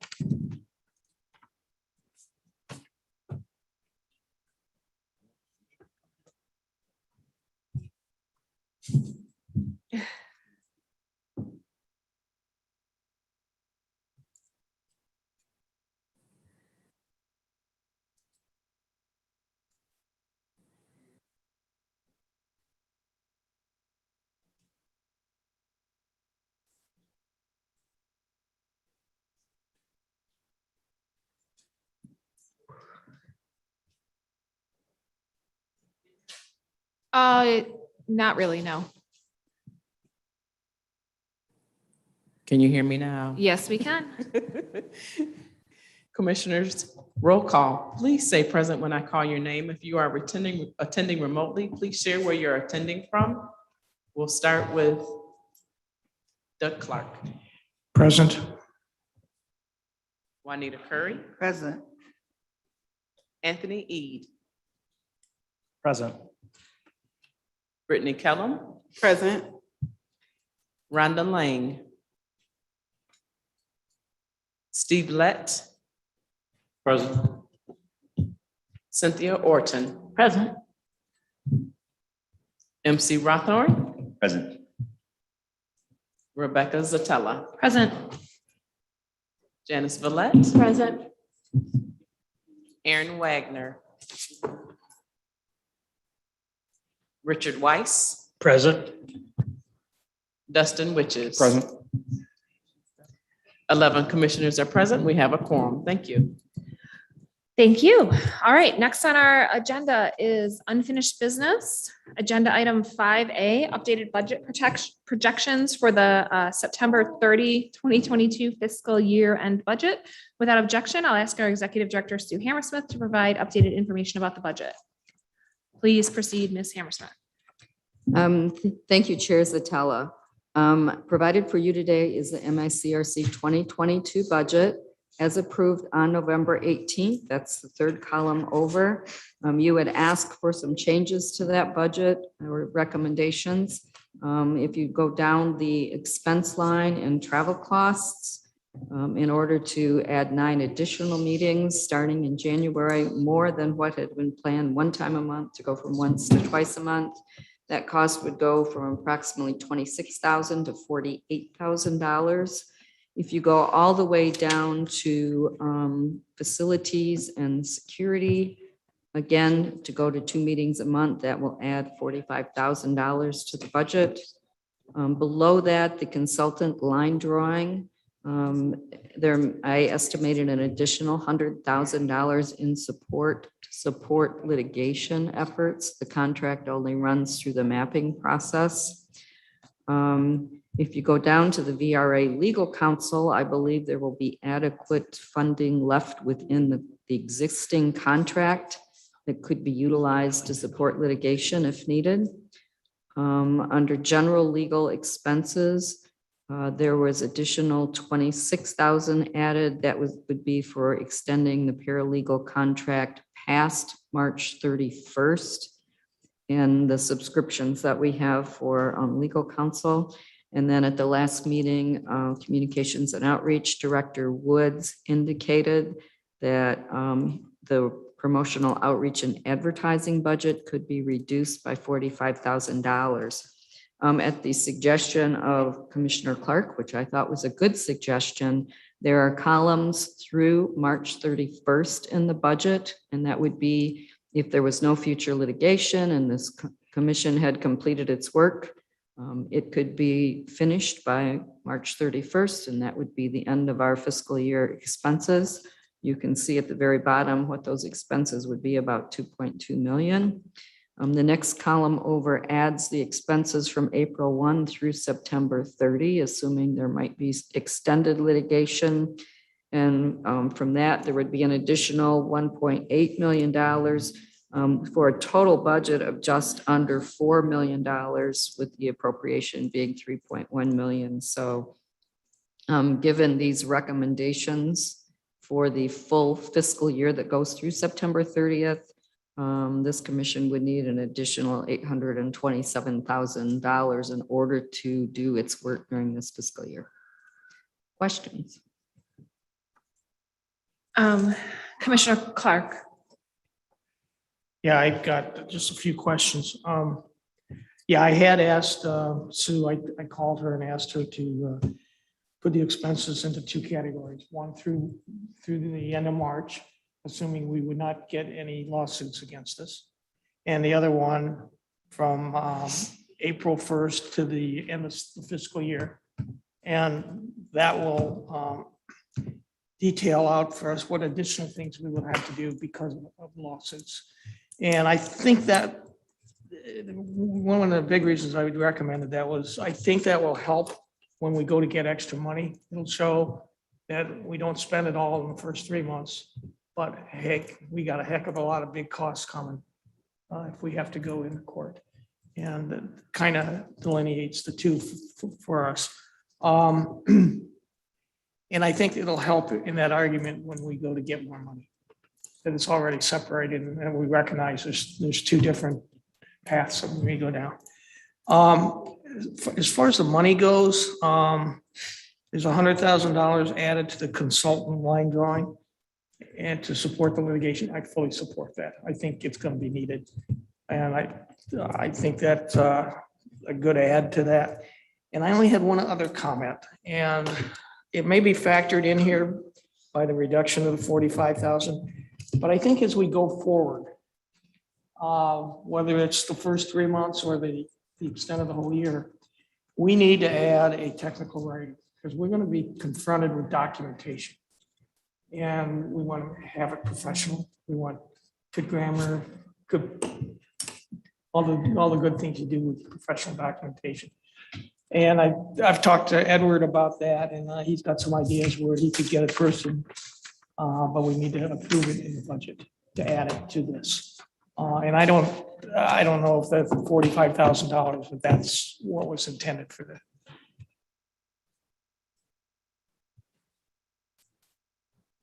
Edward? Yes, Commissioner Clark, no, that was still intact to get a technical writer to also help us with the documentary. And so at the last meeting, I proposed using $49,999 for the technical writer as well as for the documentary. Okay. That would be one, because therefore, what they're writing in the report would actually be close to what we're doing in the documentary. So we kill two birds with one stone. So is that price factored in here? No, it's included in the current budget. The reduction does not impact that at all. Okay, so, but it's included up in the AV security facilities area? No, it would be in the 177,600. It would be in that part where you see the reduction. It would be in that new Okay. price. But it is there. included if we, okay. Yes. So I think that's one thing we need to discuss and give the approval to if we want to have somebody do that. I think we need to have a professional do that. And then bottom line is, if we go into the second part of the year, fiscal year, I mean, we're going to have big legal costs, and then we're going to have to go back to the legislature to get additional money or wherever we go. So I think this will detail it enough to begin to present a case. And I would suggest that if we do approve this budget, that we go ahead and start putting together a plan, the staff, on how we're going to approach the state government and what the plan is and who's involved and so forth, and maybe talk about that in the first meeting in January. So that was my insight on it, and that the only thing I would suggest is we decide if we want a tech writer or not. And I would highly suggest we do. I'll put that forward as a motion. Okay. As a motion to approve the budget as is? Correct. I'll second it. Okay, so we have a motion by Commissioner Clark to approve the budget as written with a second by Commissioner Rothorn. Is there any discussion or debate on the motion? And do we have anyone online? Is Rhonda or Aaron online? Okay, all right. I just couldn't see them if they are. All right, we have a motion and a second to approve the budget as submitted by Executive Director Hammersmith. All in favor, raise your hand and say aye. Aye. All opposed, raise your hand and say nay. The ayes prevail and the motion is adopted. Next on our agenda is unfinished. Commissioner Lett. Kind of going along with this, and I've been thinking about it for a while. With the budget as is and approved, we have a significant amount of legal expenses anticipated in the coming year or years. And this represents well north of $1 million. I think it would behoove us as a commission to appoint someone of the commission to work with Julie Ann in and the legal team, as she phrases it, so that we can keep an eye on what the expenditures for legal work is. And this would be on a pre-approval, not pre-approval, but a pre, we're going to go do this. We as a commission would have someone that's looking at that, knowing that that's going to happen and can have some input on behalf of the commission. So that's my motion, and if someone seconds it, I may speak a little more sometime. Commissioner Rothman. I'll second it. I think, as I said, I speak a little more. I think based upon, we are going to have to go back to the legislature, obviously. I think we want to be able to best present ourselves, saying the commission is trying to keep control of what we're spending. It doesn't mean that we're not going to spend well north of $1 million, but at least it means we're looking at it before we do it. Commissioner Rothorn.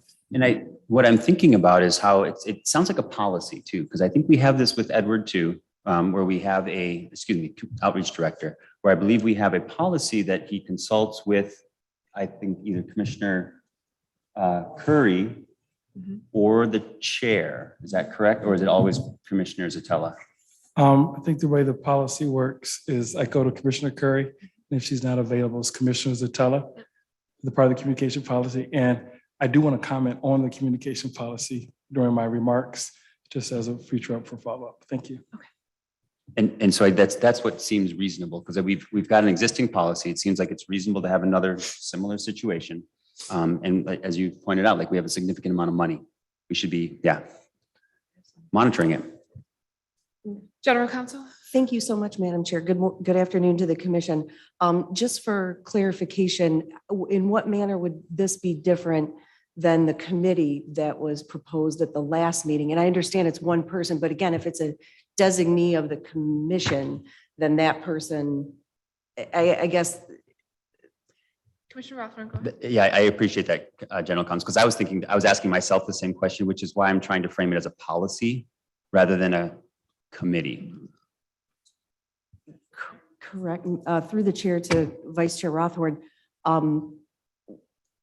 regardless of the term used, if it's a commissioner authorized to engage in approve or monitor or author or whatever. And again, I know Commissioner Lett's not finished presenting the full idea, but again, then that would trigger the discussions happening in the open. They would make the recommendation back to the commission. I mean, I guess I failed to,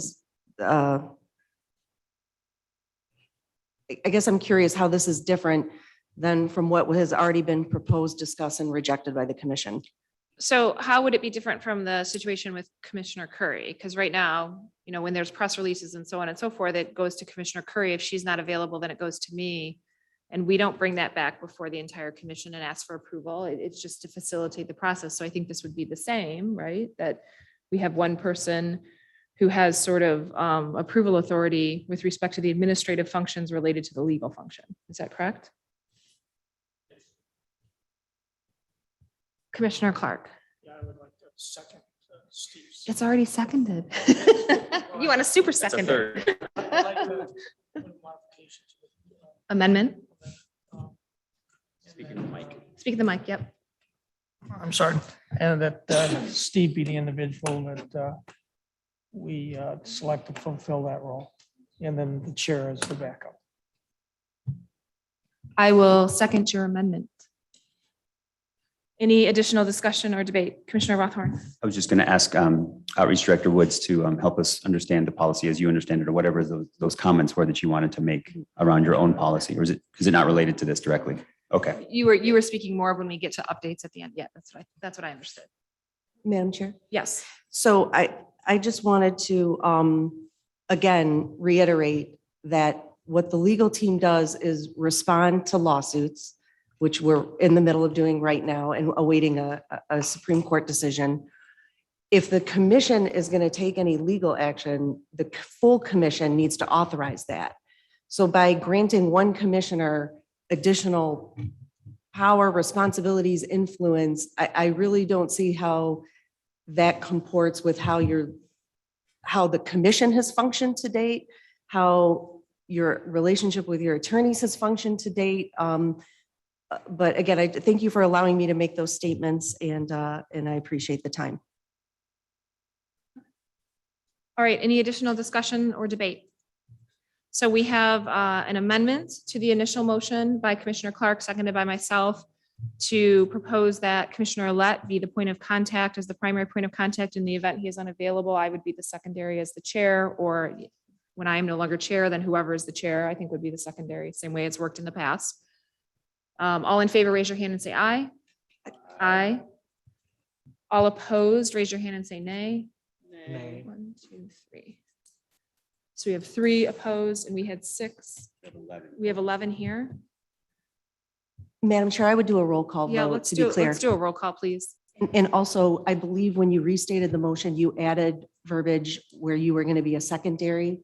No, Was that that the was- portion? That was what he said.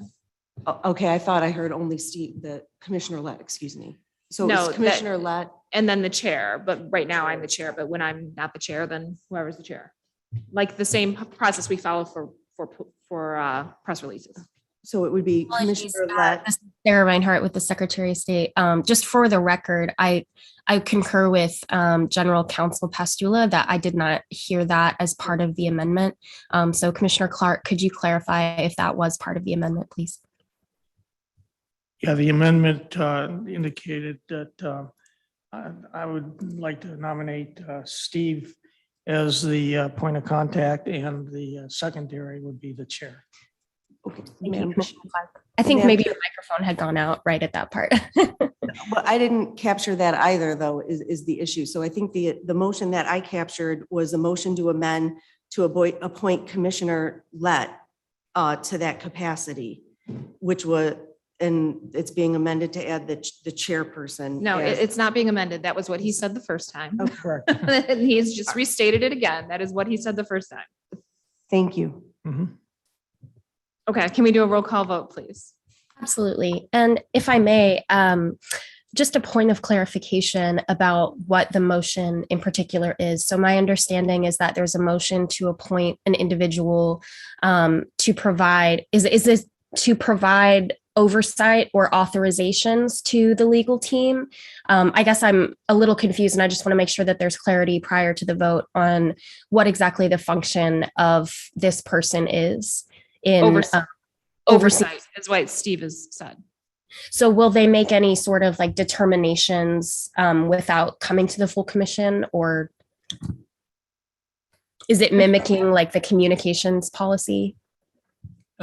This is Commissioner Lett. The idea is to provide a set of eyes from the commission, since we're going into what will normally and certainly be a very active litigation season. And if there is, just said, if there's something that I or whoever is doing it feels isn't appropriate, we can bring it back to the commission. To say that we're going to have veto power. No, I'm not asking for veto power. I'm certainly going to exercise oversight on a couple of $1 million that we're getting ready to spend. And I think we can't go to the legislature and say, we just authorized a couple $1 million for litigation. Well, who's the watchdog on that? Well, nobody. So we need somebody there. Commissioner Witches and then Commissioner Callum. Yeah, I'm not in favor of that at all. We're giving way too much power to one particular person. And it is inappropriate in my eyes. If there's something that needs to be done, it has to be brought up in front of all of us. I don't see why this is given way too much power to one individual. Dustin, I just said that.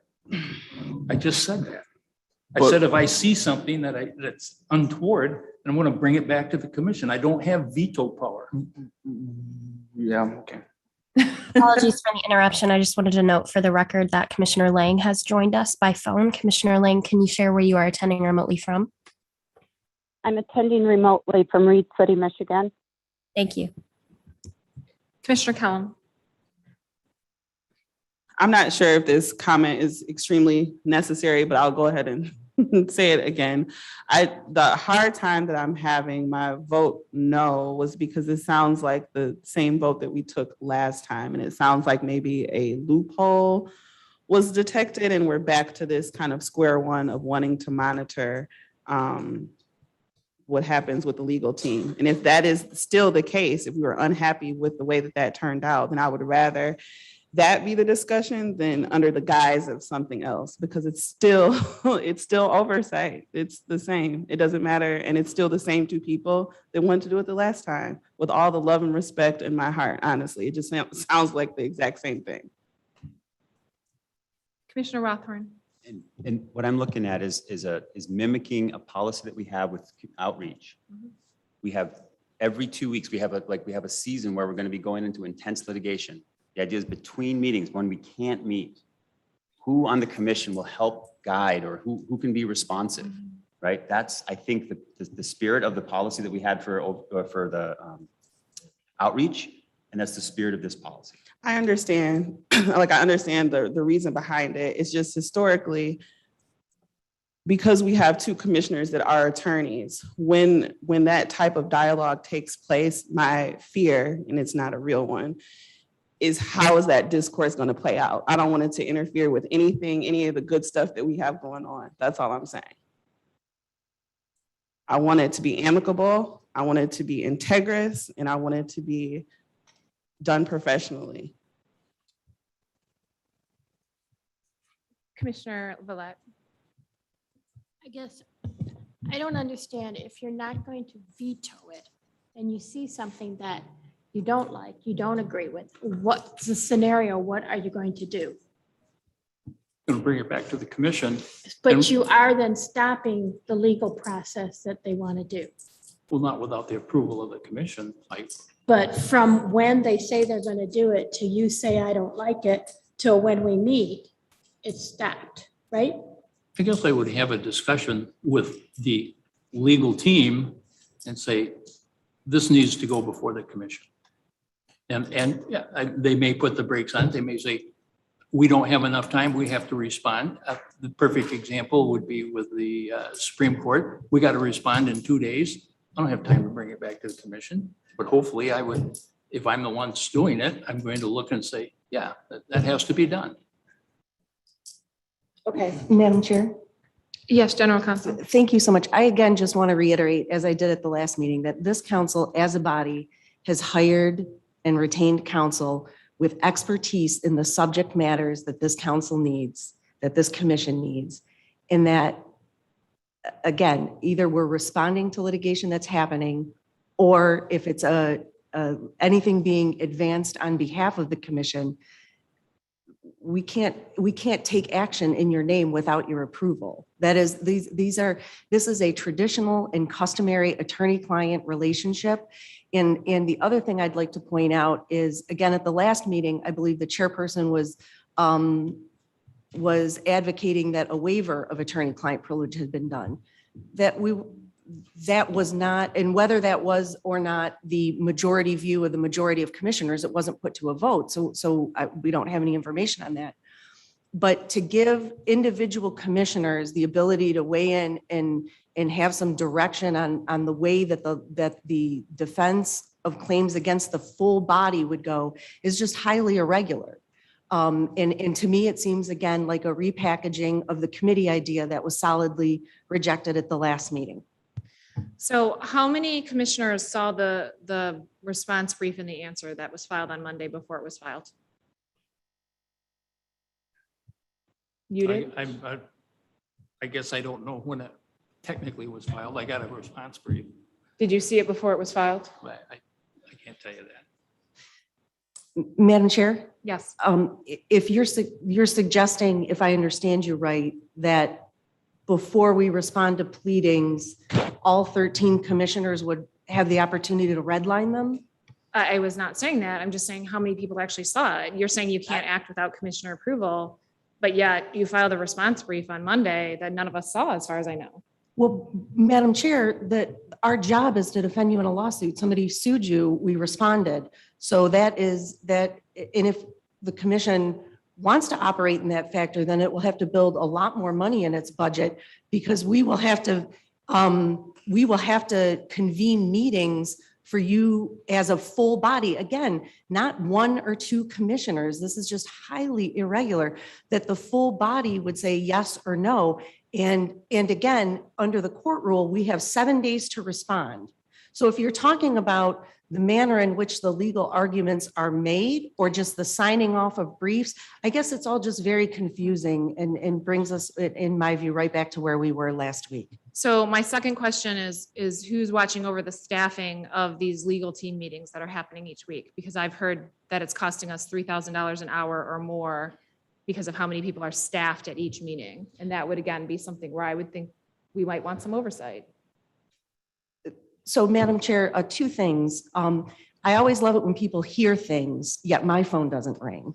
So I encourage all the commissioners, as I've done from the beginning of time, to reach out to me with questions and concerns. And then we can have a productive discussion about those things. I also have concerns with information being provided, parsed out to select commissioners that continues to occur.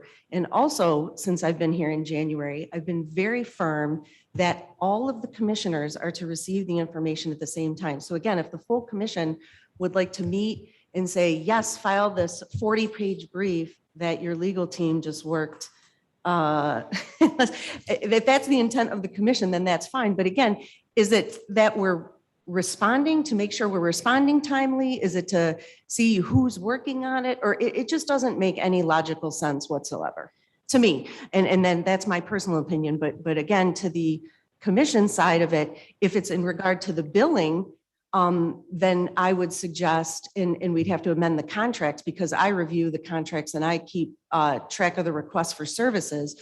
But if the full commission wanted to take over that function, the bills could be submitted to the commission and presented to the commission for approval if that's the concern. But again, I don't see how in a time span of 7 days or 3 days to file a reply brief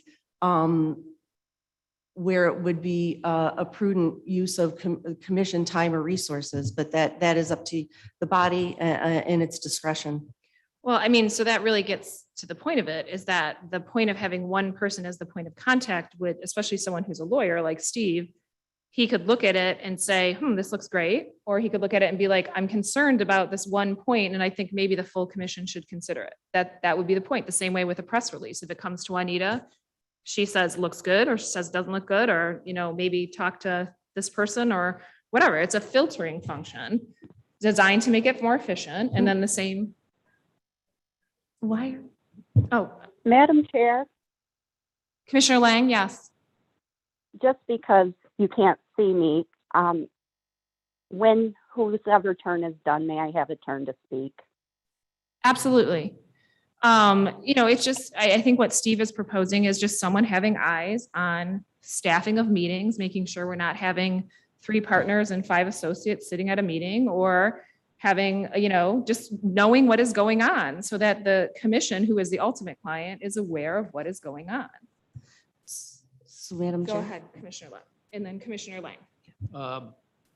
this whole conversation has gone down about 10 rabbit holes and it's in the weeds. It's really kind of a simple motion that I made so that we can have some oversight on it. And I call the question and a roll call vote. I'm sorry, what? I still get a chance to speak, correct? Yeah, I was going to say, can we let Commissioner Lang speak and then we'll. I would also note we're working to get Commissioner Wagner on the line through dial-in right now. So we do have another moment or two. So Commissioner Lang, please proceed. Commissioner Lang, please proceed. Okay, thank you. I'm looking at this almost, I feel like an outsider because I'm always on remotely and I feel like I see things in a different manner lots of times. And I am seeing this as I think our general counsel makes a very good point. I don't feel they need oversight. And I almost feel, in my personal opinion, that some of this is coming from a place of some type of personal feeling. And I could be wrong on that. That's just how it appears to me. The fact is somebody going to be sitting in on these meetings? And how is one commissioner having oversight of them going to get the information to the whole commission any faster than what our general counsel already does, would be my question. I don't see it as being constructive personally, and having one person and an attorney, we've seen, no offense to either attorney, we've seen both attorneys on our commission have opposing views to our general counsel. So I don't see where it'd be productive, and I still feel that any issues should be brought to the commission as a whole. And that's all I got to say. Thank you, Commissioner Lang. So do we have Commissioner Wagner? Yes, Commissioner Wagner, I believe you are on via phone. Can you share where you are attending remotely from? I'm attending remotely from Ingham County, I believe.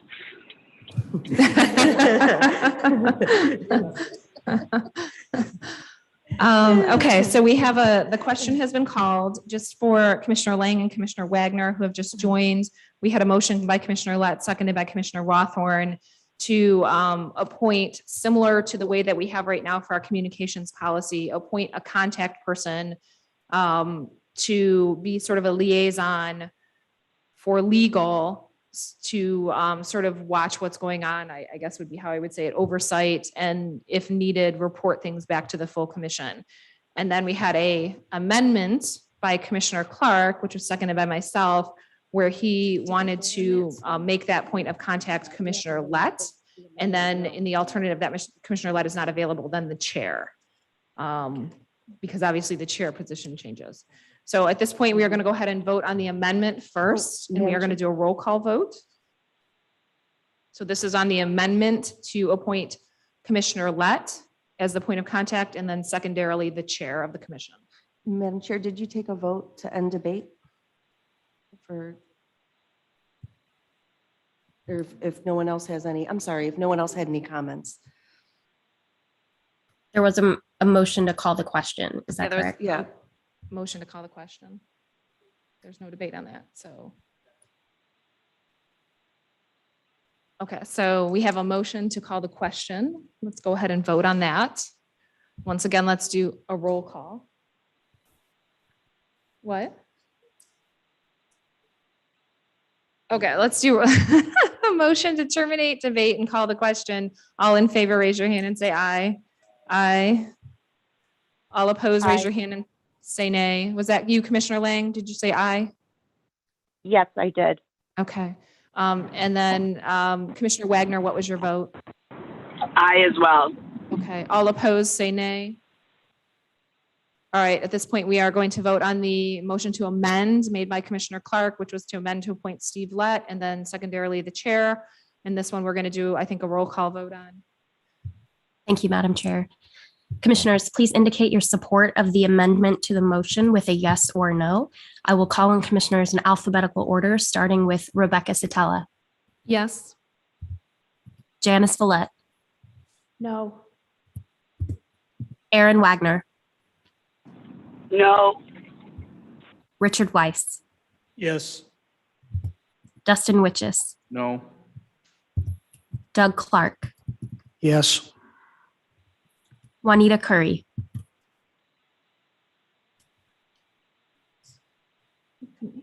hear her? Yes. Thank you. Anthony Ede, No. Brittany Kellum, No. Rhonda Lang, No. Steve Lett, Yes.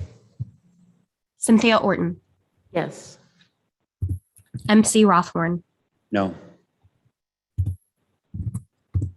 By a vote of 6 yes to 7 no, the amendment does not carry. Okay, so now we're going to vote on the primary motion, which is a motion for someone on the commission to be appointed as oversight for the legal function similar to the policy we have in place for communications. Once again, can we do a roll call vote? Absolutely, Madam Chair. Commissioners, please indicate your support of the motion with a yes or a no. Once more, I will call on commissioners in alphabetical order to cast your vote, starting with Janice Follett, No. Aaron Wagner, No. Richard Weiss, Yes. Dustin Witches, No. Doug Clark, Yes. Juanita Curry,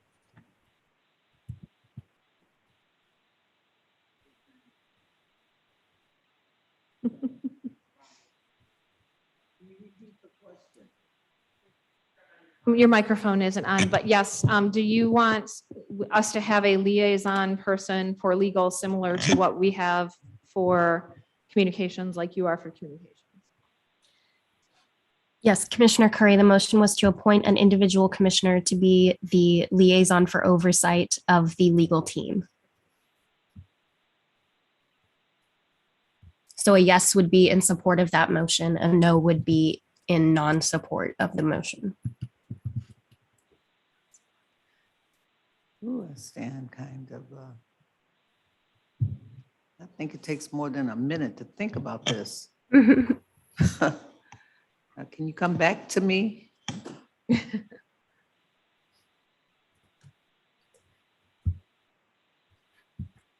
It's your call on that, Ms. Reinhardt. Yes, yes, Commissioner Curry, we can return to you. Thank you. Anthony Ede, No. Brittany Kellum, No. Rhonda Lang, No. Steve Lett, Yes. Cynthia Orton, Yes. MC Rothorn, No. Rebecca Satella, Yes. and returning to Commissioner Curry.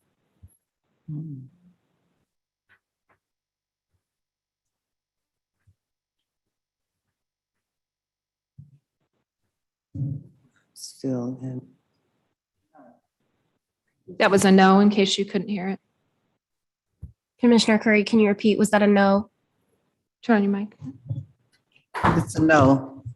Thank you, Commissioner Curry. By a vote of 5 yes to 8 no, the motion fails. Okay, thank you, Ms. Reinhardt. All right, next on our agenda is unfinished business, agenda item 5B, commission final vote process. Without objection, I'll ask our executive director Hammersmith and Sarah Reinhardt from MDOS to present the draft document. Please proceed. Thank you. I want to give some credit to Sarah Reinhardt and Yvonne Young for starting this draft, and then the full MICRC staff and MDOS staff met to review and edit and create this document for the commission. This is a process for the final vote. So as we know, the Constitution has certain criteria, and this details that so the commission can use its own process in conjunction with, and making sure that they comply with the Constitution to follow this process. So step one would be an overview of the plans, and in an open meeting, so the public knows what we're voting on. The commissioners are all fully aware of what we're voting on. It's suggested that be done in alphabetical order by grouping. So you'd start with state Senate and then go to state House and then US congressional. You would take your own notes on each plan, which would be part of the public record. And throughout this document, there are decision points. So here we go with the first. Should commissioners present their individual published plans at this time? There has been no public presentation of any of those individual plans. Obviously, the public could watch your collaborative plans as they were developed or could go back to the videos.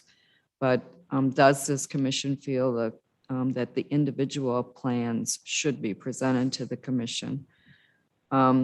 Second question, will they present during this meeting? I would say that's not likely. I don't think we'll have enough time today to even get to that agenda item.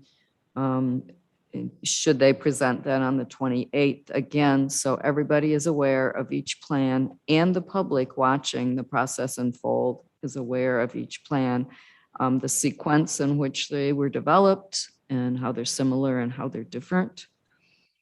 And then lastly, should the commission do an overview of all plans in each type of district or go through all the steps for each one at a time? So I think we as a staff would recommend you start with either state Senate, state House, or congressional. You can choose where you start and go through all those maps one at a time.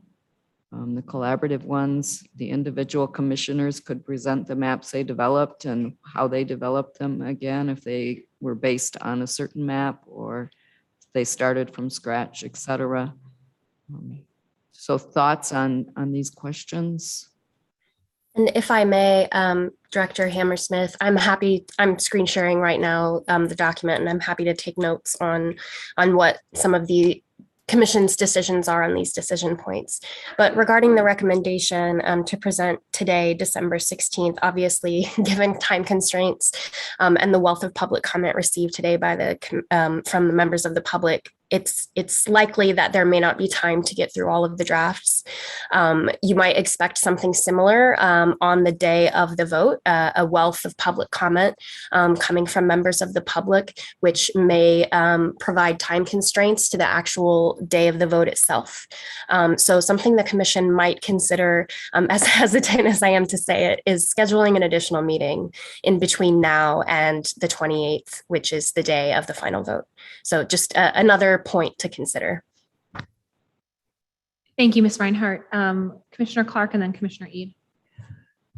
I have a suggestion, and we may need legal counsel's direction on this, but we've got a 3-day meeting. So what if at the end of the first day we don't adjourn, we just go into recess and pick it up where we left off on the following day? And so we don't have to have public comment all 3 days. We just get it all up front. That is the plan. That is. That will be one meeting.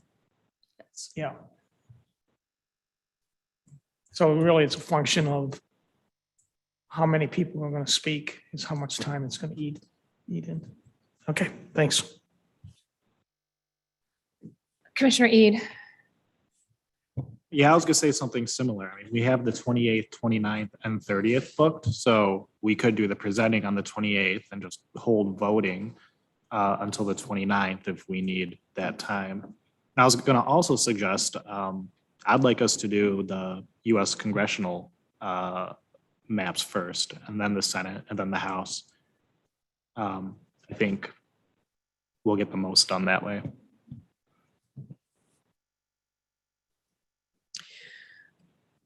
Any other comments? Commissioner Rothorn, did you have a comment? I like the idea of, giving us some, congressional, Senate, and then House. I like that idea. Do we want to try to schedule an additional meeting maybe on the 27th, or do we think the 28th, 29th, and 30th is going to be enough time?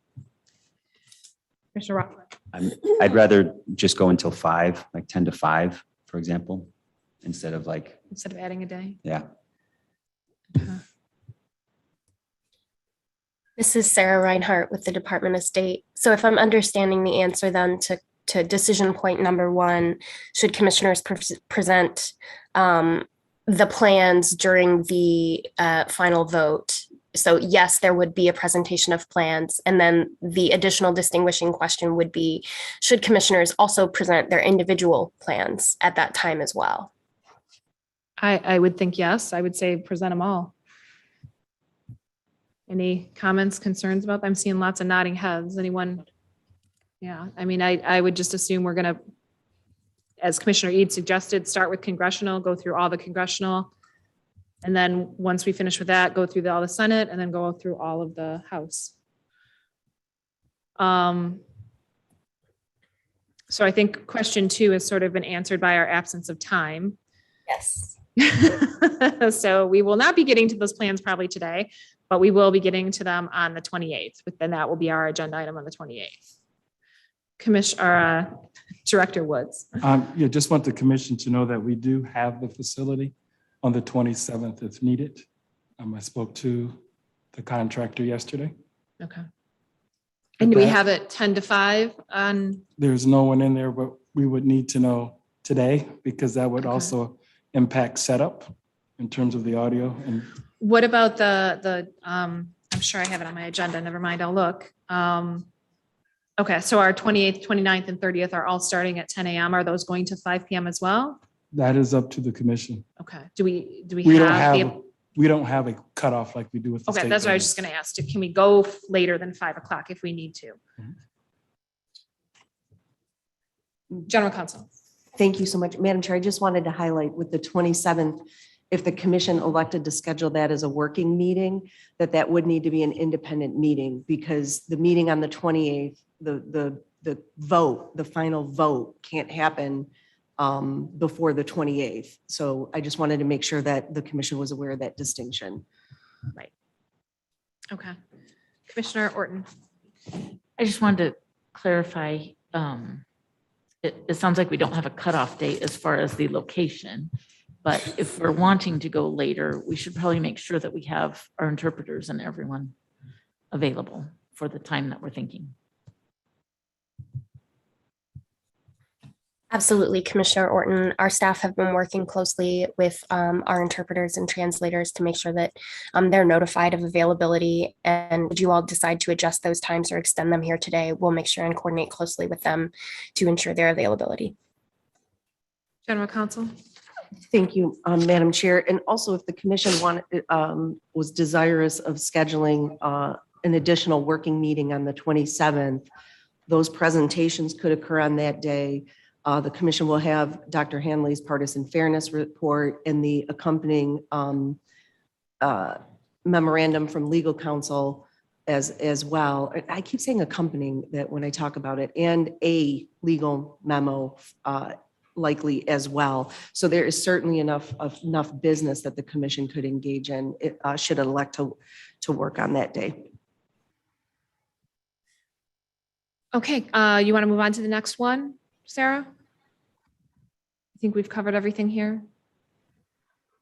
So step 2, go ahead, Ms. Reinhardt, if you want to present. Sue, I'll let you continue. Okay. Director Hammersmith. All right. So step 2, this would be discussion before there's any voting. So the thought here is to have each commissioner state their top 2 plans, the best plans that they feel that should be published by district type. So again, if you choose to start with congressional, it would be a round robin of I prefer these 2 congressional maps. I prefer these 2 congressional maps. So just kind of a round robin discussion to get a feel for what maps the commissioners think would be the ones that should be published. And again, some decision points here. So I guess we've got the December 28th meeting covered on question 1. One of the questions was the top 2 or more than 2. Considering there's only 4, 5, and 6 plans for each type of district, 2 seems adequate. You might want to go to 3. Would you want discussion first? I'm assuming you'd want presentation of the plans first. And then would you want any discussion before you'd talk about the best 2 maps that you feel would be representative of what you feel would be best for the state of Michigan and based on the comments you've heard? And again, I'll publish plans at once or go through all steps for each. So I think we're recommending that you go through the maps one by one, initially through step 1. And then when you get to step 2, whether you wish to have some discussion before you do a straw poll, or if you feel you're ready and you want to do a straw poll at that time. So that would be step 2. Thoughts on that? And I would also add that this step, in particular, the part about disclosing favored plans, each commissioner disclosing their favorite plans, came about after discussion with a few commissioners. And it's really just to allow all of you to know where each other stands prior to going into any discussions. But of course, it's the question before the commission is whether or not you want to switch these 2 steps and have everyone do a discussion of each of the plans first, and then go around talking about which ones are your favorites. Thoughts, comments, anyone?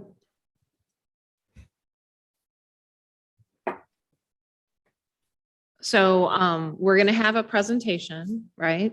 We'll go through and present.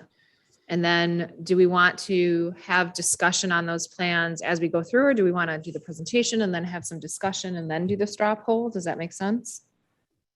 And the straw poll is meaning just here's my top 2 plans. Here's what I like the best. So we each sort of have a feel as to what people are thinking. Yeah, I feel like have those after the presentation.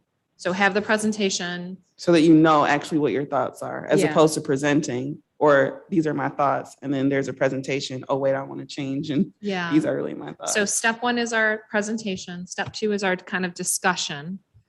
So I think the thought is have some discussion about, comments, objections, concerns, what I don't like, what I love. And then we move into a straw poll. Does that make sense? Great. And So- for clarification, Madam Chair, do you want to have discussion after every map that is presented or after every map type? So for example, for state senate, after each map, you would discuss it, or would you wait until all state senate maps are presented and then you would discuss it? Commissioner Witches, did you have a comment? I was going to say that second, discuss all the maps and then have a discussion on it seems to me to make the most sense. I just don't know how I feel about straw polling. I think that's kind of iffy. Straw polling? Yeah, I don't know how I feel about that, unfortunately. So just to clarify, you were in favor of us having the presentations on all the plans and then discuss, so wait, let me clarify. Having the presentations on all the congressional and then having a discussion collectively. Correct. And then we move on to the Senate and do the presentations on the Senate and then have a discussion on the Senate. I think that makes sense to structure it that way. But I don't know, I'll have to really think about it, but I don't know if it would be appropriate to say, these are my top 2, because you're basically voting at that point. So- Yeah, I'm honestly not crazy about the straw poll either. Something I had suggested to Sarah and staff was that we do like a preliminary vote and before a final vote rather than a straw poll. So like we do our discussion, so we have our presentations, we do our discussion, and then we have a preliminary vote on all the plans to see what plans get 2-2-2. Because if a plan doesn't get 2-2-2, it's not moving on. And that sort of like isolates out the plans. And then we would move on to a final vote of anything that hit 2-2-2. Does that make sense? Rather than Does, straw poll.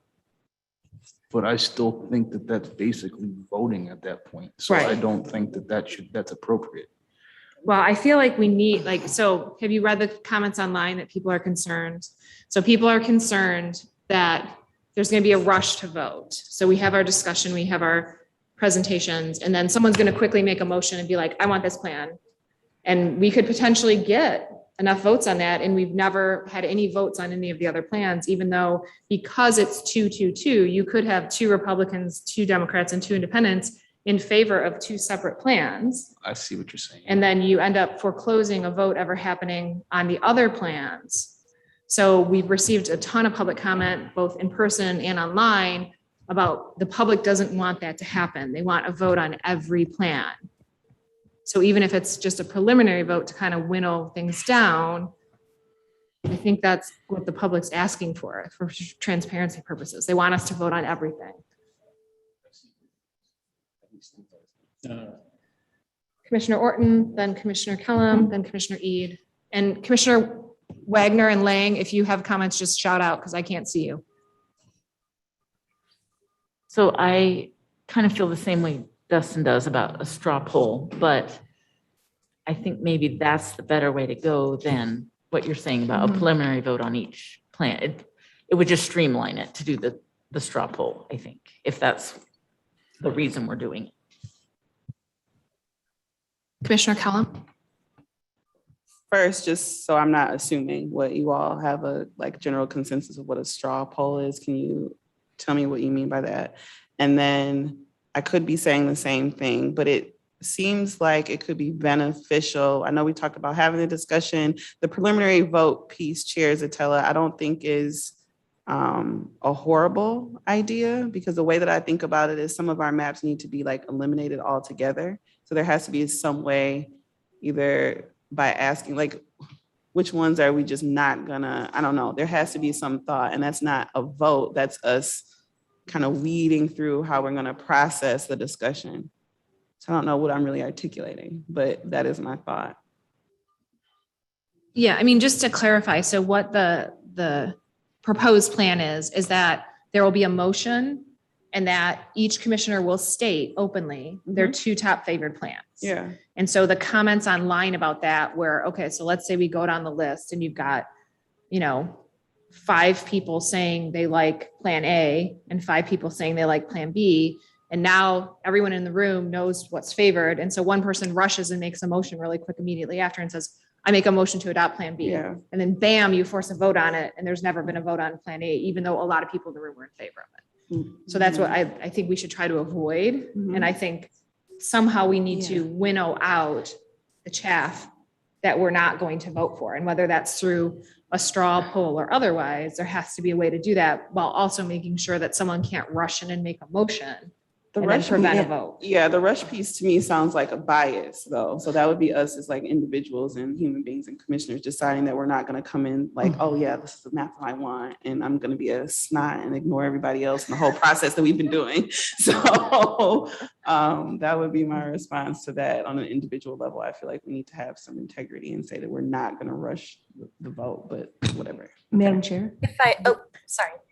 Madam Chair, I think that what's so wonderful is that the voting step actually addresses that. So for the voting step, again, all of the plans of that district type are open. And so when the commission votes, it has the opportunity to vote on, each commissioner votes, excuse me, they would have the opportunity to vote on any of those 5 plans. So they're all presented simultaneously, if you will. So that way there's not that, okay, let's vote on plan 1, plan 2, because then is plan 1, just because it was voted on first, gets more vote. So it kind of, the way that the voting procedure is structured as written addresses those very concerns, and stating the preferences or that kind of, that doesn't have any effect on the fact that all of them are moved forward or for potential vote in the next step. And I believe that is exactly what Ms. Reinhardt was going to say, something along those lines. You're absolutely right, General. That is exactly what I was going to say. The next step, the voting step, does account for deterring a rush to first motion, which I know is a concern of yours, Commissioner Satella, or Madam Chairperson. And you had also proposed an alternate plan, which I'll let you kind of present more fully when we go to the next step. But I did want to also add that, if the commission is not comfortable doing the disclosure of your top 2 favored plans during the discussion, you're more than welcome to do away with that. But the way it is as structured, with having the disclosure of your top 2 favored plans prior to discussion, is really to allow the commission to come to the table and everyone lay their cards out about where they're at coming into the discussion. And it allows you all to perhaps have a more robust discussion, knowing what some of your peers favor or disfavor, and perhaps ask your colleagues or your peers, what is it you do like, what is it you don't like, so that you can engage in the discussion knowing where everyone stands. But of course, you're more than able to switch those two in order as well. Madam Chair, Yes, Commissioner Lang. I have a question, and it may be a legal question about this. The Constitution states that as far as the individual plans, that those come into play if we cannot agree on a plan. So did we change things up to where we're considering even the individual plans before the initial vote, or should we not be should we be voting on the collaborative plans, and then if those don't have a 2-2-2, consider the individual plans? I think the plan was to vote on everything, all the individual or collaborative, that's what's available to vote on, or everything that's gone through the 45-day public comment period, and that includes both individual and collaborative. But does that meet the Constitution?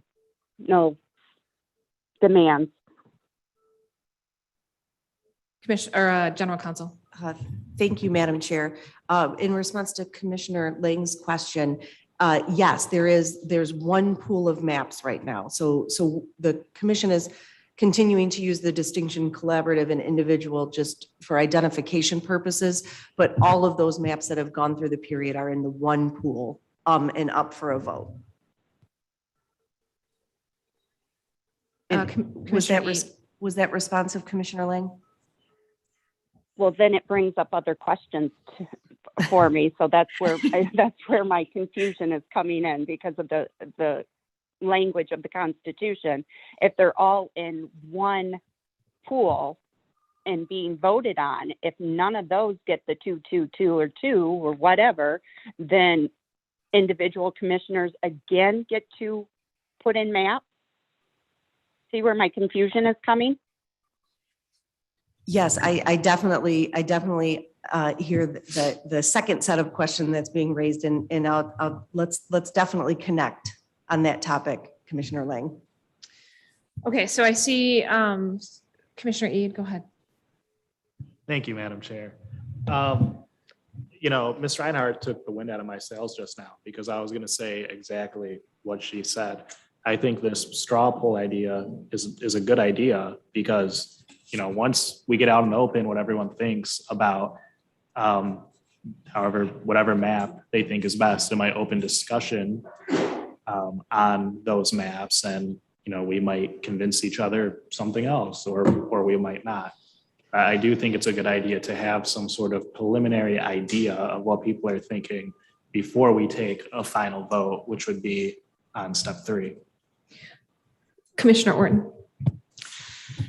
Yeah, I agree. After Sarah Reinhardt's explanation, I understand the idea of the straw poll first, because that will kind of serve to eliminate maps that no one brings up as their top 2. We don't even then have to center the discussion around those maps. So do we want to add, well, first of all, I think for number 2, I think we can take out the 5, because I don't think we're going to do top 5, because that would be silly. So let's just take that out right now, make some progress. Do we want to add an additional step of, we'll do the straw poll, and then do we want to actively say, okay, this map didn't get in the top 2, so do we want to not consider it anymore, or do we just want to let that fall by the wayside? Yep, so not in the top 2, we don't look at it? Okay, that sounds fair to me. Commissioner Orton, then Commissioner Eid. Well, or maybe wait for discussion, maybe? Go ahead. Yeah, I think wait for discussion. If someone brings it up in discussion and wants to convince people that that should be, then I think that's fine. But if no one's interested in it, no one brings it up, then it doesn't get talked about. Commissioner Eid.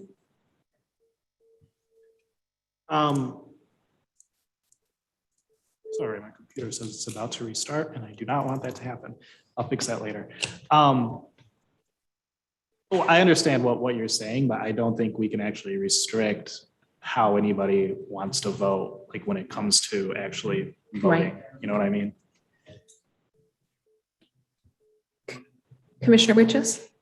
I would add to that and say, if we, everyone's gonna have their own top two, so I'd say maybe the top three move forward potentially out of the favorites, because if you just do the two, then that's. Well, I think what Sarah is proposing is that we start out, so let's say we present the congressional maps, and then we say, okay, everybody throw in your top two, and then we go into the discussion. Got it. And now that she's explained that, I think that makes a lot of sense. So we're having the presentations, then we do the little straw poll, then we launch into discussion. And that's the point where people can be like, hey, you picked map C and I think that map D is better and here's why. And we can have that discussion and move it forward. And I would also offer regarding the elimination of any maps prior to the actual voting phase. If you all want to build in kind of a like a runoff voting style in that format, we're happy to make adjustments to the voting format to accommodate that. But I don't think that any sort of informal elimination of proposed maps at this point would warrant the amount of consideration due to each of these maps as you enter into this final vote, which is a very big occasion. And you want to make sure that each vote gets its full discussion, or sorry, each map gets its full discussion and consideration in the final vote. So I would advise against informal elimination based on your stated top two favored maps at this stage. Okay, General Counsel. Thank you so much, Madam Chair. So again, I'm building, and I know we're building the steps and the phases, but the constitutional requirement is that each plan be voted on. So if a plan were to drop out for a reason that it doesn't meet, 14A or 14B, then it would be inappropriate to vote on that map, correct? But to the extent that the maps all satisfy the requirements of subsection 14, then each map would need to be voted on again. And that was why we proposed that procedure where all five are on the table and the commission can choose to vote. So the distinction, I think, for the straw poll is just to lead the discussion, but that all the maps, it's critical that all the maps be voted on. Thank you. So can you scroll back up again, Sarah?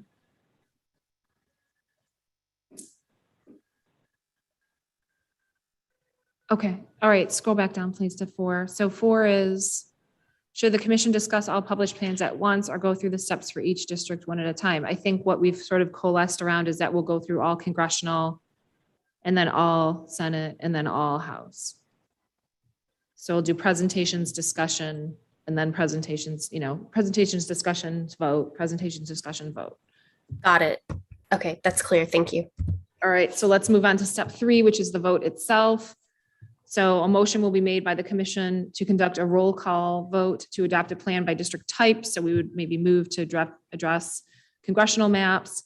Each commissioner will cast a vote by stating the name of the plan they wish to vote for out of all the district plans for that type. And then the secretary will record the vote, check for a constitutional majority, and announce the results. And if there is, like I said, the 222, at that point, that plan would be adopted. If no plan satisfies that criteria, then we would move on to the ranked choice voting. Correct. So as an example for step A, the motion would be, as a commission, if I were a commissioner, I would motion that we vote for a state Senate plan to adopt by stating one preferred plan name. So when it comes for my turn to vote, I would say the name of the plan I want to vote for. For example, Dogwood.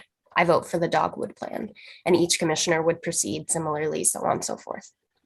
Alternatively, Commissioner Satella had proposed a different format of voting, which also makes a lot of sense and allows consideration of a vote for each of the maps in a couple of different rounds. So I know Commissioner Satella, you briefly explained it, but if you would like to explain it in a more detailed fashion, I think it's certainly a plan that the commission should consider. Yeah, I mean, I'm actually okay with what we have here because I think as long as we're not having that ability to force I like that the voting process itself is for a district plan, not for a particular district plan. I think that eliminates the concern of the public that someone's just going to rush in and bring a motion right away, and then we're never going to consider other plans, which is what they don't want. So I think this is good, and I think it's more clean and streamlined than doing alternate rounds of votes. The only question I would have for the commission is if we vote once and we don't have a majority, do we want to try a motion for consideration to see if we can get a majority a second time, or do we want to just move straight to the ranked voting? And indeed, that is decision point number 1. Yeah. Commissioner Orton? I think in that case, then we should have more discussion Mhm. and try voting again. Okay. So Commissioner Witches, go ahead. I agree, and we would have more discussion on a map, but I'd say you can only limit that to one time before you move on to I agree, yeah. ranked voting. We don't want to prolong it forever. Commissioner E, did you have a comment? Okay, General Counsel? No, thank you, Madam Chair. My only comment would be that for Robert's rules, the motion to reconsider at the same session would be the vehicle to bring it back. And I heard Commissioner Witches, certainly the commission could put in its voting rules that restriction in this manner, or the commission again could establish an alternate rule just for the voting procedure. But if the commission is comfortable with the motion to reconsider, and I know you've used it on 4 earlier occasions, so that would be inappropriate to just continue to follow that as written. Commissioner Witches? I just thought of this. Is the motion to reconsider actually really necessary? Because I would assume we just automatically start talking about it even more at that point. Seems like a waste of time, but I don't know the answer. I mean, judging by our procedures, we would discuss it first and then have a Got it. motion. Okay. We're an informal bunch here, much to some people's dismay. Okay, so that sort of resolves question 1. So then question 2 is if there's no constitutional majority from the vote reflected in step 3A, can we then have individual commissioners move for particular plans? So not just any Senate plan, particular plans. Could you come in and say, I want the dogwood? Are we okay with that? Or do we want to have just more discussion? And then if we can't do a reconsideration on all the plans, then move to ranked choice? I would say Commissioner more Witches? discussion never hurts. So, Okay. I mean, in my opinion, having someone say, I move to make XYZ plan be the one that we adopt, I think kind of goes against the spirit of what it is that we've been doing all year anyway. So I feel like we should always just go back to discussion and try to get the voting to happen and not have someone just snipe something in, say, I want to make this one that. We also would have the possibility too, if there's like 2 leading plans, to possibly have a radio vote motion after discussion. Madam Chair, General Counsel. I would just recommend that you build that discussion into the procedure. Okay. So let's say for point 1, if there's no constitutional majority, oops, I lost where you're at, Sarah. Sorry. Can the commissioner motion to reconsider the vote? And we would add into that after continuing discussion, yeah. And am I understanding correctly that the commission is in agreement that there would only be essentially 2 rounds of voting for this section? Where if the first vote failed, you would go into discussion and then go back, and you could only motion to reconsider once. So if the second vote still does not achieve a constitutional majority, then it would go into ranked choice. Any thoughts on that? I believe that was suggested by Commissioner Witches. Commissioner Orton? I don't know. That's a hard one. Maybe 3 just to give it one more chance. I don't know. Yeah, I'd actually like to leave open option 2 in case we do get that situation where we have, a few people voting for one plan, another bundle voting for another plan, and then maybe, a handful of other people voting for a third. Maybe give that option to us to have someone bring an individual plan after we've already had the one vote and the discussion and the motion to reconsider. I mean, maybe have that as another. I wouldn't want to restrict someone's ability to do that, I guess would be my point. Because it might help resolve the deadlock, you know?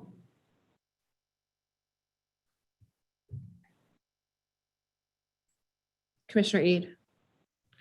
But can't that deadlock also just be broken by Ranked choice. discussion and then voting on, what's the wording here? Voting on, sorry. How it's written there, so not just one plan. So for example, I motion that we vote on a state senate plan to adopt by stating the preferred name of the plan. I mean, after discussion, somebody could change their mind. Then everyone would be on the same page. So what are you proposing? Are you proposing more than one round of reconsideration? Is that what you're thinking? I'm not sure on the rounds. I just don't know if decision point 2 is necessary where we motion to approve any particular. Right. plan. I feel like we could take 2 and 3 out and just go with 1. And then I think motion to reconsider twice might not be a bad thing, because if we can't do it after 3 votes, then it's time to go to ranked choice, right? Yeah.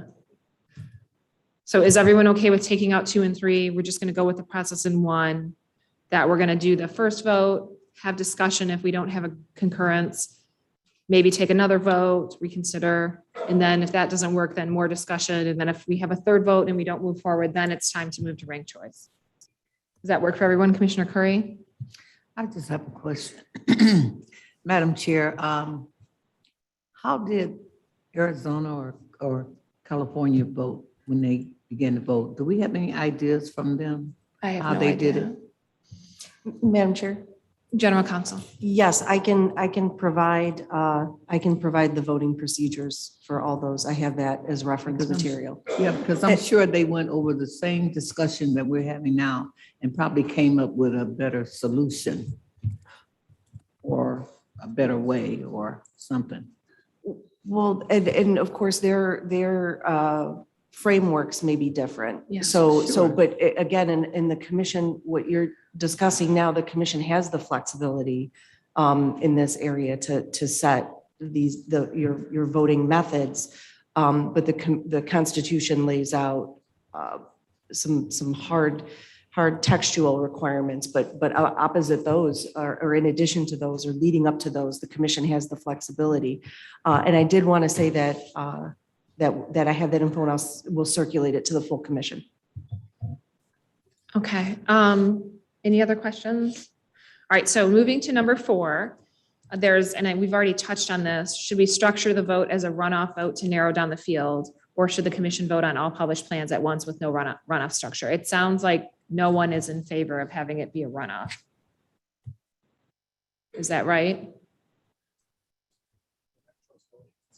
Right. But that's the next step. Okay. So we can just take off number 4. Let's move on to step 4. And we have to get through this by 5 o'clock, guys. So, all right, ranked choice voting. If no constitutional majority is achieved, the commission will proceed with ranked choice voting, following the procedure listed below. So each commissioner may submit one plan for each type of district to the full commission for consideration. And so that can be either a collaborative or an individual map. And, like say we have 5 people that say map A and 5 people that say map B, and then 3 people say map C, then those are the 3 that we're going to rank choice. So I would add, Madam Chairperson, that for this particular part, for the submission of a plan, it's actually really important. The vote is determined by the commissioner who submits the plan. So how it's structured here is that if any one of you wants to submit a plan, one of the collaborative plans or one of the individual plans, you would raise your hand to either be called upon by the chair or be called on in alphabetical order. That's a decision point for you all to make later.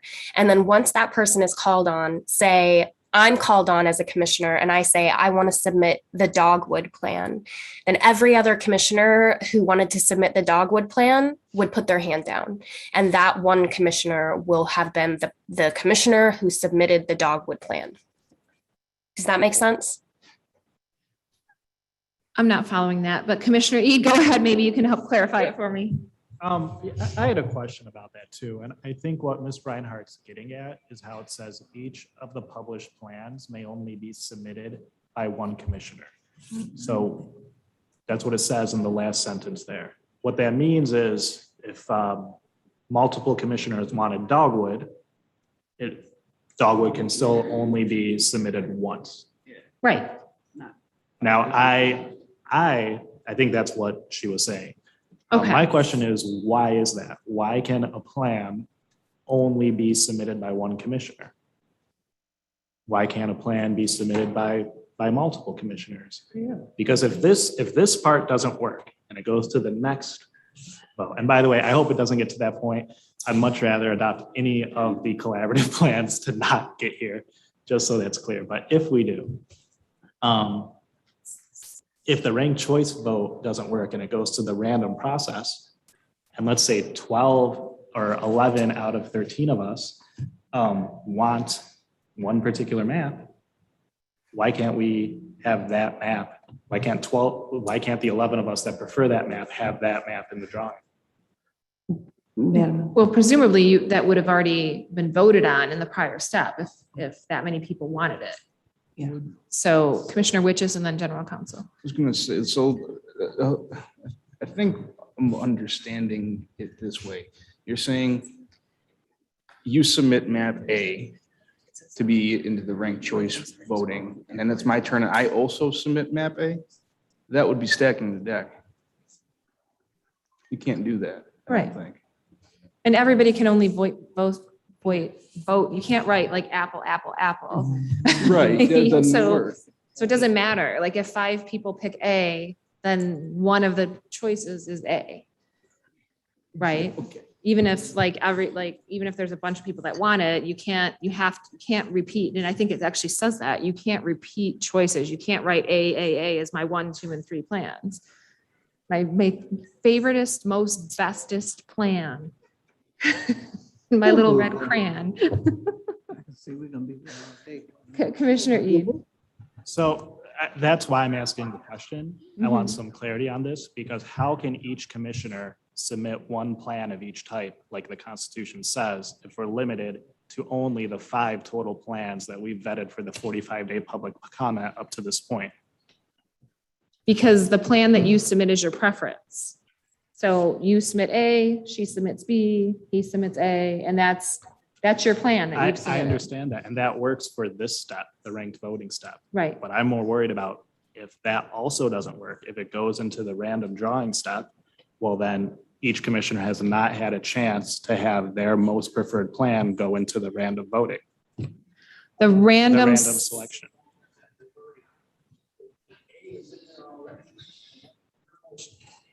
Preferred plan, it's there. I think where you have a confusion is if we get to that random selection, it's all the plans that we're eligible to be voting on, is my understanding. It's all of them. So even if we do ranked choice voting and we have A, B, C, D, E, and we only did ranked choice voting on A, B, C, because that's what we submitted, D and E would still go into that random selection process because they were eligible to be voted on. Right, I do understand that. What I'm saying is, I'm just gonna try to be clear here. The example you just gave, D and E. Well, let's say one commissioner wants D, one commissioner wants E, but 12 commissioners want A. Why can't 12 commissioners submit A? Like how it says in the Constitution, each commissioner may submit one plan. And then the random drawing would essentially be, in that case, 12A, because 12 commissioners want A. I'm sorry, 11 commissioners want A, and then one commissioner wanting D and one commissioner wanting E. Because that's not how the Madam Chair, Constitution. if I may, these are very good points. And this, the reading of the Constitution is, and particularly with this step and the points that Commissioner Ede raises and Commissioner Satella are all things that we all considered and spoke about at length with your legal team. So I would just ask General Counsel to clarify the interpretation of the Constitution that sits before you here in this proposed format for the vote. General Counsel?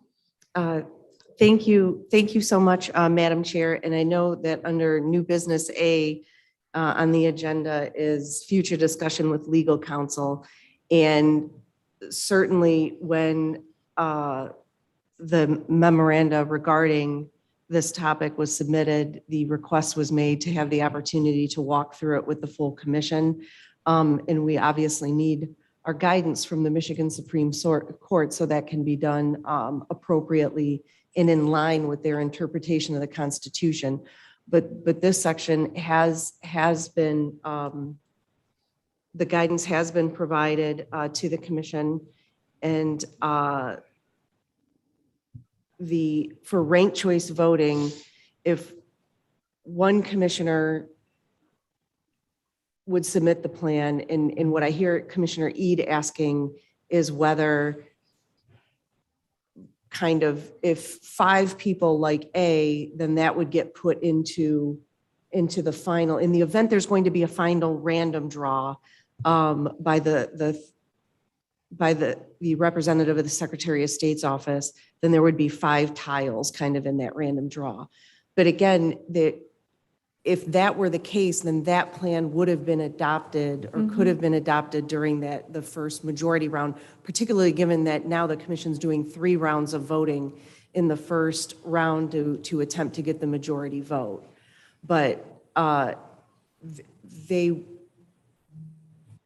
need to submit a plan more than once into the ranked choice, again, to calculate it would be difficult, because if Commissioner Eid submits Plan A, then that controls kind of the vote that's needed for that plan to be successful in the ranked choice voting process. So if we have multiple commissioners submitting the same plan, then the determination of whether it meets the criteria for succeeding in the ranked choice voting that's set forth in the Constitution, again, that the commission does not have any discretion on. And thank you for highlighting that, Ms. Reinhardt. So the ability that the plans need to be submitted once so that the commission can properly track the vote and determine very clearly whether it meets that criteria that is highlighted on the screen. So what general counsel is referring to, the language of the Constitution and determining how the vote turns out, is this part I have highlighted here, which states that the commission shall adopt the plan receiving the highest total points that is also ranked among the top half of plans by at least 2 commissioners not affiliated with the party of the commissioner submitting the plan. So for example, if I am a commissioner and I am an independent affiliating commissioner, and I submit the dogwood plan, the requirement for that plan to succeed in the vote or to come out on top in the vote is different based on my affiliation as an independent than it would if I affiliated with the Democratic Party. Does that make sense? So yes, that makes sense. But even in that case, there's still a scenario where 11 of us could prefer a map and it not get adopted. Yeah. And then, right, but in that scenario, we get to the ranked choice voting, that doesn't, let's hypothesize that doesn't solve the issue, and we go to the random voting. Each commissioner has not had a chance then to submit their map if we're hamstrung to the 5 maps that have been put out for the 45-day public process. Yeah, we already made that decision though. I mean, I think what you're getting at is you want to be able to bring in other maps if the maps that have gone through the 45-day public comment period aren't adopted, but we've already crossed that bridge that we can't vote on that because it hasn't gone through the 45-day public comment period. Well, I don't want any new maps to come into play. What I'm saying is I want the correct, sorry. Somebody, somebody is on. You can walk and it measures it. Someone on the Zoom. It's zeroed out. Mute. Thank you. Holiday season, y'all. Yeah. No, I do not want any new map to come at this point. But when we took that motion, I was unaware that each plan may only be submitted once. Because in that scenario that I just laid out, which again, I hope we don't get there, I don't think we will. But in case we do, we should talk about it, plan for it. If 11 commissioners prefer one map and 2 commissioners hold it up, hypothetically, why should every map have a 1 in 5 chance of getting selected instead of the map that 11 of us prefer have an 11 out of 13 chance of getting selected? But I don't see how we'd ever get to the point where if 11 commissioners prefer a map, it hasn't already been voted on. Like that's a mathematical impossibility that would happen. Let's say that I submitted an individual map, which I didn't, but let's say I did. Or let's use Dogwood as an example, okay? Let's say everybody except 2 Democrats prefer that map. That map would not pass Why? because 2 Democrats didn't vote for it. It doesn't matter. If you have 2 other Democrats voting for it, it passes. And actually, Commissioner Eid, I would note as well that it says, the Constitution says, the commission shall adopt the plan receiving the highest total points that is also ranked among the top half of plans by at least 2 commissioners not affiliated with the party of the commissioner submitting the plan. Note that it does not say 2 commissioners from each affiliation pool. It just says 2 commissioners not affiliated with the party of the commissioner submitting the plan. So in theory, if I am an independent affiliated commissioner, any 2 commissioners not affiliated as an independent ranking this plan in the top half would achieve that threshold. Or you could have, if you're an independent, you could have a Republican and a Democrat. Or if you're a Democrat, you could have 2 Republicans or a Republican and an independent, as long as they're not, as long as you have 2 who are not of your affiliation. I mean, there's no blocking ability like you're thinking of. Are we sure of that? General Counsel, can I get your opinion on this? Because I just want to make sure that we got this all done. My scenario still stands even if 10 of 13 of us agreed on a plan. Well, why should that plan have a different percentage in case it gets to the random selection than 10 out of 13? So, Mr. Brady, I saw that you had a comment. Good afternoon, Mike Brady with the Department of State. I just wanted to acknowledge the question from Commissioner Eid. It's one that Ms. Reinhardt and other folks at MDOS had contemplated. I don't know that the number, proposed of saying like, what if 10 commissioners all agreed? I think that the fair response there is the one that's already been offered, that if 10 commissioners already agreed, it likely would have been adopted.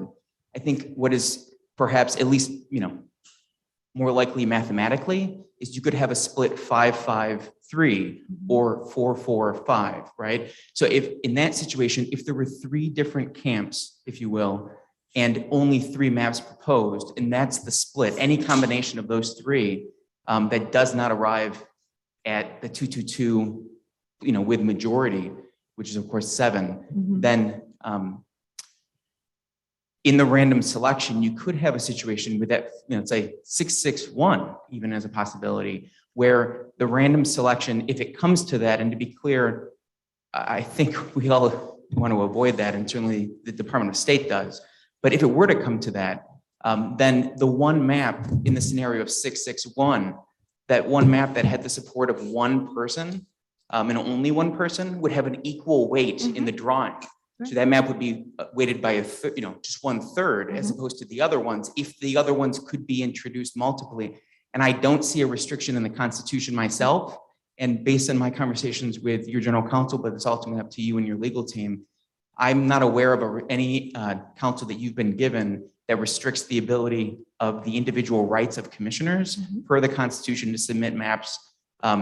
The language that I have seen says, does not need, or like one map would need to be submitted by a commissioner, but I've not seen anything in the Constitution or otherwise that's been submitted to you by your legal team. Not that I would be privy to all of that, but that would limit your right to submit multiple maps in order to affect the math if there was to be a random drawing. Thank you. Thank you, Mr. Brady.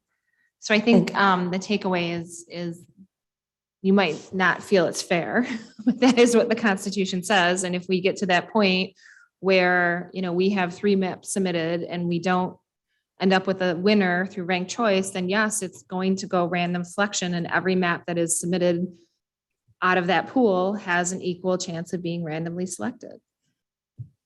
I do not accept that, and I don't think that's what Mr. Brady was just saying either. He just said that the commissioner could. If I understood you correctly, I may not have, and if I didn't, I apologize. But the Constitution says each commissioner may submit one plan of each type to the full commission for consideration. So if we get, and I'm okay with it, with not doing it for the ranked, for step 4, ranked voting, and maybe only doing this for the random drawing if it gets there. But if we can't agree on something by the random drawing, I will submit a map, and even if it's been voted on, even if it's already been chosen by another commissioner, I don't see anything limiting me from doing that. Right, and I don't think anyone is saying that you're limited from doing that. It's just that it's not going to get to add another tile to the vote. I disagree. Madam Chair, General Counsel. the question was posed for if the legal team had looked again at the ranked choice, specifically the vote, and Ms. Reinhardt got to make the statement that we knew everyone was waiting for. But yes, that is directly from our interpretation, that it would not require 2 from the same party. So it theoretically could be adopted if it was proposed, if a plan was proposed, as long as it was in the top half of plans ranked in the top half of plans by 2 other commissioners from not that party or unaffiliated, but from the major parties, it would go through. So that is So- completely accurate. What do you think as to his point that he's saying he does not agree that if we go through the ranked choice voting, from his opinion, if 5 people submit map A and 3 people submit map B and 6 people, I'm going way over 13, I think, 6 people submit map C, that what he's saying is that that should be additional tiles in the pool for Correct. random selection. And that is an excellent question. And I think where we had interpreted the Constitution, where the question from the commission was how many people need to submit one plan. So certainly the specific question that Commissioner Eid is asking, we'll provide that answer to the commission in writing. Because it doesn't, and it needs to be answered so that it doesn't impact the accuracy of the count for the ranked choice, but it also reflects the will of the commission in the random selection if necessary. And I will review the memos to make sure that the question hasn't been responded to in the event. And if it has, I'll recirculate. And if it has not, we will prepare that answer for the commission. So we are out of time. We have to leave at 5. So I think we've gotten through a lot of this. We're kind of stuck at step 4. So we're going to have to pick that up when we come back on the 28th, unfortunately. General Counsel? Madam Chair, I would recommend setting another meeting to have the voting procedures adopted prior to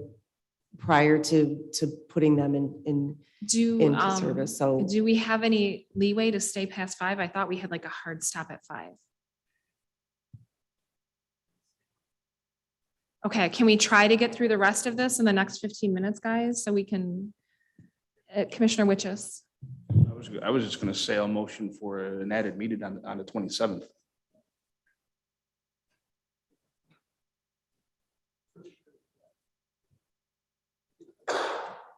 Here today, you're saying, or for the 27th? We can't hear you. Yeah. So we have a motion to add a meeting on the 27th. Do we have a second? Second. Seconded by Commissioner Rothorn. Any debate or discussion on the motion?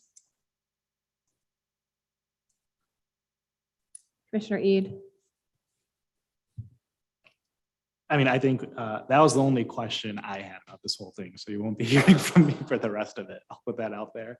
That's the Monday right after the holiday. People might be traveling. We can certainly schedule a meeting, but if we can get through this now, then let's just get through it now. Well, I think in any event, Ms. Reinhardt, aren't you going to need to get something amended back to us? I know you're taking notes as we go, so we would have to get something amended back to us anyway. So, Yes, likely. If the commission, as I'm taking notes, if the commission's comfortable with approving the procedure sort of as amended, I think we all understand the intent of what you've expressed here today. But if you would prefer me to actually draft something more formal up to bring back to the commission, I'm happy to do so. okay, so what would we like to do here? Do we want to try to push through and see if we can get through this in the next 15 minutes with the hope of having a motion to approve? Or, okay, let's try to do that. So are there any other comments about the ranked choice voting? I Can you withdraw the motion? I withdraw Yeah, my thank motion. you. Thank you. I'm sorry, I didn't mean to talk over you. Dustin Witches just withdrew his motion. Okay. Madam Chair, Yes. without objection, the motion, because you've Without- already. I was going to say, we already restated it, didn't mean to start discussion. So without objection, Commissioner Witches will withdraw his motion. Hearing no objection, the motion is withdrawn. All right. Does anyone have any concerns about step 4 in terms of how we do the ranked choice voting? If I may quickly go through the remainder, just so everyone has an idea of exactly how this process will unfold. Go ahead. So Commissioner Eid, I have highlighted the question. I think the piece which you were questioning for us to return to at a later time. So aside from that point, what will happen is that each commissioner will be provided a ballot to record their votes. There's an example ballot at the end of the document, which I'll show you in just a moment. It's a paper ballot. I should say each commissioner attending the meeting in person will be provided this paper ballot. And on that ballot, you will rank the submitted plans in order of preference. Each commissioner must only choose one plan for each rank. For example, you can't write 2 different plan names for the number 1 rank. And also note that the ballots are part of the public record. So if you're doodling on it, make sure your doodles are appropriate. Commissioners attending the meeting remotely, we haven't forgotten about you. You can cast your votes in a number of ways, including email to the secretary, which will be part of the public record, or audibly by phone.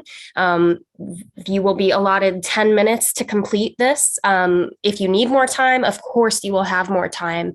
We just want to give the public expectations on exactly how long it will take for you all to complete your ballots. After you complete it, you will return it to the secretary. The Constitution says after you return the ballots, each plan shall be assigned a point value inverse to its ranking among the number of choices. My partner calls this, I think, like the NBA draft plan style. I don't know what that means. Maybe someone does. But it's a point system similar to that. So after receiving all the votes, the secretary will tally the votes. 2 members of our team will tally them separately and compare point totals to ensure accuracy. After we've totaled all the votes, the secretary will read aloud each commissioner's ranked votes for every commissioner to audibly confirm. So we'll go through each ballot or each emailed tally to audibly confirm if how we've recorded your vote is how you intended to submit, if this accurately reflects your vote. And then after confirming all of those votes, we will read out the results of the ranked vote, and we'll share an Excel spreadsheet that displays the point totals so that members of the public may also see how each point scores. And these results will also be part of the public record. So there's a couple of different outcomes from this type of vote. The first being that a plan could just outright win, in which case we would announce the plan with the highest point total is this plan. There could be a tie vote where there's a tie between 2 plans with the highest point totals, in which case it would proceed to a random selection. And then the third outcome could be that there's just no constitutional majority, no plan achieves the threshold, in which case it would also go to a random selection. So these are one decision point for you all, which I alluded to earlier. That is, when commissioners are submitting plans for consideration in the ranked choice vote, should the chairperson call on commissioners raising their hand to submit a plan? Or should the secretary call on commissioners in rotating alphabetical order, similar to how we do a roll call vote?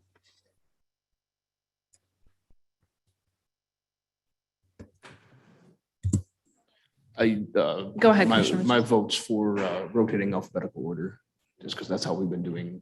But she's saying, should the secretary do it or should the chair do it?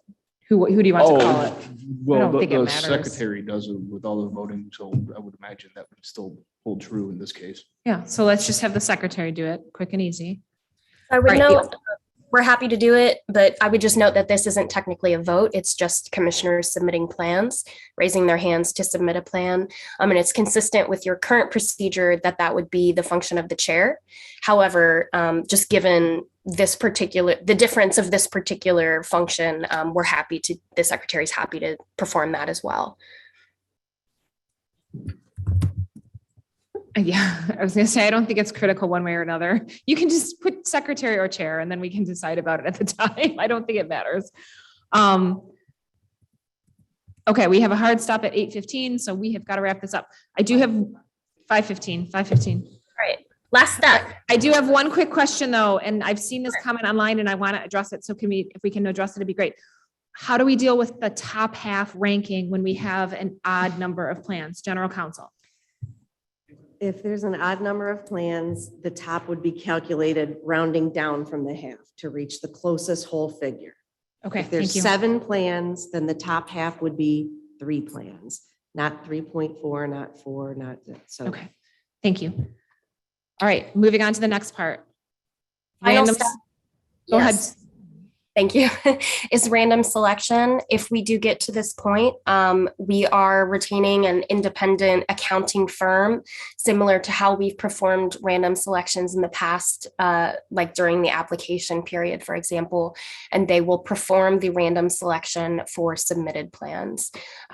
They use a accounting software to perform this function, and they will enter the names of the plans, push a button, and out will pop a randomly selected winner. And that's really about it. All right. And this is the example ballot. Yep. So we produced this. There's kind of like a word bank. So these are all the plans you could choose from for state senate. Note, these are not actually accurate state senate plans. I just typed in whatever name popped into my head. And then this is how we would fill them out. 1 being most preferred, 6 being least preferred. Commissioner Witches. Motion to approve the commission final vote procedures as amended. You have a second? Seconded by Commissioner Weiss. He beat you to it. Any discussion or debate on the motion? All in favor of adopting the, what are we calling these? Commission final vote procedure as amended during the meeting, please raise your hand and say aye. Aye. All opposed, raise your hand and say nay. Nay. The ayes prevail and the procedures as adopted, or the procedures as amended are adopted. Commissioner Witches. Motion to adjourn. No, wait. Jumping the gun. Okay, so General Counsel, do we need to extend that Robert Half contract today or can it wait till the next meeting? Madam Chair, thank you for asking. Before I answer that, I believe we have 2 commissioners. We need to capture their aye or nay votes for the last. Commissioner Lang and Commissioner Wagner, could you verbally indicate what your vote was? Are they still on? This is Commissioner Wagner. I voted nay. Commissioner Lang?